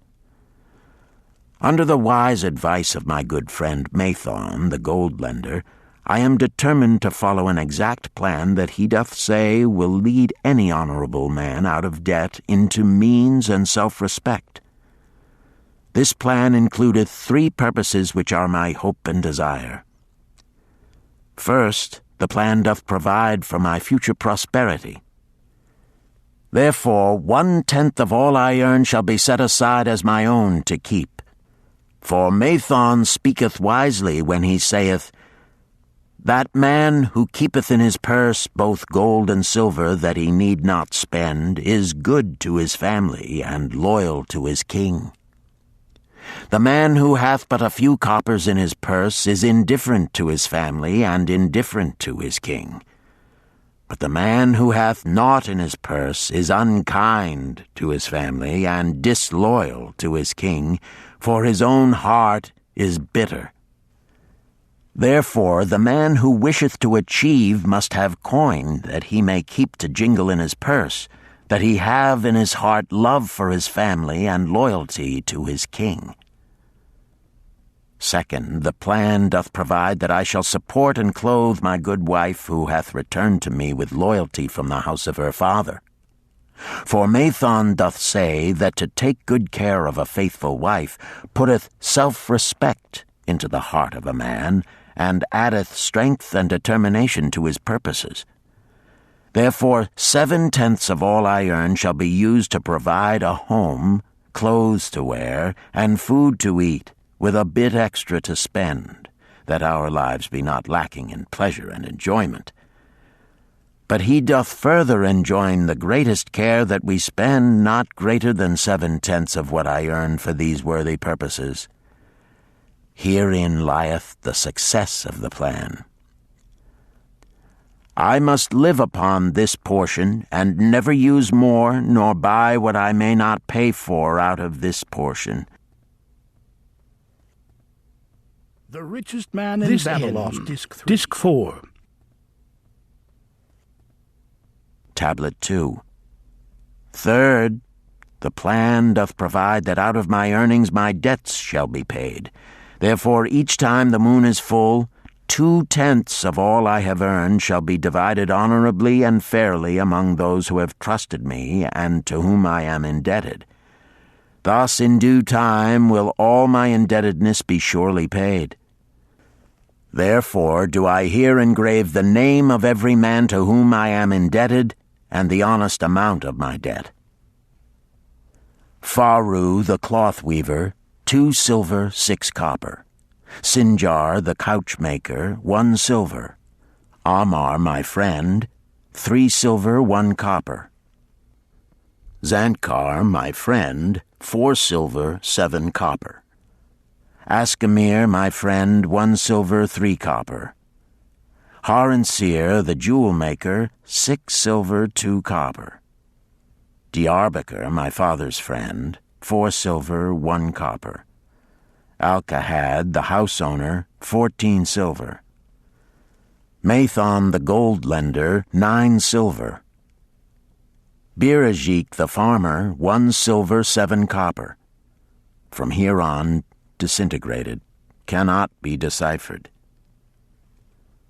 Tablet 3. To these creditors do I owe in total 119 pieces of silver and 141 pieces of copper. Because I did owe these sums and saw no way to repay, in my folly I did permit my wife to return to her father, and didst leave my native city and seek easy wealth elsewhere, only to find disaster and to see myself sold into the degradation of slavery.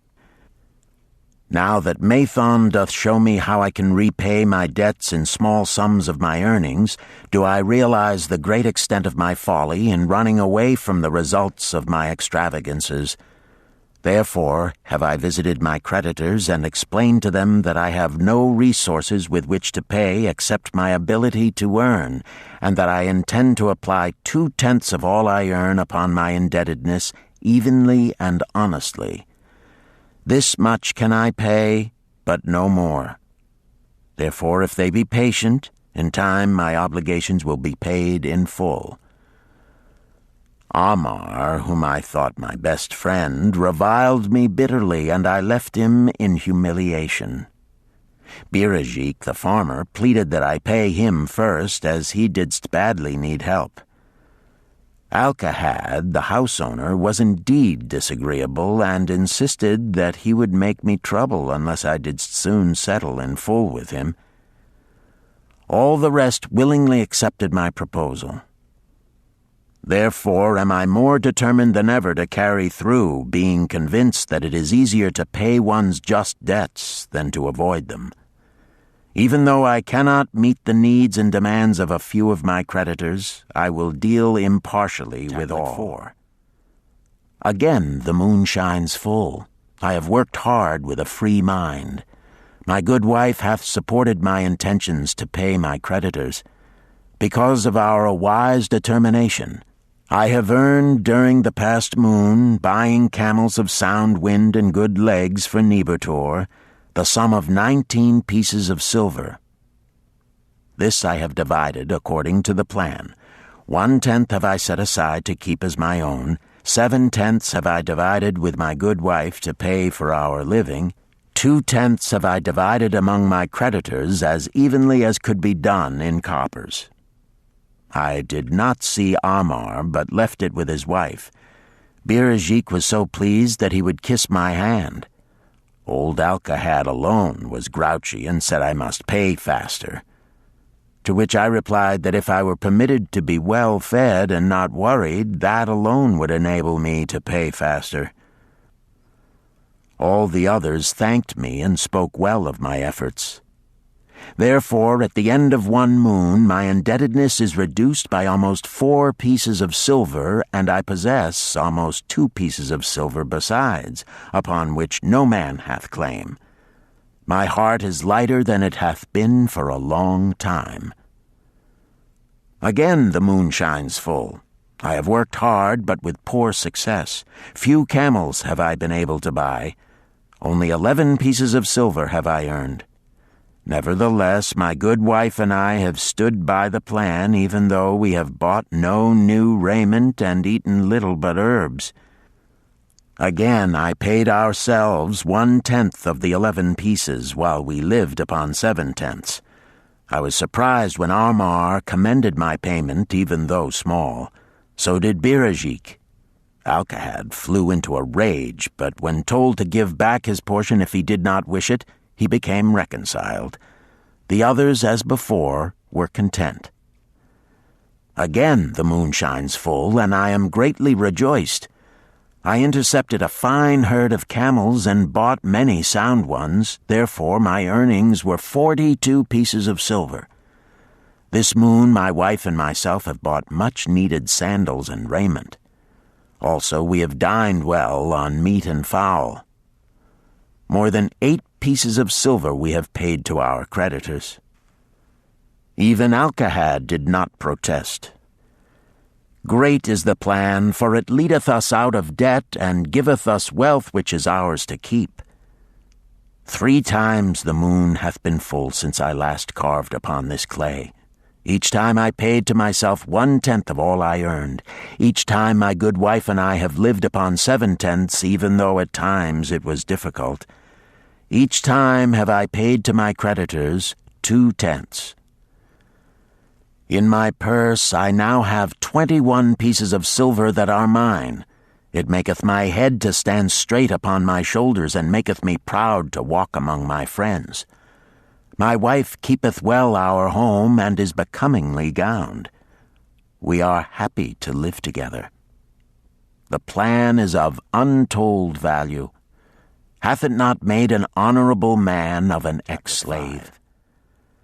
Again the moon shines full, and I remember that it is long since I carved upon the clay. 12 moons in truth have come and gone. But this day I will not neglect my record, because upon this day I have paid the last of my debts. This is the day upon which my good wife and my thankful self celebrate with great feasting that our determination hath been achieved. Many things occurred upon my final visit to my creditors that I shall long remember. Armar begged my forgiveness for his unkind words, and said that I was one of all others he most desired for a friend. Old Alcahad is not so bad after all, for he said, "Thou wert once a piece of soft clay to be pressed and molded by any hand that touched thee. But now thou art a piece of bronze capable of holding an edge. If thou needst silver or gold at any time, come to me." Nor is he the only one who holdeth me in high regard. Many others speak deferentially to me. My good wife looketh upon me with a light in her eyes that doth make a man have confidence in himself. Yet it is the plan that hath made my success. It hath enabled me to pay all my debts, and to jingle both gold and silver in my purse. I do commend it to all who wish to get ahead. For truly, if it will enable an ex-slave to pay his debts and have gold in his purse, will it not aid any man to find independence? Nor am I, myself, finished with it, for I am convinced that if I follow it further, it will make me rich among men.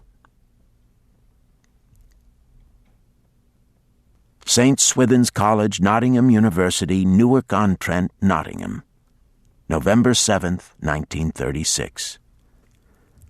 Professor Franklin Caldwell, care of British Scientific Expedition, Hilla, Mesopotamia.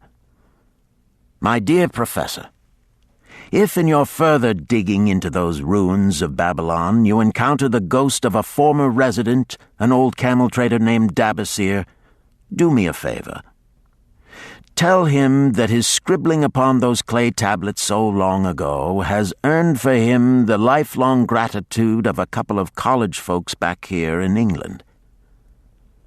You will possibly remember my writing a year ago that Mrs. Shrewsbury and myself intended to try his plan for getting out of debt and at the same time having gold to jingle. You may have guessed, even though we tried to keep it from our friends, our desperate straits. We were frightfully humiliated for years by a lot of old debts and worried sick for fear some of the tradespeople might start a scandal that would force me out of the college. We paid and paid every shilling we could squeeze out of income, but it was hardly enough to hold things even. Besides, we were forced to do all our buying where we could get further credit regardless of higher costs. It developed into one of those vicious circles that grow worse instead of better. Our struggles were getting hopeless. We could not move to less costly rooms because we owed the landlord. There did not appear to be anything we could do to improve our situation. Then here comes your acquaintance, the old camel trader from Babylon, with a plan to do just what we wished to accomplish. He jolly well stirred us up to follow his system. We made a list of all our debts, and I took it around and showed it to every one we owed. I explained how it was simply impossible for me to ever repay them the way things were going along. They could readily see this themselves from the figures. Then I explained that the only way I saw to pay in full was to set aside 20% of my income each month to be divided pro rata, which would pay them in full in a little over 2 years. That in the meantime we would go on a cash basis and give them the further benefit of our cash purchases. They were really quite decent. Our greengrocer, a wise old chap, put it in a way that helped to bring around the rest. If you pay for all you buy and then pay some on what you owe, that is better than you have done, for you ain't paid down the account none. Finally, I secured all their names to an agreement binding them not to molest us as long as the 20% of income was paid regularly. Then we began scheming on how to live upon 70%. We were determined to keep that extra 10% to jingle. The thought of silver and possibly gold was most alluring. It was like having an adventure to make the change. We enjoyed figuring this way and that to live comfortably upon that remaining 70%. We started with rent and managed to secure a fair reduction. Next, we put our favorite brands of tea and such under suspicion, and were agreeably surprised how often we could purchase superior qualities at less cost. It is too long a story for a letter, but anyhow, it did not prove difficult. We managed, and right cheerfully at that. What a relief it proved to have our affairs in such a shape we were no longer persecuted by past due accounts. I must not neglect, however, to tell you about that extra 10% we were supposed to jingle. Well, we did jingle it for some time. Now, don't laugh too soon. You see, that is the sporty part. It is the real fun to start accumulating money that you do not want to spend. There is more pleasure in running up such a surplus than there could be in spending it. After we had jingled to our heart's content, we found a more profitable use for it. We took up an investment upon which we could pay that 10% each month. This is proving to be the most satisfying part of our regeneration. It is the first thing we pay out of my check. There is a most gratifying sense of security to know our investment is growing steadily.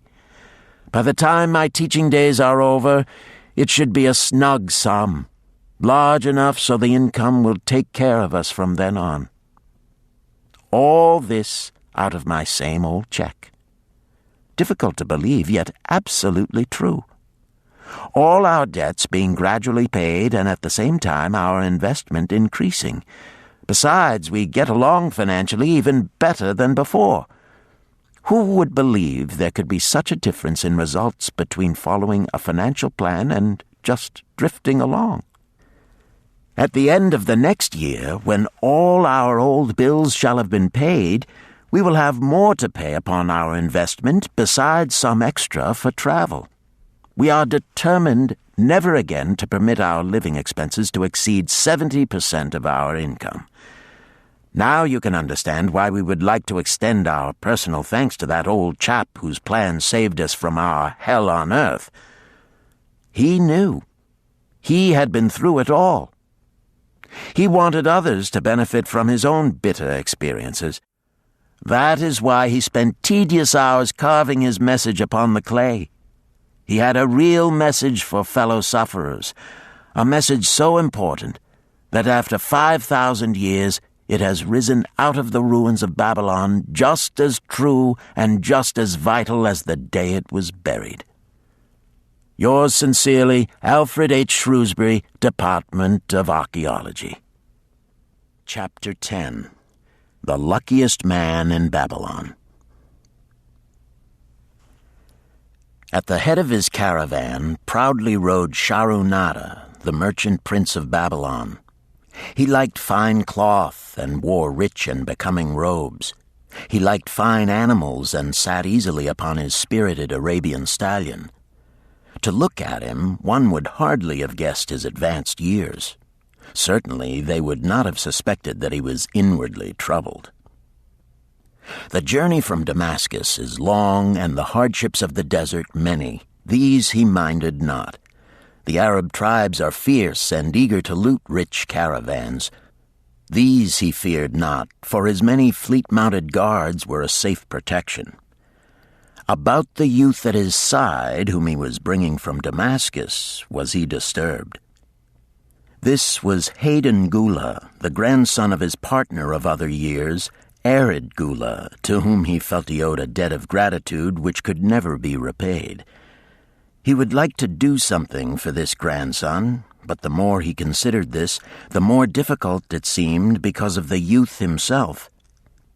Eyeing the young man's rings and earrings, he thought to himself, "He thinks jewels are for men. Still, he has his grandfather's strong face. But his grandfather wore no such gaudy robes. Yet I sought him to come, hoping I might help him get a start for himself and get away from the wreck his father has made of their inheritance." Hayden Gula broke in upon his thoughts. "Why dost thou work so hard, riding always with thy caravan upon its long journeys? Dost thou never take time to enjoy life?" Shahrunada smiled. "To enjoy life?" he repeated. "What wouldst thou do to enjoy life if thou wert Shahrunada?" "If I had wealth equal to thine, I would live like a prince. Never across the hot desert would I ride. I would spend the shekels as fast as they came to my purse. I would wear the richest of robes and the rarest of jewels. That would be a life to my liking, a life worth living." Both men laughed. "Thy grandfather wore no jewels," Shahrunada spoke before he thought, then continued jokingly, "Wouldst thou leave no time for work?" "Work was made for slaves," Hayden Gula responded. Shahrunada bit his lip but made no reply, riding in silence until the trail led them to the slope. Here he reined his mount and, pointing to the green valley far away, "See, there is the valley. Look far down, and thou canst faintly see the walls of Babylon. The tower is the temple of Bel. If thine eyes are sharp, thou mayest even see the smoke from the eternal fire upon its crest." "So that is Babylon? Always have I longed to see the wealthiest city in all the world," Hayden Gula commented. "Babylon, where my grandfather started his fortune. Would he were still alive. we would not be so sorely pressed. Why wish his spirit to linger on earth beyond its allotted time? Thou and thy father can well carry on his good work. Alas, of us neither has his gift. Father and myself know not his secret for attracting the golden shekels." Sharunada did not reply, but gave rein to his mount and rode thoughtfully down the trail. Followed the caravan in a cloud of reddish dust. Some time later they reached the King's Highway and turned south through the irrigated farms. 3 old men plowing a field caught Sharunada's attention. They seemed strangely familiar. How ridiculous. One does not pass a field after 40 years and find the same men plowing there. Yet something within him said they were the same. One, with an uncertain grip, held the plow. The others laboriously plodded beside the oxen, ineffectually beating them with their barrel staves to keep them pulling. 40 years ago, he had envied these men. How gladly he would have exchanged places. But what a difference now! With pride he looked back at his trailing caravan, well-chosen camels and donkeys loaded high with valuable goods from Damascus. All this was but one of his possessions. He pointed to the plowers, saying, "Still plowing the same field where they were 40 years ago. They look it, but why thinkest thou they are the same?" "I saw them there," Sharunada replied. Recollections were racing rapidly through his mind. Why could he not bury the past and live in the present? Then he saw, as in a picture, the smiling face of Arid Gula. The barrier between himself and the cynical youth beside him dissolved.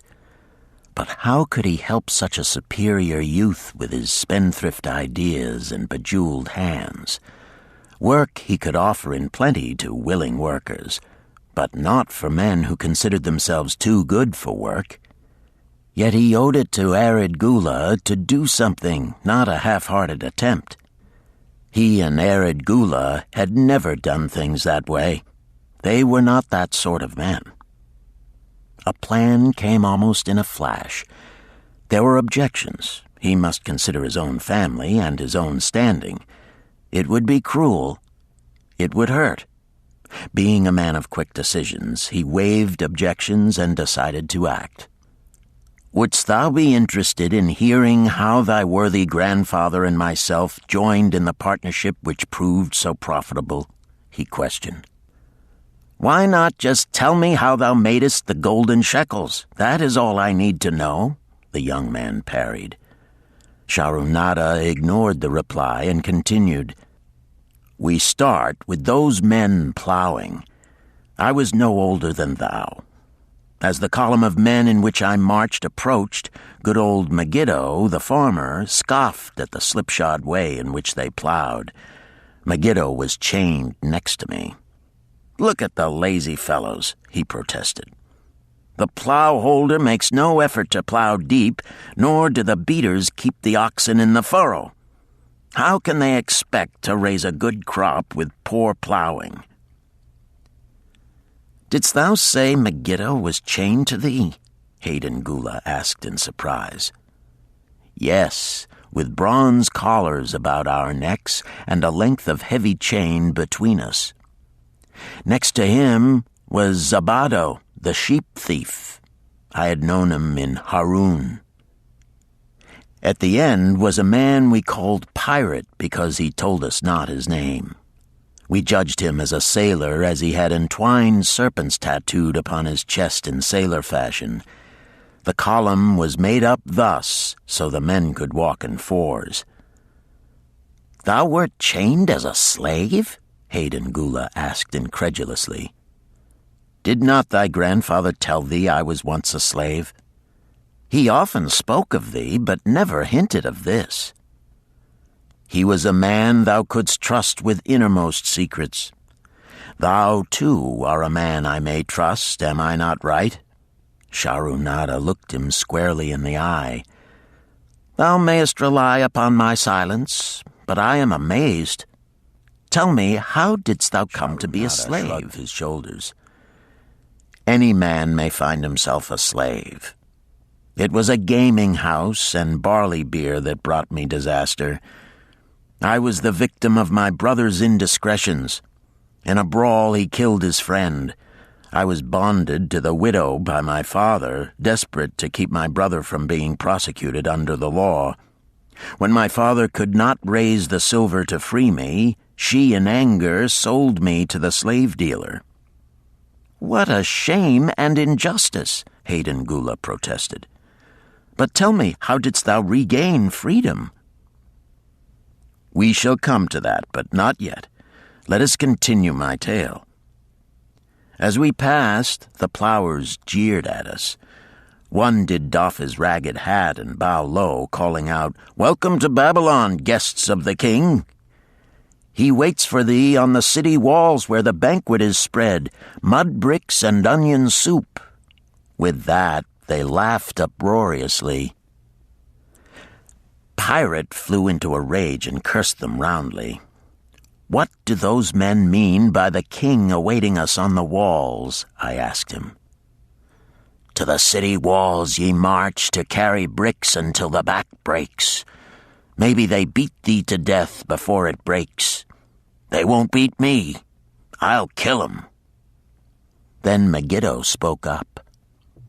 'It doesn't make sense to me to talk of masters beating willing, hard-working slaves to death. Masters like good slaves and treat them well.' 'Who wants to work hard?' commented Zabato. 'Those plowers are wise fellows.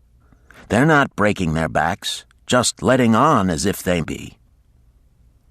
'Thou can't get ahead by shirking,' Megiddo protested.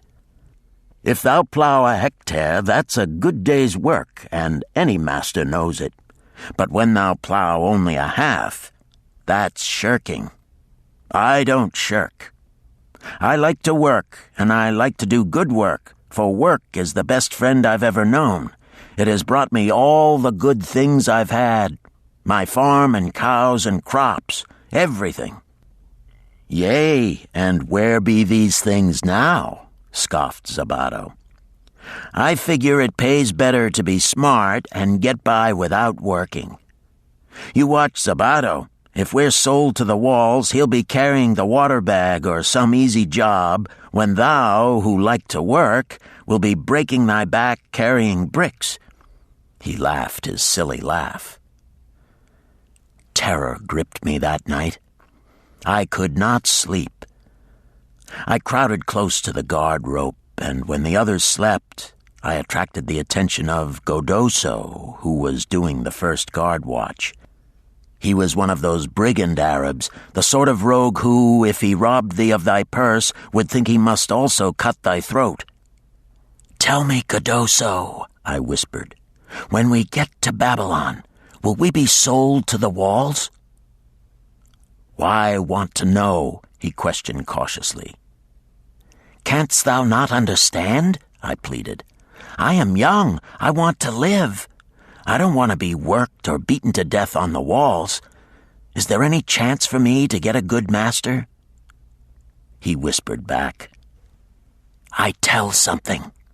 Thou good fellow, give Godoso no trouble. Most times we go first to slave market. Listen now. When buyers come, tell 'em you good worker, like to work hard for good master, make 'em want to buy. You not make 'em buy, next day you carry brick. Mighty hard work.' After he walked away, I lay in the warm sand looking up at the stars and thinking about work. What Megiddo had said about it being his best friend made me wonder if it would be my best friend. Certainly it would be if it helped me out of this. When Megiddo awoke, I whispered my good news to him. It was our one ray of hope as we marched toward Babylon. Late in the afternoon, we approached the walls and could see the lines of men, like black ants, climbing up and down the steep diagonal paths. As we drew closer, we were amazed at the thousands of men working. Some were digging in the moat, Others mixed the dirt into mud bricks. The greatest number were carrying the bricks in large baskets up those steep trails to the masons. Overseers cursed the laggards and cracked bullock whips over the backs of those who failed to keep in line. Poor, worn-out fellows were seen to stagger and fall beneath their heavy baskets, unable to rise again. If the lash failed to bring them to their feet, they were pushed to the side of the paths and left writhing in agony. Soon they would be dragged down to join other craven bodies beside the roadway to await unsanctified graves. As I beheld the ghastly sight, I shuddered. So this was what awaited my father's son if he failed at the slave market. Godoso had been right. We were taken through the gates of the city to the slave prison, and next morning marched to the pens in the market. Here the rest of the men huddled in fear, and only the whips of our guard could keep them moving so the buyers could examine them. Megiddo and myself eagerly talked to every man who permitted us to address him. The slave dealer brought soldiers from the king's guard who shackled Pirate and brutally beat him when he protested. As they led him away, I felt sorry for him. Megiddo felt that we would soon part. When no buyers were near, he talked to me earnestly to impress upon me how valuable work would be to me in the future. Some men hate it. They make it their enemy. Better to treat it like a friend. Make thyself like it. Don't mind because it is hard. If thou thinkest about what a good house thou build, then who cares if the beams are heavy and it is far from the well to carry the water for the plaster? Promise me, boy, if thou get a master, work for him as hard as thou canst. If he does not appreciate all thou do, never mind.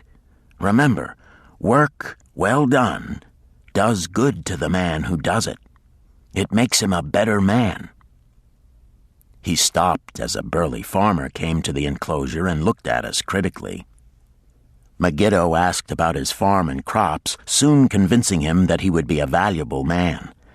After violent bargaining with the slave dealer, the farmer drew a fat purse from beneath his robe, and soon Megiddo had followed his new master out of sight. A few other men were sold during the morning. At noon, Godoso confided to me that the dealer was disgusted and would not stay over another night, but would take all who remained at sundown to the king's buyer. I was becoming desperate when a fat, good-natured man walked up to the wall and inquired if there was a baker among us. I approached him, saying, "Why should a good baker like thyself seek another baker of inferior ways? Would it not be easier to teach a willing man like myself thy skilled ways? Look at me. I am young, strong, and like to work. Give me a chance, and I will do my best to earn gold and silver for thy purse." He was impressed by my willingness and began bargaining with the dealer who had never noticed me since he had bought me, but now waxed eloquent on my abilities, good health, and good disposition. I felt like a fat ox being sold to a butcher. At last, much to my joy, the deal was closed. I followed my new master away, thinking I was the luckiest man and was much to my liking. Nananeid, my master, taught me how to grind the barley in the stone bowl that stood in the courtyard, how to build the fire in the oven, and then how to grind very fine the sesame flour for the honey cakes. I had a couch in the shed where his grain was stored. The old slave housekeeper, Swasti, fed me well and was pleased at the way I helped her with the heavy tasks. Here was the chance I had longed for to make myself valuable to my master and, I hoped, to find a way to earn my freedom. I asked Nananeid to show me how to knead the bread and to bake. This he did, much pleased at my willingness. Later, when I could do this well, I asked him to show me how to make the honey cakes, and soon I was doing all the baking. My master was glad to be idle, but Swasti shook her head in disapproval. "No work to do is bad for any man," she declared. I felt it was time for me to think of a way by which I might start to earn coins to buy my freedom. As the baking was finished at noon, I thought Nananeid would approve if I found profitable employment for the afternoons and might share my earnings with me. Then the thought came to me, why not bake more of the honey cakes and peddle them to hungry men upon the streets of the city? I presented my plan to Nananeid this way. If I can use my afternoons after the baking is finished to earn for thee coins, would it be only fair for thee to share my earnings with me that I might have money of my own to spend for those things which every man desires and needs? Fair enough, he admitted. When I told him of my plan to peddle our honey cakes, he was well pleased. Here is what we will do, he suggested. Thou sellest them at 2 for a penny, then half of the pennies will be mine to pay for the flour and the honey and the wood to bake them. Of the rest I shall take half, and thou shalt keep half. I was much pleased by this generous offer that I might keep for myself 1/4 of my sales. That night I worked late to make a tray upon which to display them. Nananeid gave me one of his worn robes that I might look well, and Swasti helped me patch it and wash it clean. The next day I baked an extra supply of honey cakes. They looked brown and tempting upon the tray as I went along the street, loudly calling my wares. At first no one seemed interested, and I became discouraged. I kept on, and later in the afternoon, as men became hungry, the cakes began to sell, and soon my tray was empty. Nananeid was well pleased with my success and gladly paid me my share. I was delighted to own pennies. Megiddo had been right when he said a master appreciated good work from his slaves. That night I was so excited over my success I could hardly sleep, and tried to figure how much I could earn in a year and how many years would be required to buy my freedom. As I went forth with my tray of cakes every day, I soon found regular customers. One of these was none other than thy grandfather, Arid Gula.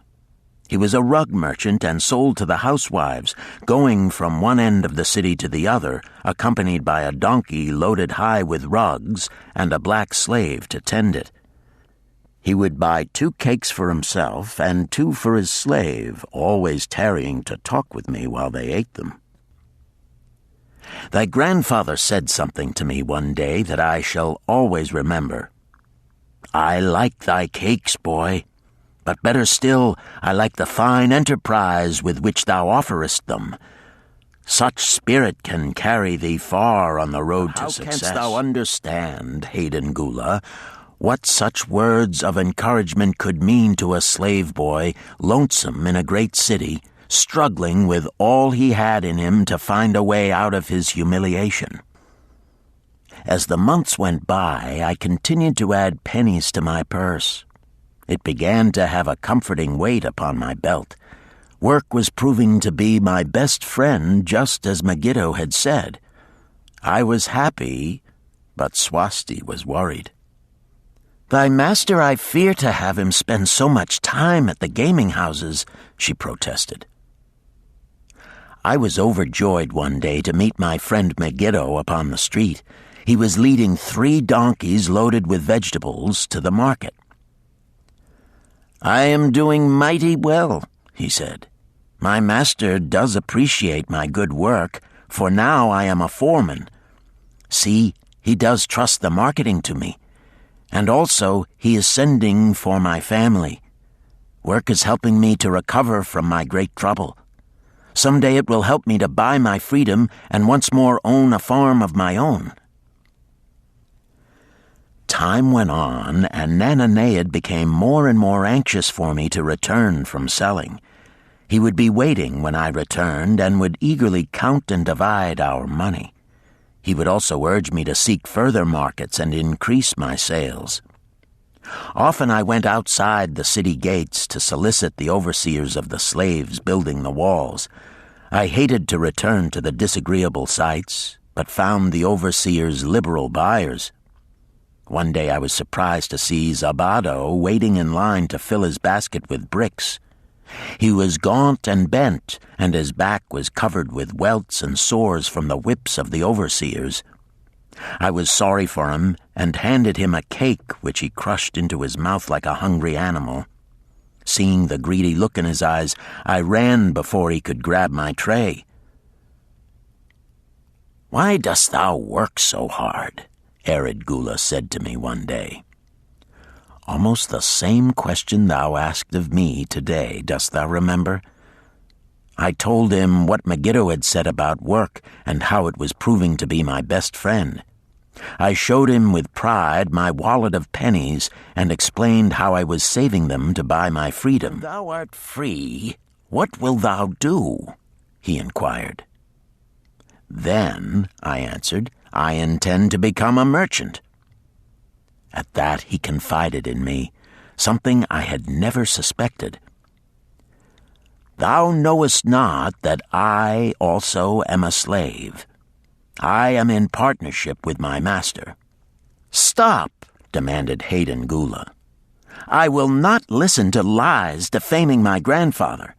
He was no slave." His eyes blazed in anger. Sharunada remained calm. "I honor him for rising above his misfortune and becoming a leading citizen of Damascus. Art thou his grandson, cast of the same mold? Art thou man enough to face true facts, or dost thou prefer to live under false illusions?" Hayden Gula straightened in his saddle. In a voice suppressed with deep emotion, he replied, "My grandfather was beloved by all. Countless were his good deeds. When the famine came, did not his gold buy grain in Egypt, and did not his caravan bring it to Damascus and distribute it to the people so none would starve? Now thou sayest he was but a despised slave in Babylon. Had he remained a slave in Babylon, that he might well have been despised, but when, through his own efforts, he became a great man in Damascus, the gods indeed condoned his misfortunes and honored him with their respect," Sharunada replied. "After telling me that he was a slave," Sharunada continued, "he explained how anxious he had been to earn his freedom.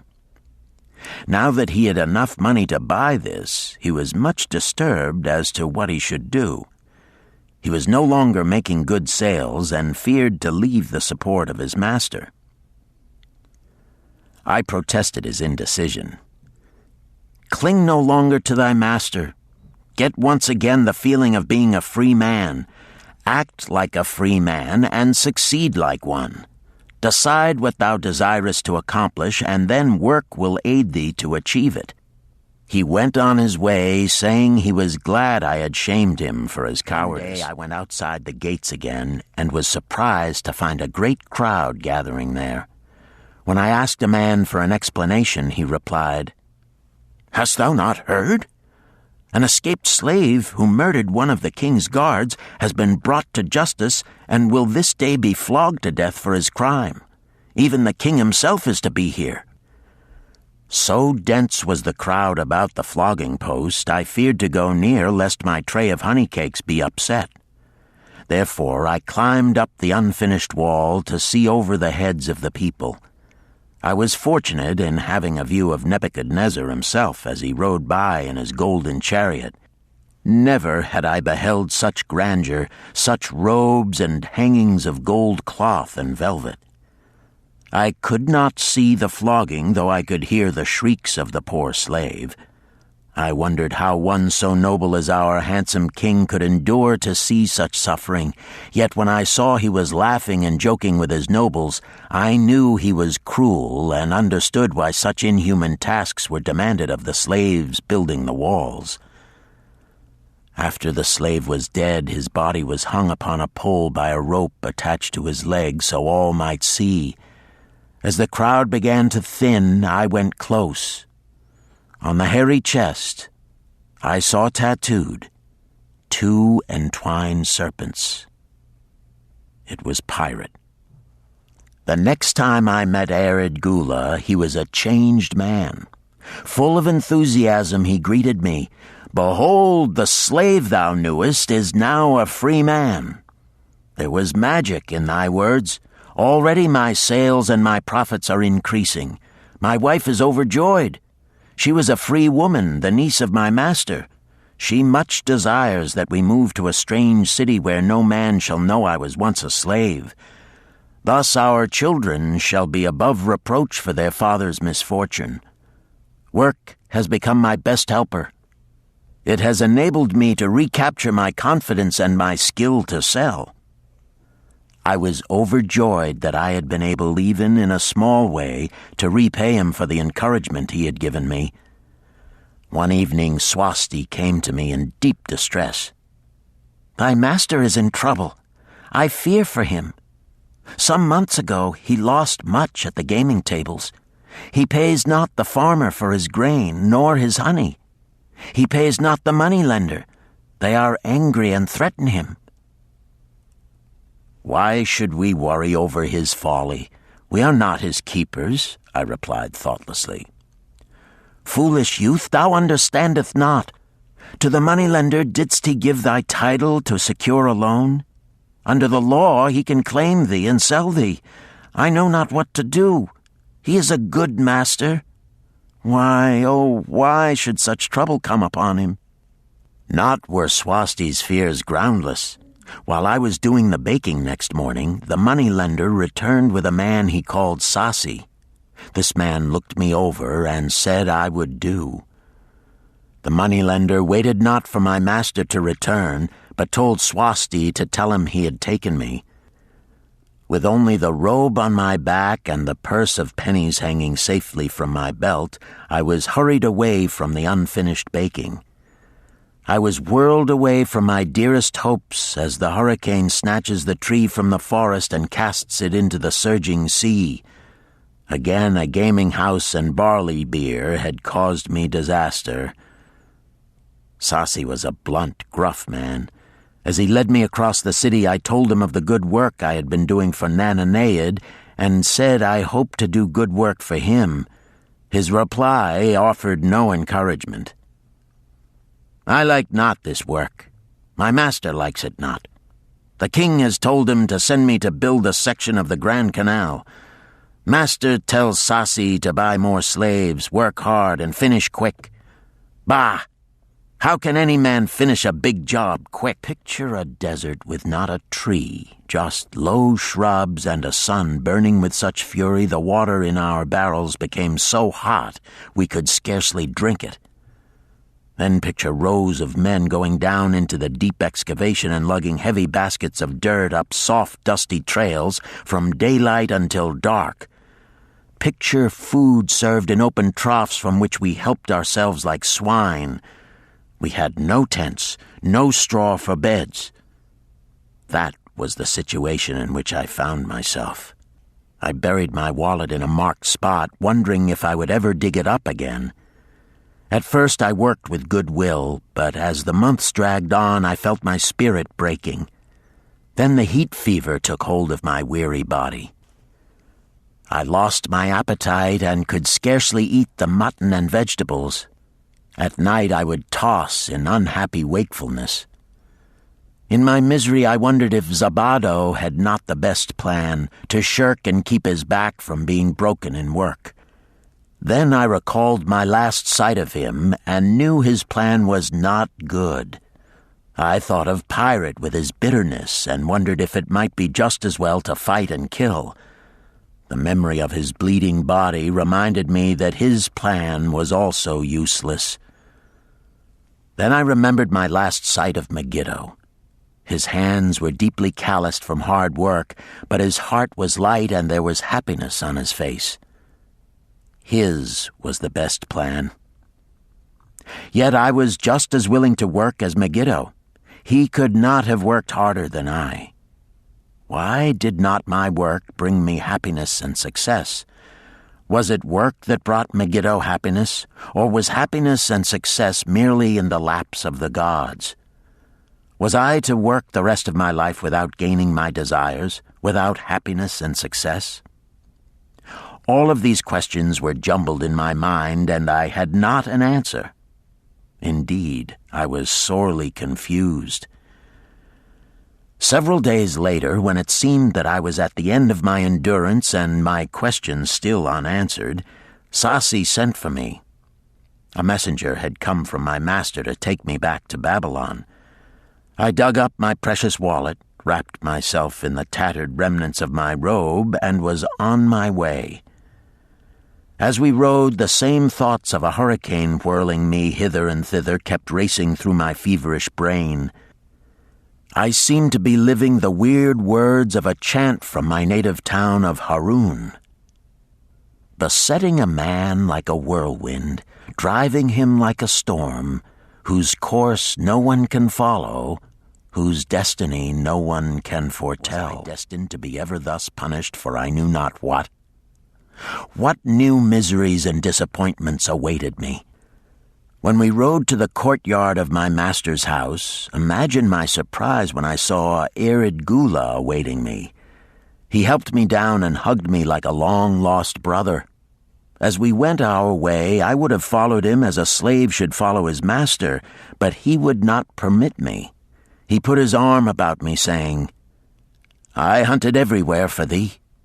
When I had almost given up hope, I did meet Swasti, who told me of the money-lender who directed me to thy noble owner.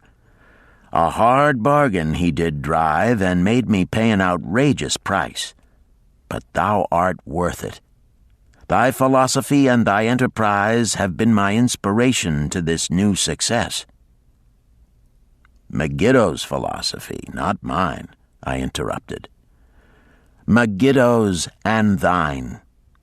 Thanks to thee both, we are going to Damascus, and I need thee for my partner." "See," he exclaimed, "in one moment thou wilt be a free man." So saying, he drew from beneath his robe the clay tablet carrying my title.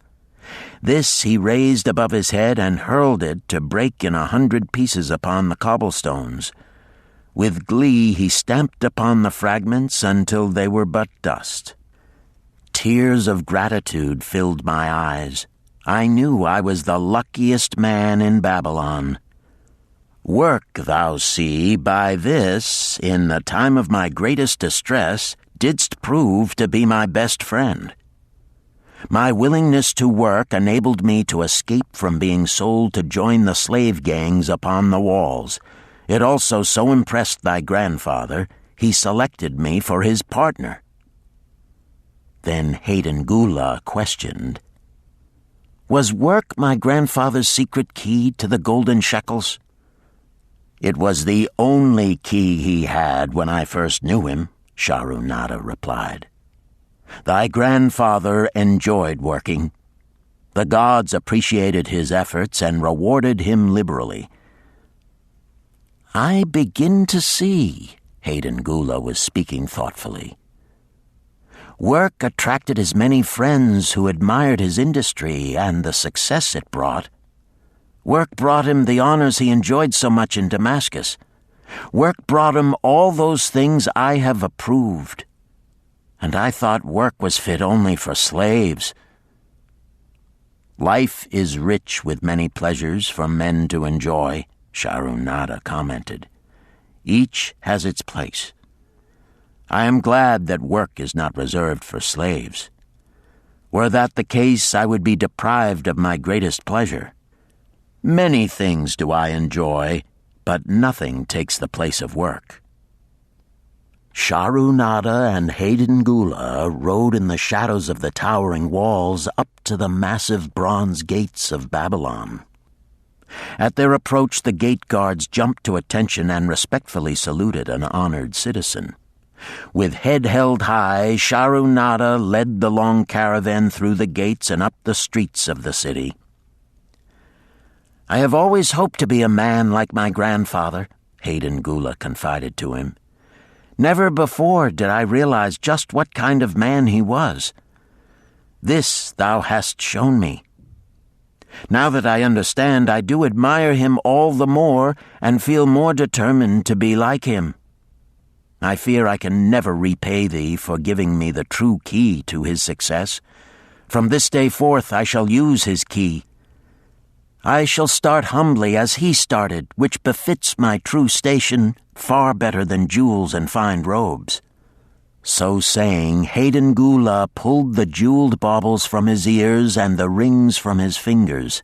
Then, reining his horse, he dropped back and rode with deep respect behind the leader of the caravan. Chapter 11. An Historical Sketch of Babylon. In the pages of history there lives no city more glamorous than Babylon. Its very name conjures visions of wealth and splendor. Its treasures of gold and jewels were fabulous. One naturally pictures such a wealthy city as located in a suitable setting of tropical luxury, surrounded by rich natural resources of forests and mines. Such was not the case. It was located beside the Euphrates River in a flat, arid valley. It had no forests, no mines, not even stone for building. It was not even located upon a natural trade route. The rainfall was insufficient to raise crops.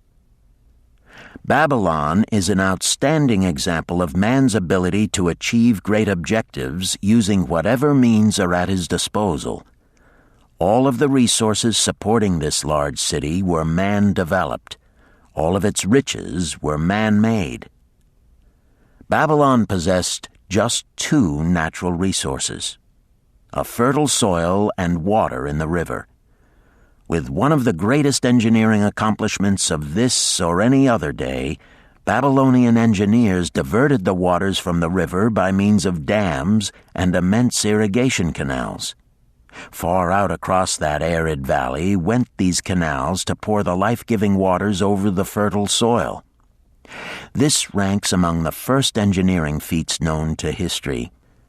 Such abundant crops as were the reward of this irrigation system the world had never seen before.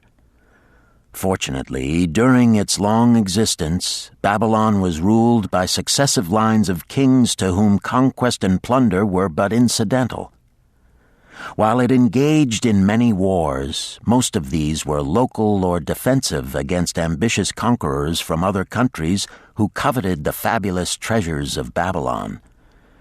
The outstanding rulers of Babylon live in history because of their wisdom, enterprise, and justice. Babylon produced no strutting monarchs who sought to conquer the known world that all nations might pay homage to their egotism. As a city, Babylon exists no more.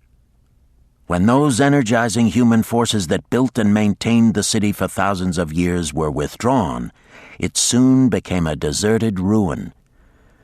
The site of the city is in Asia, about 600 miles east of the Suez Canal, just north of the Persian Gulf. The latitude is about 30 degrees above the equator, practically the same as that of Yuma, Arizona. It possessed a climate similar to that of this American city, hot and dry.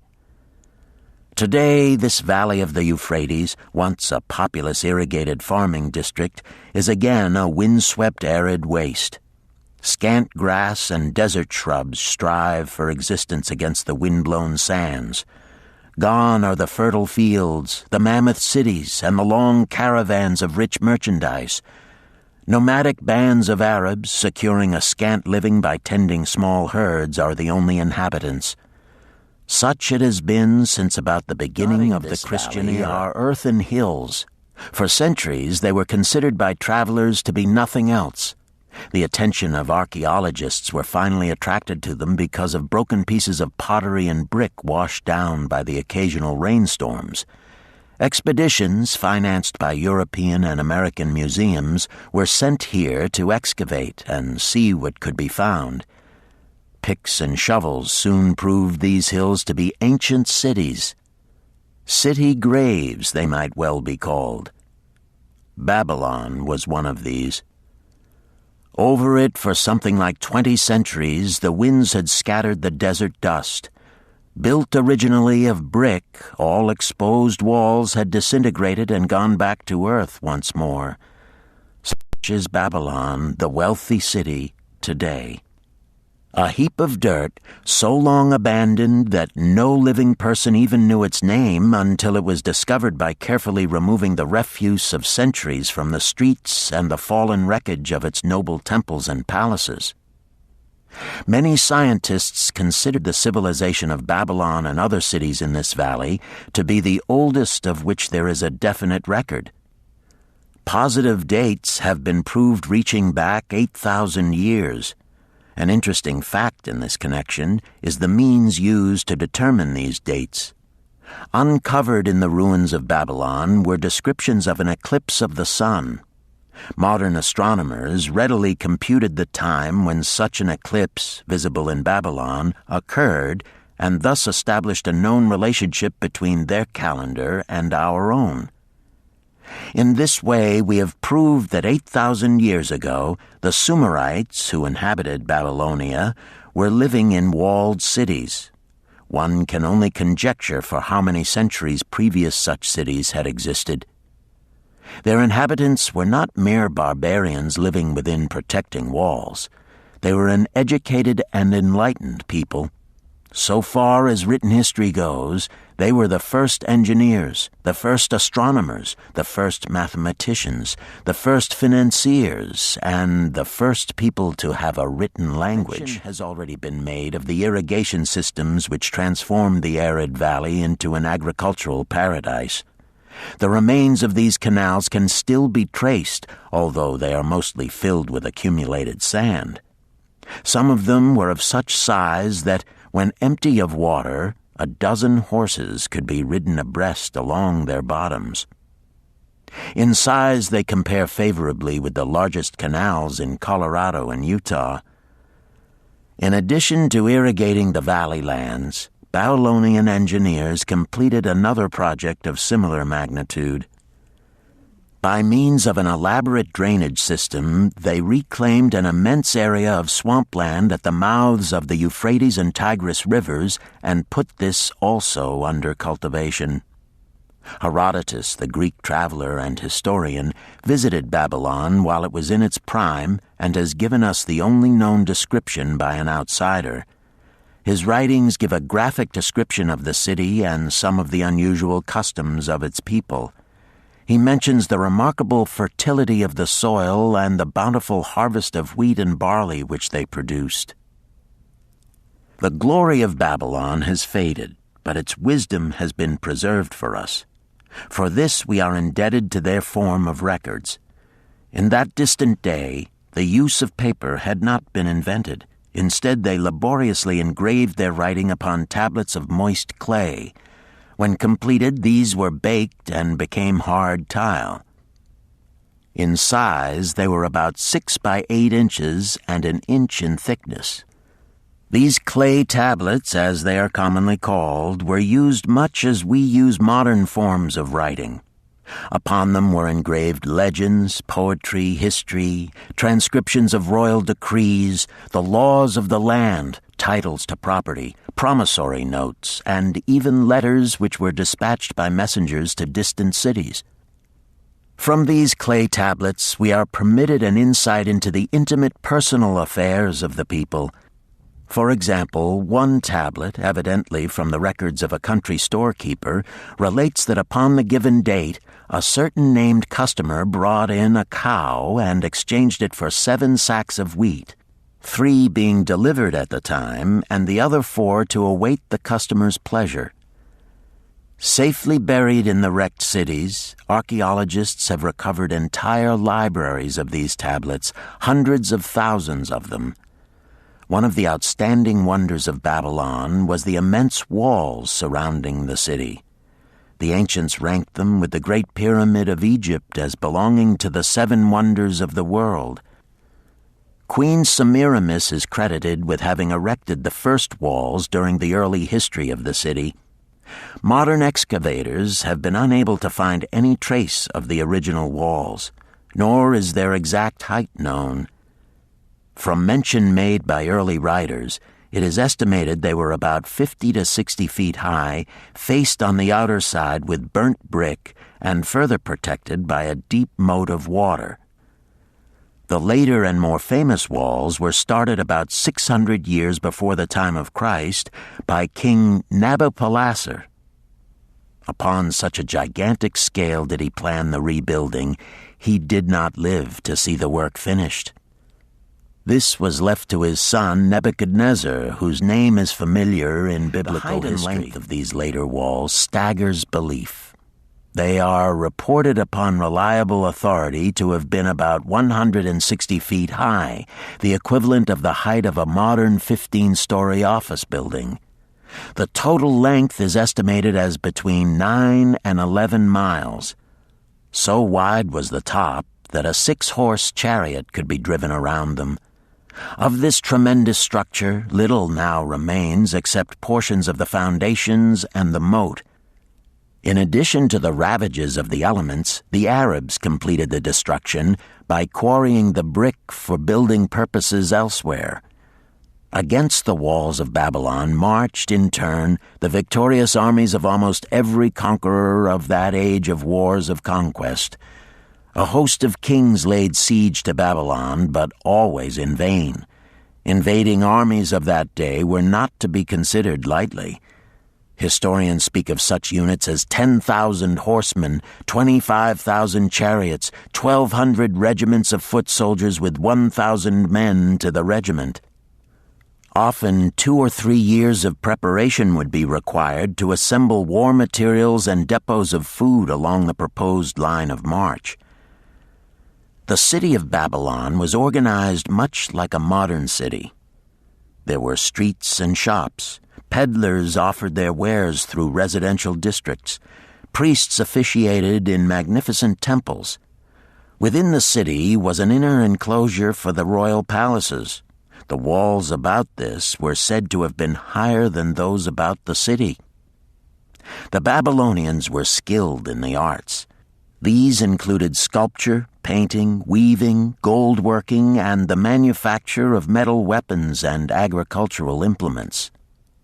Their jewelers created most artistic jewelry. Many samples have been recovered from the graves of its wealthy citizens and are now on exhibition in the leading museums of the world. At a very early period, when the rest of the world was still hacking at trees with stone-headed axes, or hunting and fighting with flint-pointed spears and arrows, the Babylonians were using axes, spears, and arrows with metal heads. The Babylonians were clever financiers and traders. So far as we know, they were the original inventors of money as a means of exchange, of promissory notes, and written titles to property. Babylon was never entered by hostile armies until about 540 years before the birth of Christ. Even then, the walls were not captured. The story of the fall of Babylon is most unusual. Cyrus, one of the great conquerors of that period, intended to attack the city and hoped to take its impregnable walls. Advisors of Nabonidus, the king of Babylon, persuaded him to go forth to meet Cyrus and give him battle without waiting for the city to be besieged. In the succeeding defeat to the Babylonian army, it fled away from the city. Cyrus thereupon entered the open gates and took possession without resistance. Thereafter, the power and prestige of the city gradually waned until, in the course of a few hundred years, it was eventually abandoned, deserted, left for the winds and storms to level once again to that desert earth from which its grandeur had originally been built.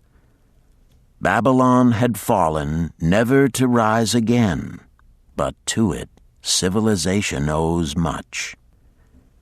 The eons of time have crumbled to dust the proud walls of its temples, but the wisdom of Babylon endures. The end. You've been listening to The Richest Man in Babylon by George Asson. Narrated by Richard Ferrone and directed by Ben Ruggiero. If you've enjoyed this book and this performance, Recorded Books recommends The Art of War by Sun Tzu, narrated by Joe Mantegna.